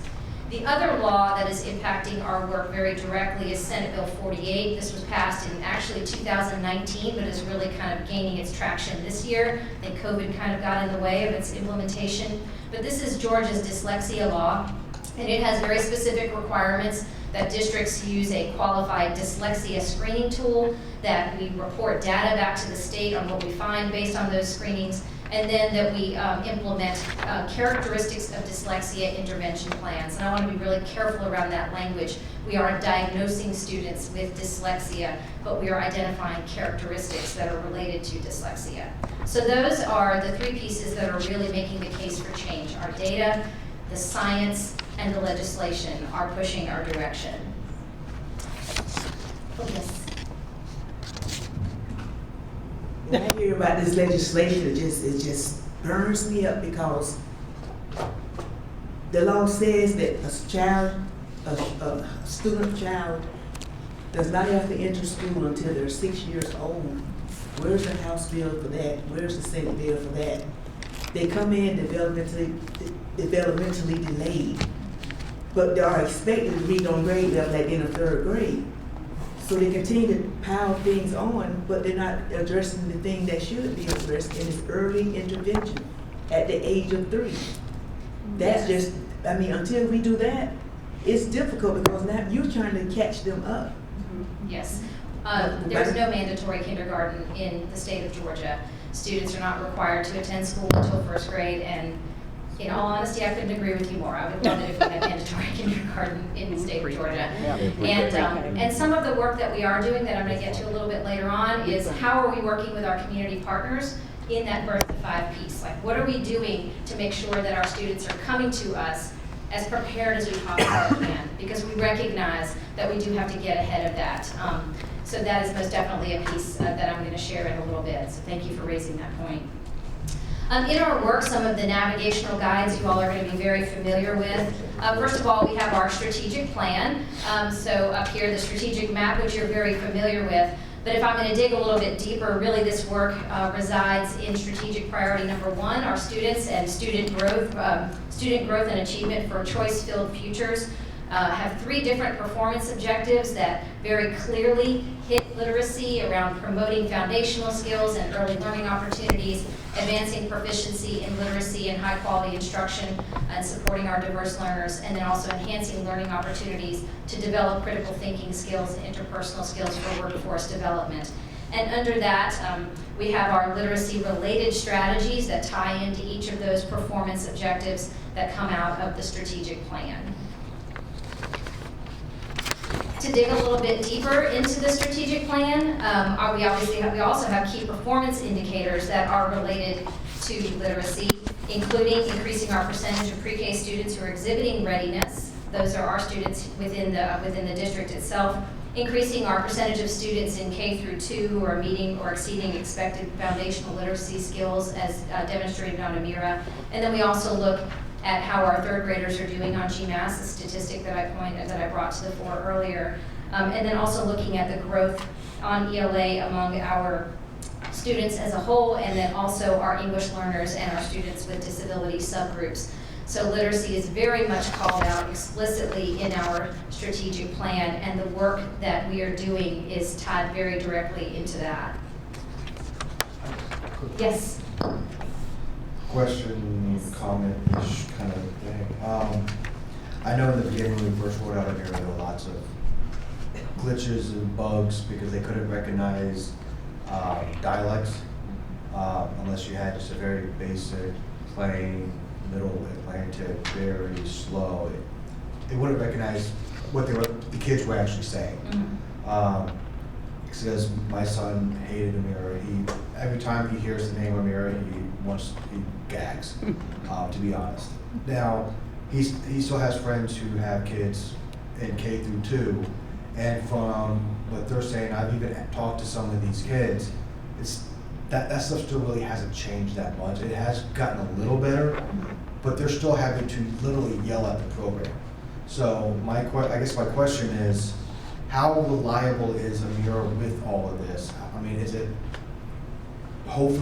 I know it's hopefully gonna get better, but I see it more of a struggle for the students than I do for, as a benefit for them. Right, I think that Amira, yes, I have heard about some of the technical issues that you have mentioned. I know that Amira has worked to optimize some of those. We are also working with our teachers around how the best ways in which to administer Amira, the environments in which to do it, preparing students ahead of time in order to take Amira so that they're having kind of an optimal environment, an optimal experience when they are taking the Amira assessment. I know that Amira has worked on trying to fix the issue of dialects and making sure that the program can understand students as best as possible. There's also a way in which the teachers can go back and listen to what the student says so that if they don't agree with what Amira scored or what Amira says and how a student did, they can listen to the recording. If they know the student well, they know the student's dialect, they know the student said something, then the teacher can go back and make those corrections in Amira in order to make sure that the score is reflective of the work. All right, thank you. Dr. Bennett? Yes. Amira is a contract? Amira is a contract, yes. Where are we at in that contract? How many years? I believe this is the last year of the contract with Amira. Yes. Yes. Okay, so part of your task force will be to determine if we're sticking with that or if we're going with Yes, Yeah. so, well, there are a few things that are driving what's going to be happening with Amira. Obviously, it's an instructional tool in and of itself. It is not just a screener that we use. Yes. But also Amira, so going back to House Bill 538, we have to use a universal screener that has been approved by the State Board of Education. Amira is currently one of the screeners that is approved by the State Board. A new bill that was passed in the 2024 legislature is requiring that the list of universal screeners be narrowed down to 5. There is a committee that has been put together. They met for the first time this week, being led by the Deal Center of Language and Literacy at Georgia, in Milledgeville at Georgia College. And that committee is going to be helping to identify the 5 universal screeners that will be used in order to meet the requirements of House Bill 538. So we will have to see if Amira ends up on that list of universal screeners. But that aside, it can still be used as a instructional tool. So then it would be the decision as a district of how we would want to proceed with that. Thank you. What is your opinion on what we observed in dealing with the bookworm literacy curriculum? Yes, the Bookworms Literacy Curriculum, I mean, it was an incredibly impressive experience going to visit those schools up in Delaware. I think that what they're doing in those schools is what we are trying to do here. It is systematic, explicit, cumulative instruction, using diagnostic tools to help understand what students need and to meet those needs with immediacy. I do believe that the tools that we have purchased can accomplish the same things that Bookworms can accomplish. Really, what we've been learning in our Science of Reading training with letters is we have to understand how students learn how to read, how that brain works, so that then we can use our tools in order to meet those needs. So I'm confident in the curriculum that we have purchased, but yes, Bookworms was obviously doing some very wonderful things for that district as well. All right. Okay, so looking specifically at our plan, so in order to make a transformation, we have to have a systematic approach to this. And when we're talking about literacy, there are a lot of components that are involved. And these, what we're calling the COGS, the COGS behind a universal system for literacy include leadership, database decision-making, professional development, universal literacy instruction, literacy intervention, community and family engagement, and assessment.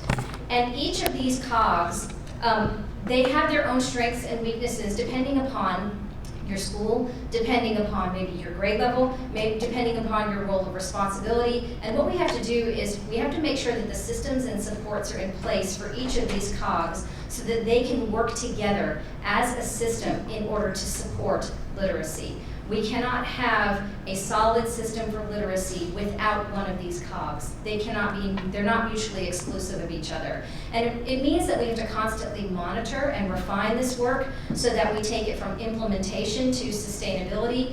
So if we're looking at implementation science, we don't want to just let it happen, right? Give our teachers the resources and here you go, make it happen. We want to do something where we actually do make it happen. And that means implementation with accountability and implementation with the support systems that are needed in order to address each of these COGS that are required to create a universal system of literacy. So we want to have organizational alignment on our purpose and our mission so that our execution is successful. To give you an overview, and I know this is a lot of tiny writing on the screen, so I'll hop to my next slides in just a moment, but if we're going to take each of these COGS and kind of look at it like our strategic plan, each of these COGS has an objective that it is trying to meet in that universal system of literacy together.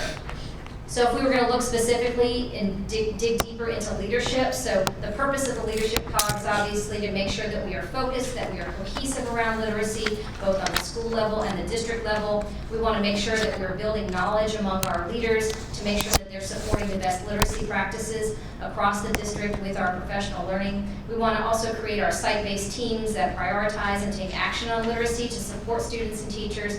And we want to create those structures that promote sustainable professional growth and practices. So some of the current action steps that we're taking, we have our leaders enrolled. They're taking Letters for Administrators, which is a program that professional learning which focuses on creating those universal systems for literacy within your school, within the district. but then also gives them insight into what their teachers are learning about the science of reading. We're also working on constructing literacy leadership teams, both on the district level and the school level. We have our district specialists and our site-based academic coaches being trained to become letters facilitators so that they can then train our teachers in the science of reading. And we're also optimizing the roles of our specialists and so that we can deploy them for cohesive support around literacy across the district. The next cog in our universal system for literacy is professional development, and this is where our teachers receive their comprehensive professional learning and coaching around literacy practices rooted in the science of reading. This is where we're providing all of our pre-K through 5 teachers and identified secondary teachers with training in the science of reading. And then also we want to make sure that we're aligning all of the GTAP and endorsement courses that we offer through our professional development department. We want to make sure that those are aligned with the science of reading and all Georgia Professional Standards Commission standards for teaching reading. So some of the action steps is our letters training, specialized training for specialist teachers and actually speech language pathologists. We're going to start letters for early childhood for our pre-K teachers. So to go to your point earlier about making sure we're getting those young ones. We're making sure our pre-K teachers are prepared. We're also reviewing, like I said, all of our endorsement and certification classes, and then we are exploring training options for secondary teachers because, as I said earlier, it's not just about phonics. I know we do have a partnership with EOA to a certain extent. I'm sorry, with who? We do have a partnership with EOA, what we did over at Forming, and that's a great organization to tap into because we know that the majority of those students will more than likely enroll into our public schools. Yes. And the teachers over at Forming are going to be participating in this as well, so we'll have them looped in. Yes. Our third cog is our universal literacy instruction. This is where our high quality instructional materials come in. This is our adoption of HMH into reading. And on the secondary level into literature, we want to make sure that our tier 1 instruction is strong. Intervention, we can't intervene our way out of a literacy problem. We have to make sure that we've got strong tier 1 instruction, and that's where this comes in, making sure they've got the materials, that they have collaborative professional learning communities so that our teachers are growing together, and that we are also providing additional PLCs through our coaching personnel and the tools that we provide to give building support. So that covers our universal literacy instruction cog. The next cog is assessment. We need to know where our students are, and that requires that we use valid screeners and reliable screeners and assessment tools to make sure we understand our students' levels of proficiency so that we can guide their instruction and that we can identify and intervene when we find out that they have a reading difficulty or any characteristics of dyslexia. So we want to make sure that our teachers are properly prepared to administer our universal screener like Amira, which is currently happening. We're required by law to give that within the first 30 days of school, so that's happening right now. We want to make sure that they understand how to communicate the results of those to our families so that our families are in the know, and we want to also strengthen our teachers' ability to interpret that data so that they're making the right decisions on behalf of students in order to intervene. And Amira is, by law, the universal screener is required for grades K through 3, but we also have a universal screener for grades 4 through 8, and this year we're going to be continuing to use iReady for that in order to identify students with reading difficulties. Yes? I'm sorry, even in Delaware, I was surprised when I heard the word dibbles because we used that years ago and they're using it and it seems to be working. And it's an older model. Dibbles is alive and well, yes. It is a very strong, it is a strong, I used to use it with my students in the classroom, and it's a wonderful tool for identifying student reading difficulties, so yes. Dr. Brink? Yeah. On the assessment side of the house, I know that our big KPI indicator will be GMAS lagging for us. How often can you, Ms. Goldman, with your team, come back to us with, I know, data that doesn't correlate straight to what's going to happen on GMAS, but Our leading indicator. yeah, how often can you or the district share with us so that we and the community sees that we're still on it and that it's I think that the challenge is in, well, first of all, you have your GMAT score, which includes both reading and writing. So an overall GMAT score for us to come up with a leading indicator, that's more challenging. When you're talking about the score for reading at or above grade level, that's a Lexile score. And so some of our other tools do measure Lexile. I'm not a data and assessment expert, so suggesting Our Chief Academic Officer could speak to that. We are in the process of finalizing our leading indicators, and so he'll speak to the work that we've done this week to finalize that. Yes, so in terms of the frequency to which we'll be monitoring both our ELA and our math, will be, particularly with our implementation of our new curriculum, that will be something that we'll be developing and looking at on a monthly basis. So each of our schools will have an assessment calendar and schedule of those times that we'll be reviewing that data. So, question, sorry, okay. That seems like a lot, and how does that interfere, how does that work with instructional time if we're doing a lot of So these are assessments? formative assessments. Okay. So these are things that our schools are looking at anyway on a weekly, on a monthly basis. So again, those are those leading indicators that the superintendent is referencing in terms of that, whether or not that's something that we share with the board, but it is something that we'll be taking a look at with greater frequency internally. Did you have a comment? I have a question on that, and I have a question. Are we adding formative assessments on top of what we're already doing? No, these are not additional assessments. Okay. These are assessments that our schools have been taking for quite some time. Okay. There will be new assessment platforms that we'll be leveraging, but in terms of additional assessments, no. Okay. Back to we're using one platform for up to third grade and then a different platform from fourth grade and on. I just see potential issues there. Fourth grade, we're using a different assessment tool. Oh, now suddenly we've spotted an issue using this different assessment. Why didn't we spot it in third grade or second grade or first grade? How much continuity is there between the different assessment platforms, I guess is what I'm asking. In all honesty, that isn't my area of expertise, but Amira is a tool that's for K through 3, so that's why Amira is limited to K through 3. We are also, students in grades 1 through 3 are also going to take iReady, so in that way we will have that continuity of data from 1st through 8th. And so there will be points of comparison in that sense, but yes, comparing Amira data to iReady data, they both inform our instruction and our knowledge of our students, but I don't know that you can line the two assessments up. Correct. Right, so iReady says this, Amira says that. Is there that potential for divergence, or are they complementary? Certainly. It could be some divergence. Different assessments measure different things. Right. So you have to build that data literacy at the school level to know when I'm looking at this test, this is what this is telling me, and this could be telling me something different. And then it really is up to leadership to how to use both of those to define what instruction looks like. I do share your sentiment, and it can be very confusing when you're using more than one. I probably need to ask a few more questions about why we're using iReady at K3 and Amira at K3. I think maybe I'm just understanding that today.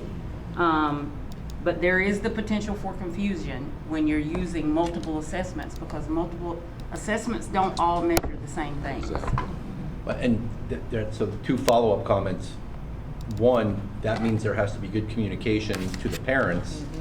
Here's what this is telling us. It doesn't mean your child suddenly dropped 42 points in their Lexile. We're analyzing different things, but that piece has to be there. And then if the state is telling us Amira is one of 5 approved screeners, I say this in all seriousness, I really hope the state has aligned their 5 screeners to their standards. For real, because yeah, we know.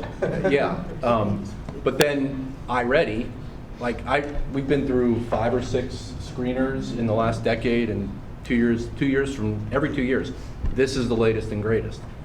And has the state said iReady is aligned with their standards? And I know they're 2 different things, but really, to me, the best practice would be to have a screener that focuses on the things that are best aligned with state standards. Even if we think the state standards are not the best, that's how we're measured.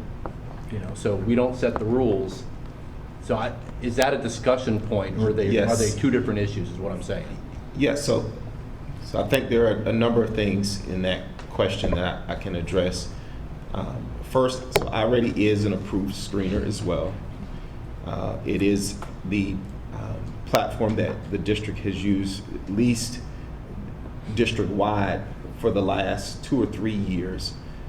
It's been used by several schools for much longer.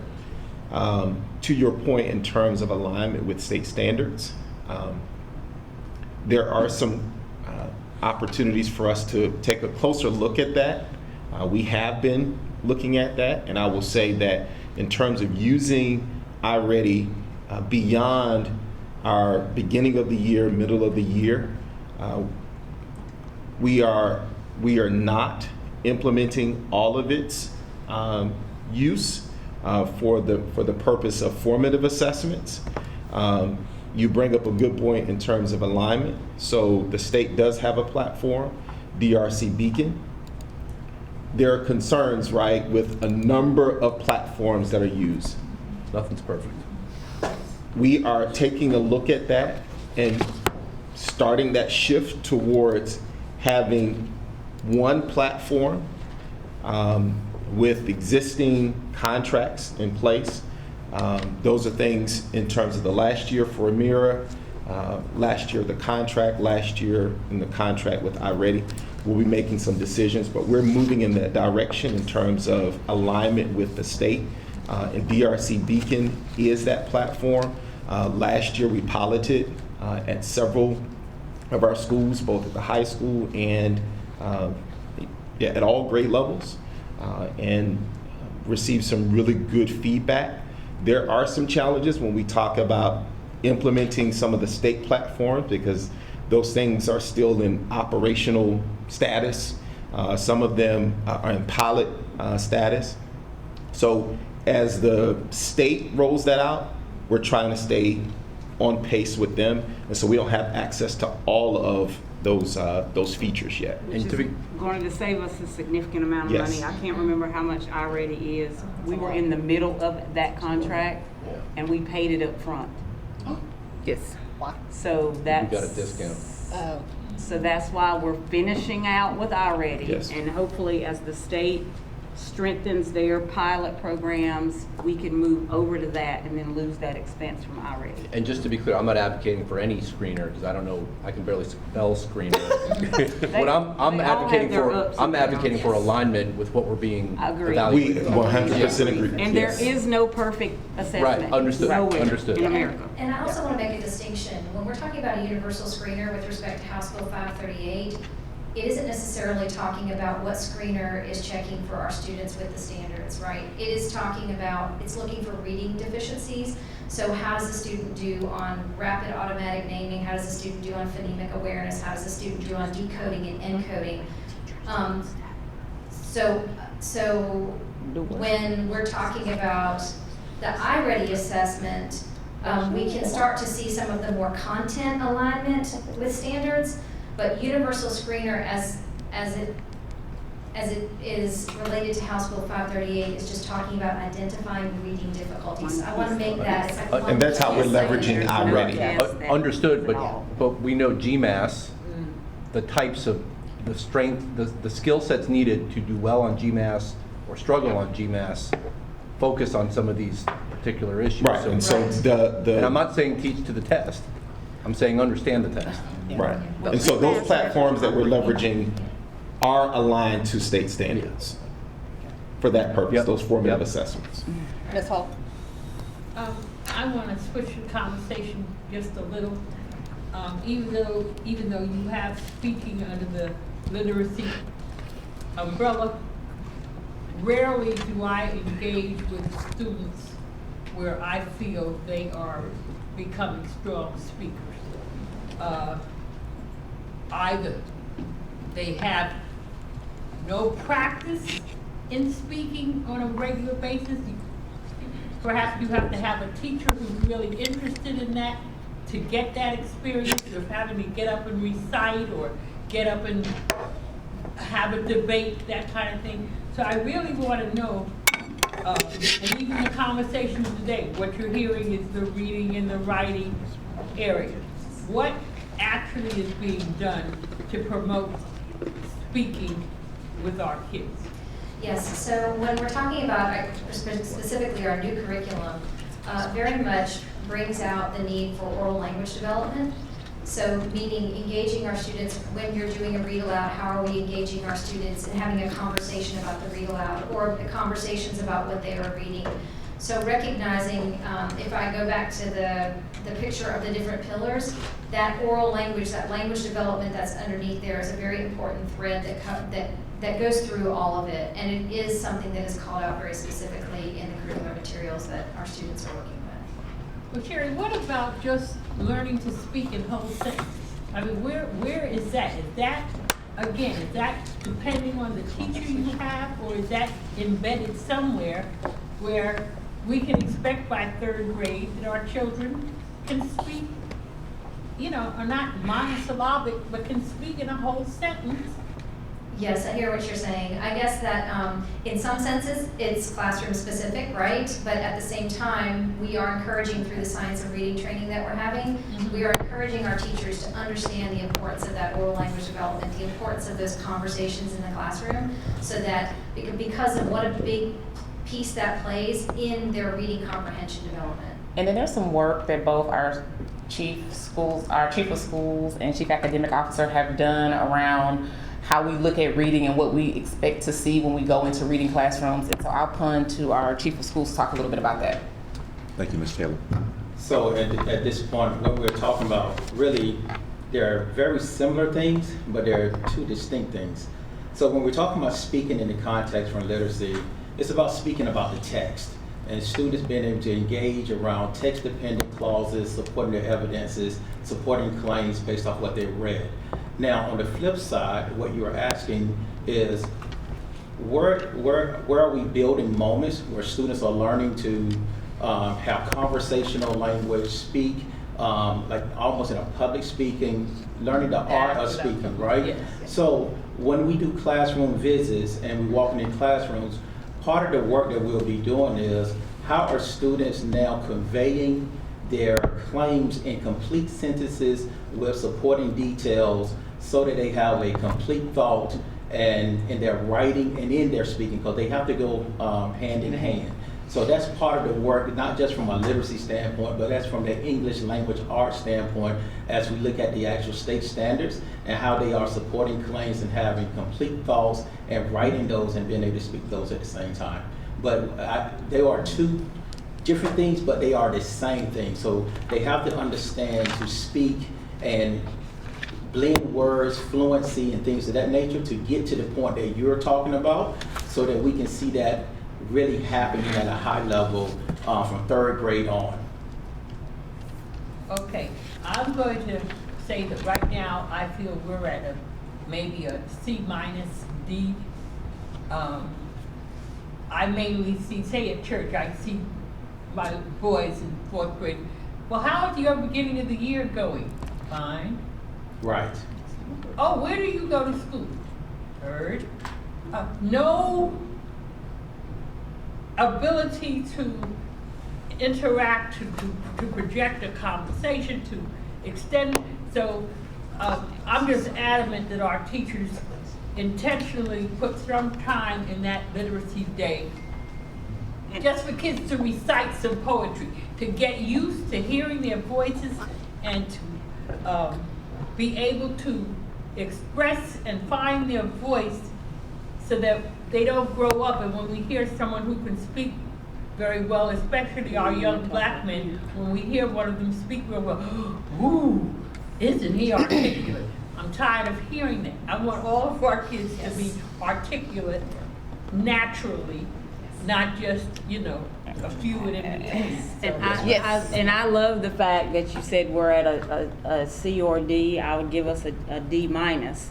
And I think that this is a good opportunity for us to pause and remember, letters training and all of this did not kick off for teachers until January of last year. We are still in very early implementation. And so I want to manage expectations, which is why I'm not coming out of the gate claiming success. One of the things we learned from Delaware and Mississippi and other places that have implemented the science of reading, it took them 7, 8, 9 years to see the results. And so we have to be careful not to lose confidence because we're not seeing immediacy of results. But I am confident that if we stay the course, we have a good plan to get there. Thank you. Yes, thank you for your question. Thank you, Dr. Watts. And here's my slide about database decision-making. Yes, strengthen educator aptitude around it and make sure that we are teaching our teachers and helping them understand how to structure their discussions so that they are reflective and they are using best practices in order to benefit students. The sixth cog is our literacy intervention instruction. So this is making sure that our interventions are appropriate and they're meeting the needs of our students that have gaps. Yes, so a quick question. I know that we're now having to teach the teachers on how to teach the letters.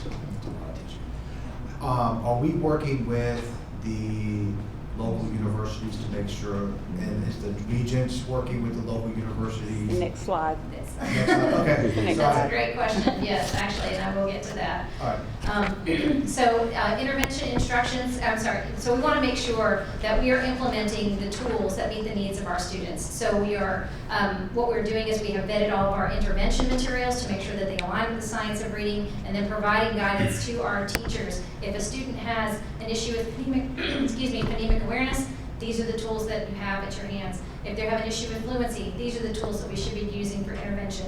And also making sure that when we put together these tiered intervention support plans or these characteristics of dyslexia plans, that to your point, Mr. Kachmar, that we are communicating these things very clearly to parents so that they can understand what is happening with their students, how we are supporting them and providing them with resources that they can use to support their students as well at home. And community and family involvement is the last cog in our universal system for literacy. So this involves making sure that our families and our community are actively involved in the academic development and success of our students.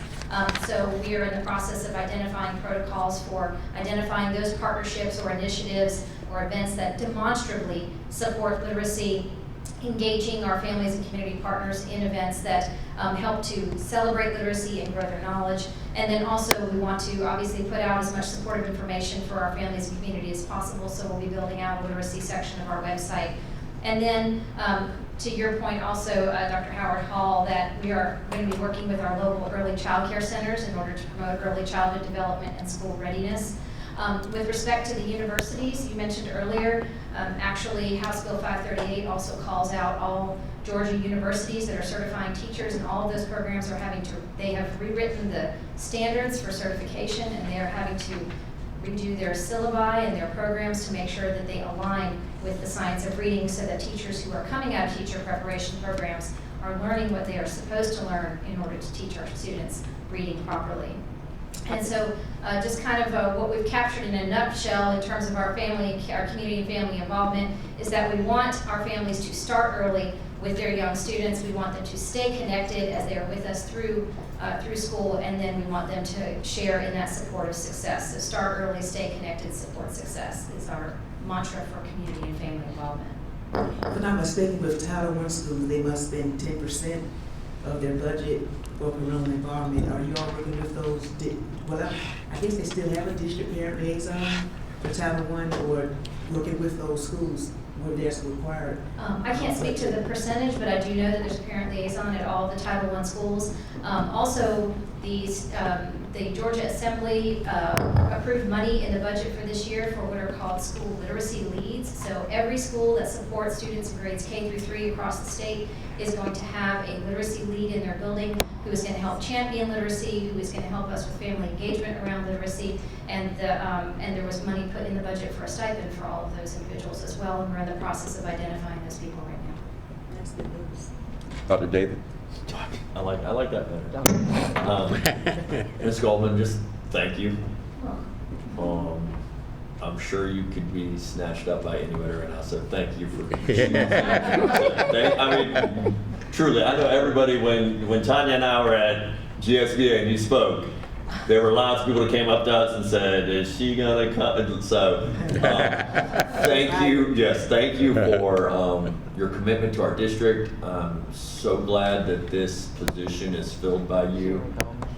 Thank you to the staff here and the staff that are listening or will be listening for their accountability and for trying to make this a consistent project across the district. I know it's going to be hard to attain that consistency, and it'll be ebbs and flows and faster at some schools and slower at other, but continue that good fight. Dr. Watts, thanks for making it happen and continuing that path forward. We got we started at the top of the hill before you got here and kind of kicked it off, and it's rolling, and let's just keep throwing snow on that massive avalanche. And when it comes to Amira, iReady, whatever we're doing, please continue to tell us as a district what's working and what we need to stop, or find something different, so that we leverage the right resources to make sure that all of you can continue this work. Thank you. Thank you for your kind words and compliments. I want to piggyback on that real quick as well.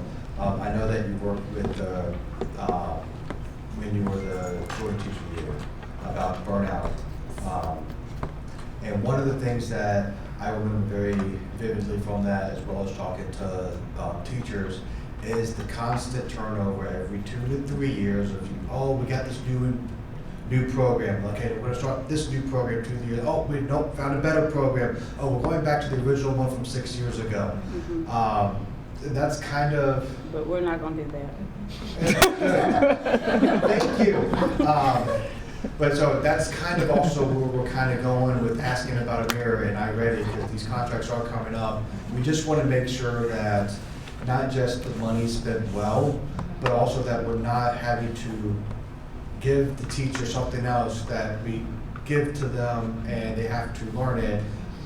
And half the time they have to learn most of it on their own because we only give them partial training. Yes, I appreciate you bringing that up because burnout partially comes from our inability to meet the needs of our students. And when we don't have the right tools and when we don't have the right training, you end up spinning your wheels. And there are so many factors that contribute to burnout, as you know, that the committee that I was involved in, found in our report. But this is a huge part of it. And I know that it's going to be an investment on the part of teachers, to your point, to start this work and to get this ball rolling and to do all of this training. But I think if everyone hangs tight, this is work that's worth it. And in this way, we are really going to make this happen in terms of an implementation. So it's work on the front, but it's the work that's worth it, so that we can take the burnout off of our plate, the burnout off our plate. The burnout happens when we're just constantly trying to intervene, and you're just, you're the duck, and you're sitting on top of the water, and your feet are just like this, just trying to hold yourself up. So and then you don't get the result. Exactly. Right. You The don't get the result result. does not equal the work put in. And I think people will see the work, but then they'll see the result. Exactly. And then that builds confidence and forward movement. Yes. I want to just put a caveat, because we're not going to do that. We're not going to do the change every other year. However, we have a state that often is the law of the land. And when the state says change, I don't get a choice in that. We try to advocate for consistency. We try to advocate for what we know that works well for our context. But when the state says change, we have to pivot. So I just wanted to say that, because I said we're not going to do that. But if the state comes back and they say Amira is not one of the 5, I'm not gonna have a choice, I'm gonna have to pivot. Well, And that's not gonna feel good to me or teachers, but it's not gonna be a choice. Well, I'm also gonna say, it's not, as a parent, thank you for that, for both of y'all and everyone on staff, because even as a parent, having our sixth grader and going through and being in the district, when you change assessments, then the parents have to learn how to read the results as well. And I know a lot of parents who are just like, I don't even read it anymore because I can't understand it. What it is, yeah. Even now with iReady, they say it's written in education language. It's not written in a language for an everyday parent can understand. So I understand that a lot, and I get why teachers need to just print off the report and say, here you go, parents, figure it out. But if there was a way, I don't want to add to teachers, but if there was a way for the district can figure out something with computers and maybe IT, that could, I don't know, translate it into, as Mr. Cash wants to say, as a second grader. Right. So we can, so parents can understand it. I mean, I'm in this at, part-time being on the board, and sometimes these reports are hard for me to understand. Sure. And I've been doing this for 8 years. So it's not just hard for the teachers and staff, but it's also hard for the students and the parents as well. I think it would be an easy fix possibly if we just created some little short videos for our parents to access that basically just breaks down a report in a simplified manner. If you're a parent, you watch the video, it'll highlight the key things that you need to know, and then it allows for the parent to then have the access that they need. That is not hard to do at all. Website, on the literacy Yeah. section of the website. So thank you. Dr. Hall? Yes. January, we will have another president. And there's no telling what may change at the national level. But I'm confident that with the science reading model, we should not be impacted on our teaching models, regardless of what happens at that level. That may matriculate down to the state level. Don't know how assessments may work out, but. Any other questions? Okay. Ms. Goldman? Thank you so much for your time, I appreciate it. Thank you. Certainly a wonderful presentation. Ms. Stacy, do you have anything you would like to add at this moment? No, just thank you. Thank you. Thank you for all that you do. I mean, as we wrap up for today, I just want to say I continue to feel honored, blessed, and extremely lucky to work with such an engaged board. It is 2:44. You all have been all in on every single conversation, contributing, asking questions, pushing, and that's what I signed up for. And so I appreciate that. I'd like to extend a very special thank you to the team. A lot of work went into preparing for these 2 days. We'll stay here another 30 minutes, 45 minutes after you all leave, going through the to-do list. So more actions are born from each of these. So it keeps the ball rolling. But this is the work that our kids deserve. This is the work that I'm committed to, and I'm just appreciative of the fact that I get to do it with such an amazing team, cabinet team, board team, and community team. When I say together we can, that this is what I'm talking about. So thank you for the privilege of being able to do this work with you. Thank you. Thank you. Well, with that being said, our hearts and minds are clear. Pretty clear. All clear over here. Okay. I just want to say thank you for everything that was said this past 2 days. I believe we have a wonderful, wonderful footprint to move forward, and we have great knowledge and wisdom and dialogue to stand on. So I'm excited about what we're going to do for the system, the district, as well as our community. Thank you again, Dr. Watts, and thank you, Cabinet, for your diligence in working for us and working with us. Thank you, thank you, thank you. Be safe. We're done. All right. Now the plate is coming around.